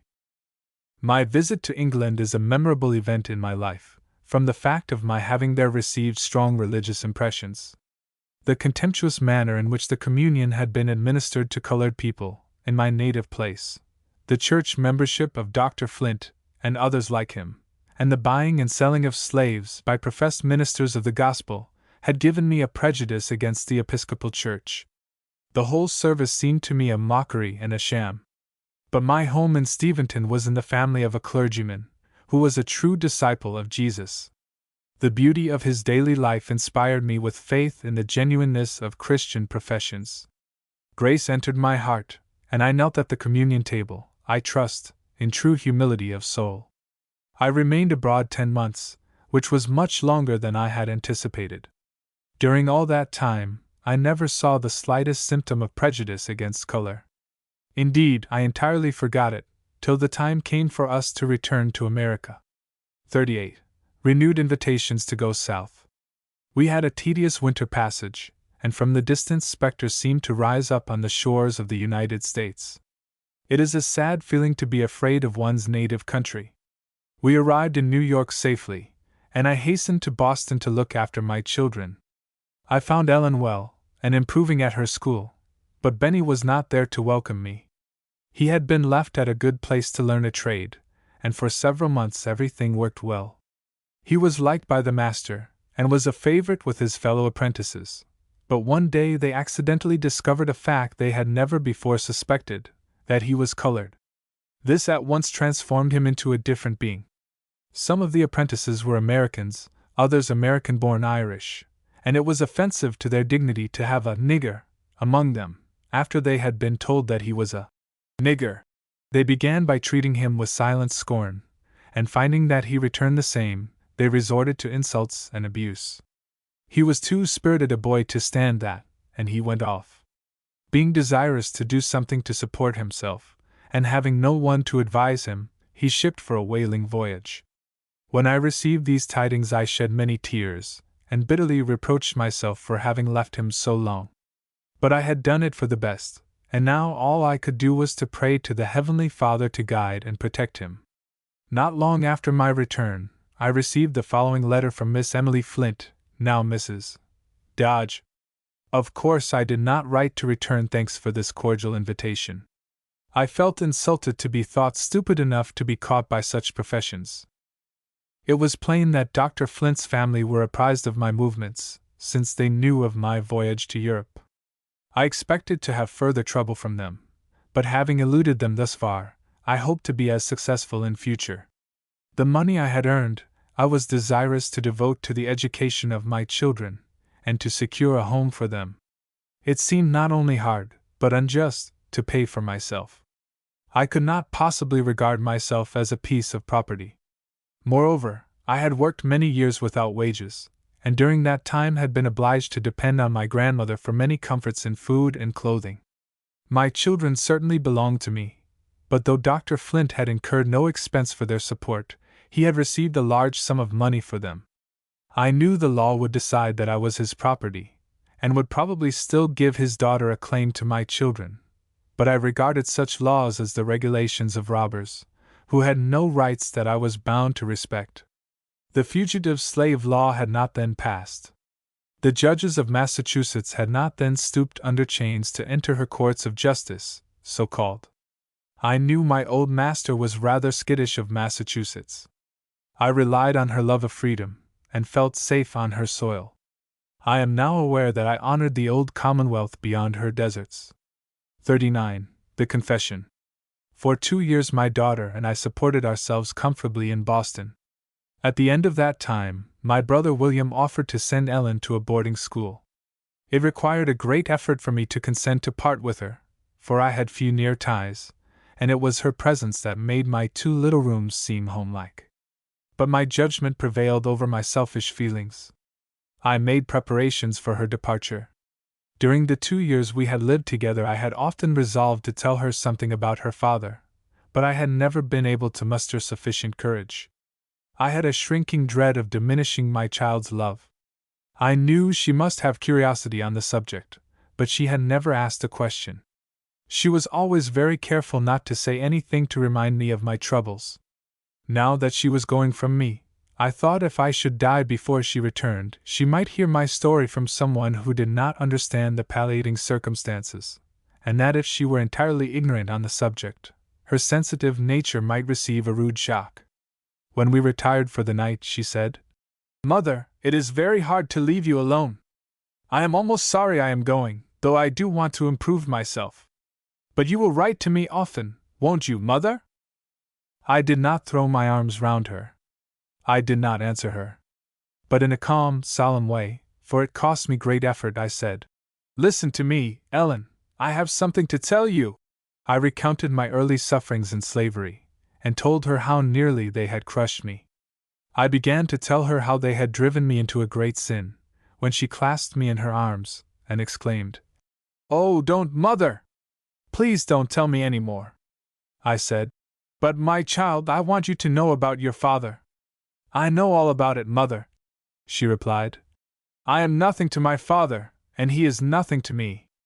All my love is for you. I was with him 5 months in Washington, and he never cared for me. He never spoke to me as he did to his little Fanny.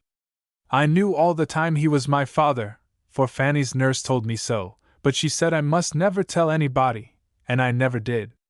I used to wish he would take me in his arms and kiss me, as he did Fanny, or that he would sometimes smile at me, as he did at her.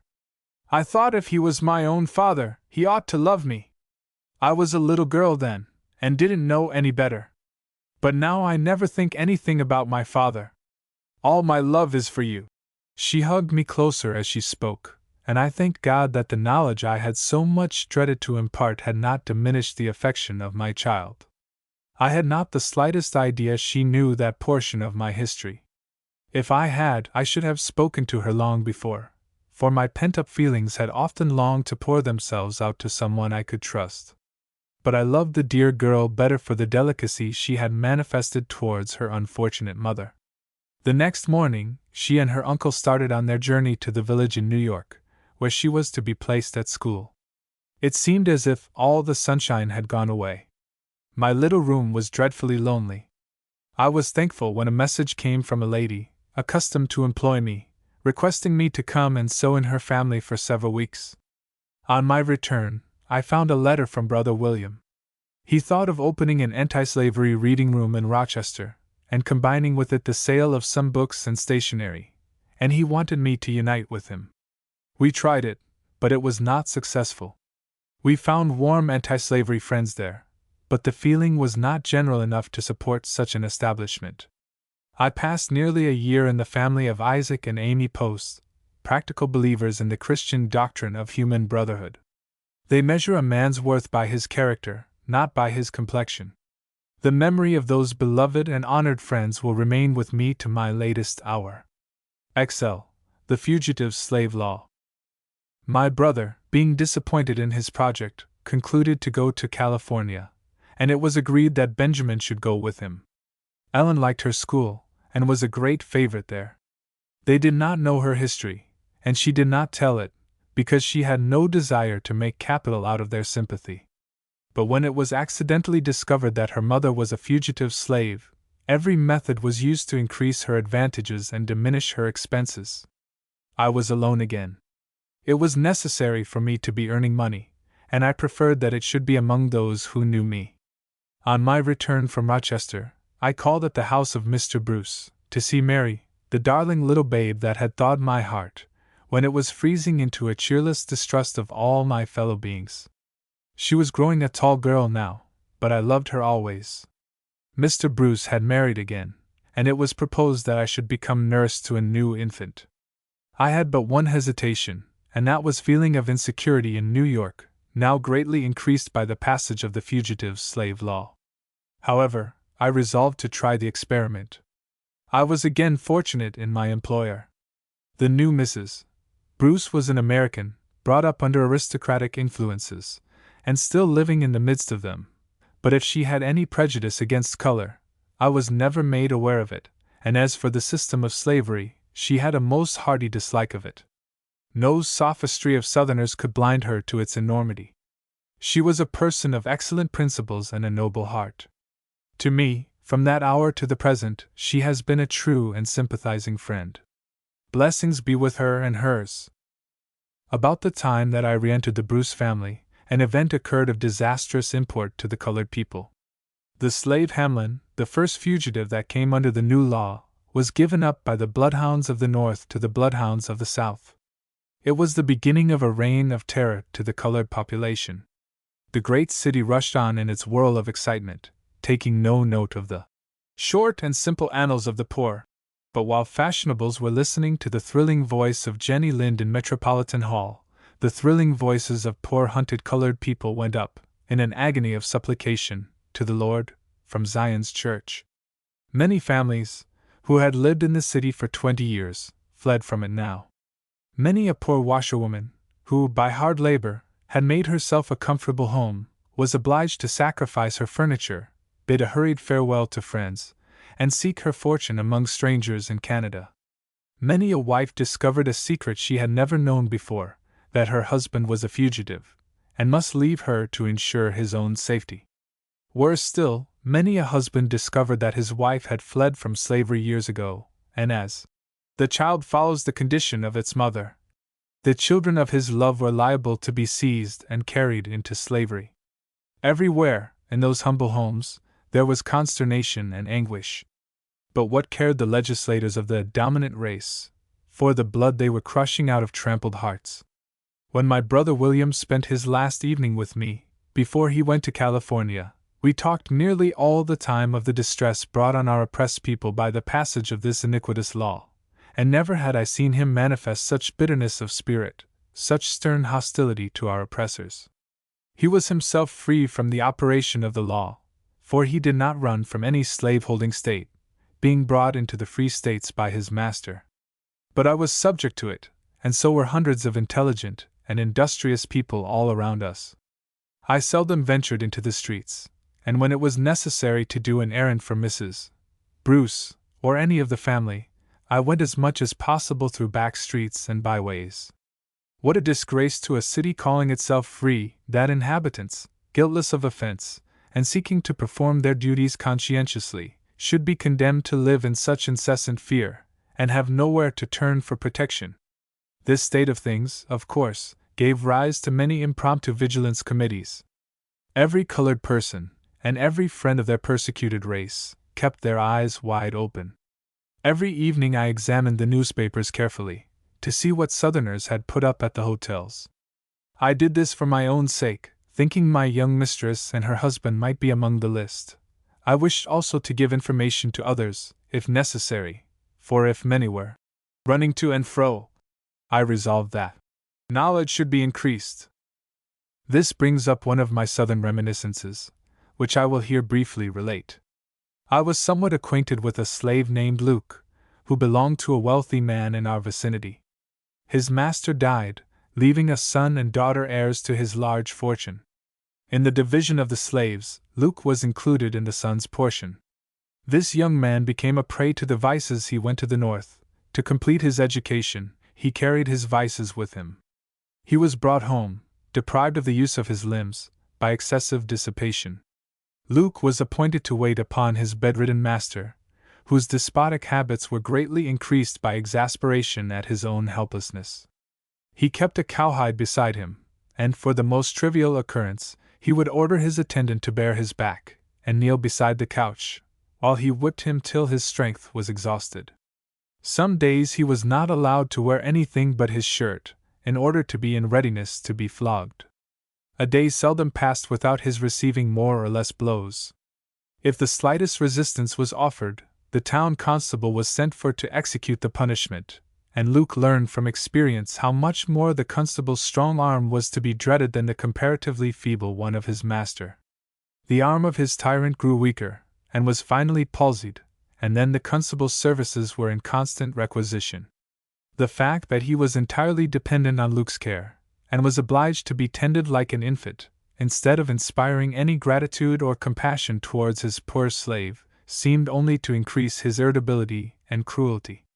As he lay there on his bed, a mere degraded wreck of manhood, he took into his head the strangest freaks of despotism, and if Luke hesitated to submit to his orders, the constable was immediately sent for. Some of these freaks were of a nature too filthy to be repeated. When I fled from the house of bondage, I left poor Luke still chained to the bedside of this cruel and disgusting wretch. One day, when I had been requested to do an errand for Mrs. Bruce, I was hurrying through back streets, as usual, when I saw a young man approaching, whose face was familiar to me. As he came nearer, I recognized Luke. I always rejoiced to see or hear of any one who had escaped from the Black Pit. I was peculiarly glad to see him on northern soil, though I no longer called it free soil. I well remembered what a desolate feeling it was to be alone among strangers, and I went up to him and greeted him cordially. At first, he did not know me, but when I mentioned my name, he remembered all about me. I told him of the fugitive slave law, and asked him if he did not know that New York was a city of kidnappers. He replied, "De risk ain't so bad for me, as 'tis for you. 'Cause I runned away from de speculator, and you runned away from de massa. Dem speculators vant spend dar money to come here for a runaway, if dey ain't sartin sure to put dar hands right on him. And I tell you I's tuck good car bout dat I had 2 hard times down dar, to let 'em catch dis nigger." He then told me of the advice he had received, and the plans he had laid. I asked if he had money enough to take him to Canada. "'Pend upon it I hab," he replied. "I tuck car fur dat I'd been workin' all my days for dem cussed whites, and got no pay but kicks and cuffs. So I taught dis nigger had a right to money enough to bring him to de Free States. Massa Henry he lived till everybody wish him dead, and ven he did die, I knowed de bill would hab him, and wouldn't vant him to bring his money long too. So I tuck some of his bills, and put 'em in de pocket of his old trousers. And ven he was buried, dis nigger asked for dem old trousers, and dey gub 'em to me." With a low, chuckling laugh, he added, "You see I didn't steal it, dey gub it to me. I tell you, I had mighty hard time to keep de speculator from finnin' it, but he didn't get it." This is a fair specimen of how the moral sense is educated by slavery.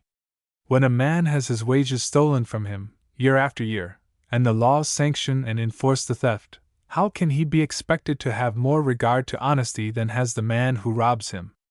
I have become somewhat enlightened, but I confess that I agree with poor, ignorant, much abused Luke, in thinking he had a right to that money, as a portion of his unpaid wages. He went to Canada forthwith, and I have not since heard from him. All that winter I lived in a state of anxiety. When I took the children out to breathe the air, I closely observed the countenances of all I met. I dreaded the approach of summer, when snakes and slaveholders make their appearance. I was, in fact, a slave in New York, as subject to slave laws as I had been in a slave state. Strange incongruity in a state called free. Spring returned, and I received warning from the South that Dr. Flint knew of my return to my old place, and was making preparations to have me caught. I learned afterwards that my dress, and that of Mrs. Bruce's children, had been described to him by some of the northern tools, which slaveholders employ for their base purposes, and then indulge in sneers at their cupidity and mean servility. I immediately informed Mrs. Bruce of my danger, and she took prompt measures for my safety. My place as nurse could not be supplied immediately, and this generous, sympathizing lady proposed that I should carry her baby away. It was a comfort to me to have the child with me, for the heart is reluctant to be torn away from every object it loves. But how few mothers would have consented to have one of their own babes become a fugitive, for the sake of a poor, hunted nurse, on whom the legislators of the country had let loose the bloodhounds. When I spoke of the sacrifice she was making, in depriving herself of her dear baby, she replied, "It is better for you to have baby with you, Linda, for if they get on your track, they will be obliged to bring the child to me, and then, if there is a possibility of saving you, you shall be saved." This lady had a very wealthy relative, a benevolent gentleman in many respects, but aristocratic and pro-slavery. He remonstrated with her for harboring a fugitive slave, told her she was violating the laws of her country, and asked her if she was aware of the penalty. She replied, "I am very well aware of it. It is imprisonment, and $1,000 fine. Shame on my country that it is so. I am ready to incur the penalty. I will go to the state's prison, rather than have any poor victim torn from my house, to be carried back to slavery." The noble heart! The brave heart! The tears are in my eyes while I write of her. May the God of the helpless reward her for her sympathy with my persecuted people. I was sent into New England, where I was sheltered by the wife of a senator, whom I shall always hold in grateful remembrance. This honorable gentleman would not have voted for the fugitive slave law, as did the senator in Uncle Tom's Cabin. On the contrary, he was strongly opposed to it, but he was enough under its influence to be afraid of having me remain in his house many hours. So I was sent into the country, where I remained a month with the baby. When it was supposed that Dr. Flint's emissaries had lost track of me, and given up the pursuit for the present, I returned to New York. Sly, free at last. Mrs. Bruce, and every member of her family, were exceedingly kind to me. I was thankful for the blessings of my lot, yet I could not always wear a cheerful countenance. I was doing harm to no one, on the contrary, I was doing all the good I could in my small way, yet I could never go out to breathe God's free air without trepidation at my heart. This seemed hard, and I could not think it was a right state of things in any civilized country. From time to time I received news from my good old grandmother. She could not write, but she employed others to write for her. The following is an extract from one of her last letters. These letters both cheered and saddened me. I was always glad to have tidings from the kind, faithful old friend of my unhappy youth, but her messages of love made my heart yearn to see her before she died, and I mourned over the fact that it was impossible.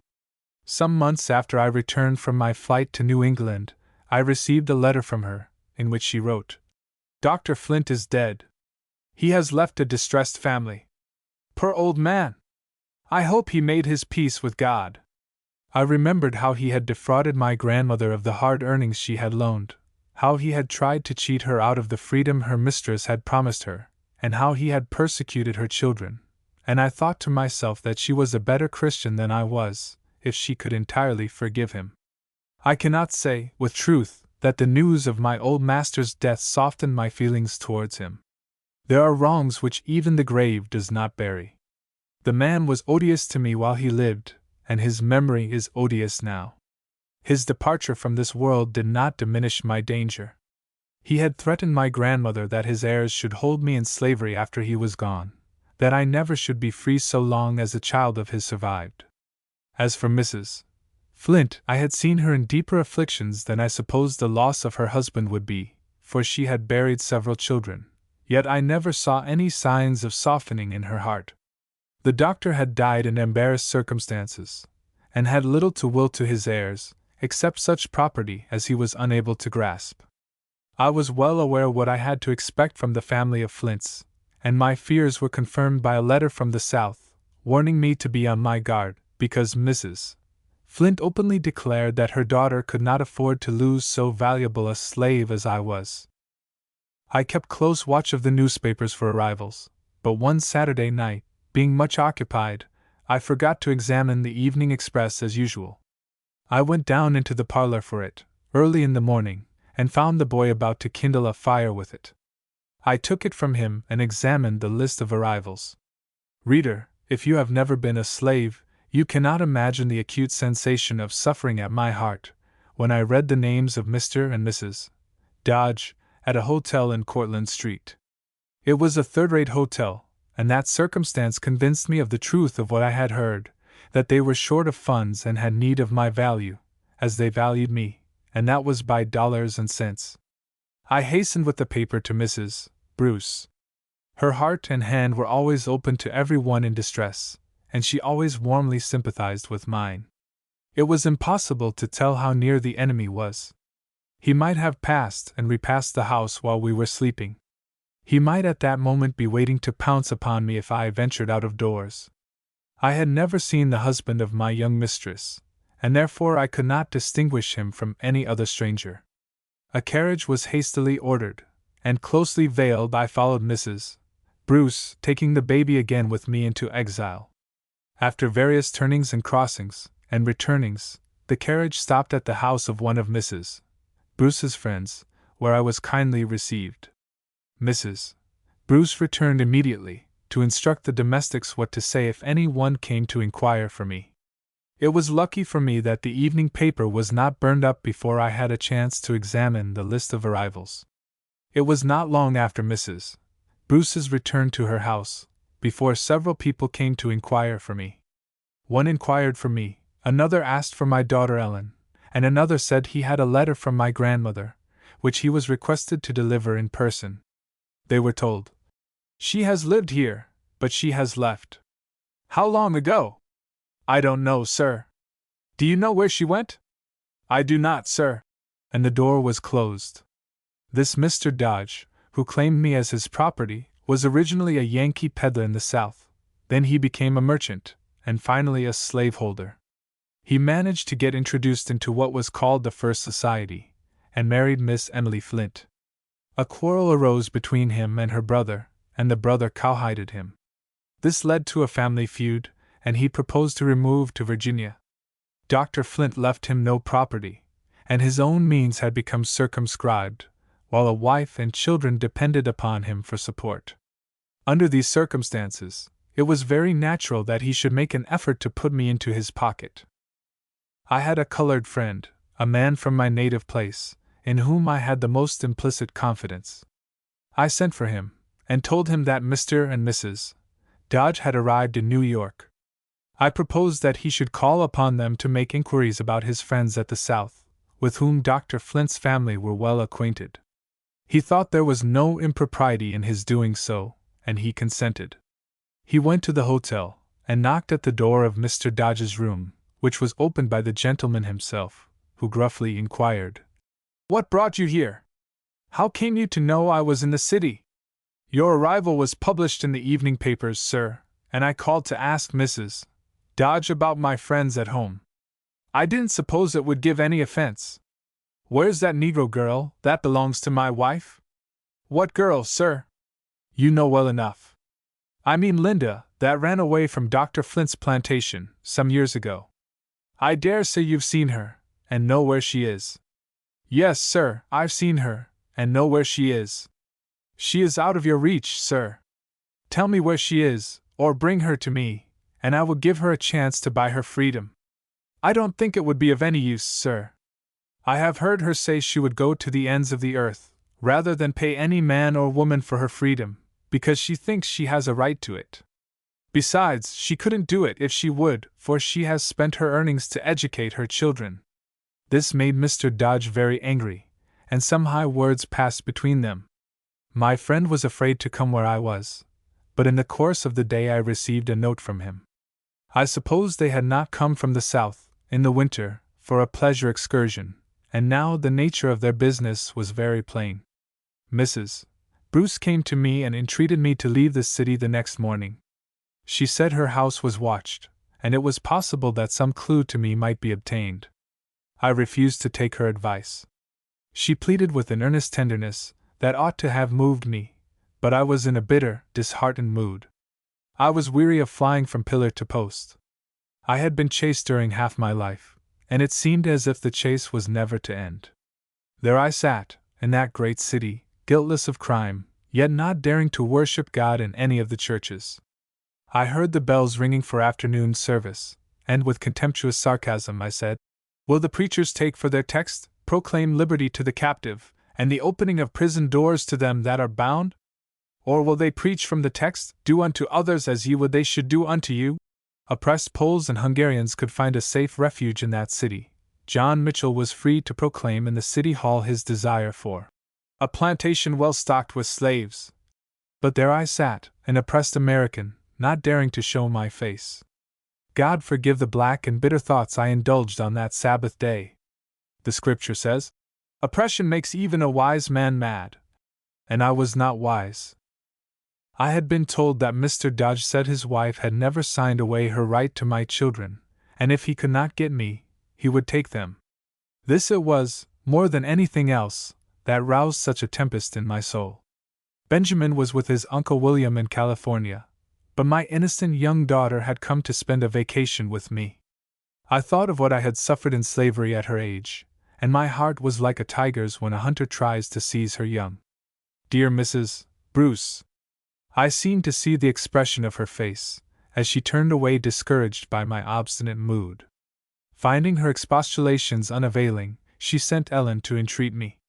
When 10 o'clock in the evening arrived and Ellen had not returned, this watchful and unwearied friend became anxious. She came to us in a carriage, bringing a well-filled trunk for my journey, trusting that by this time I would listen to reason.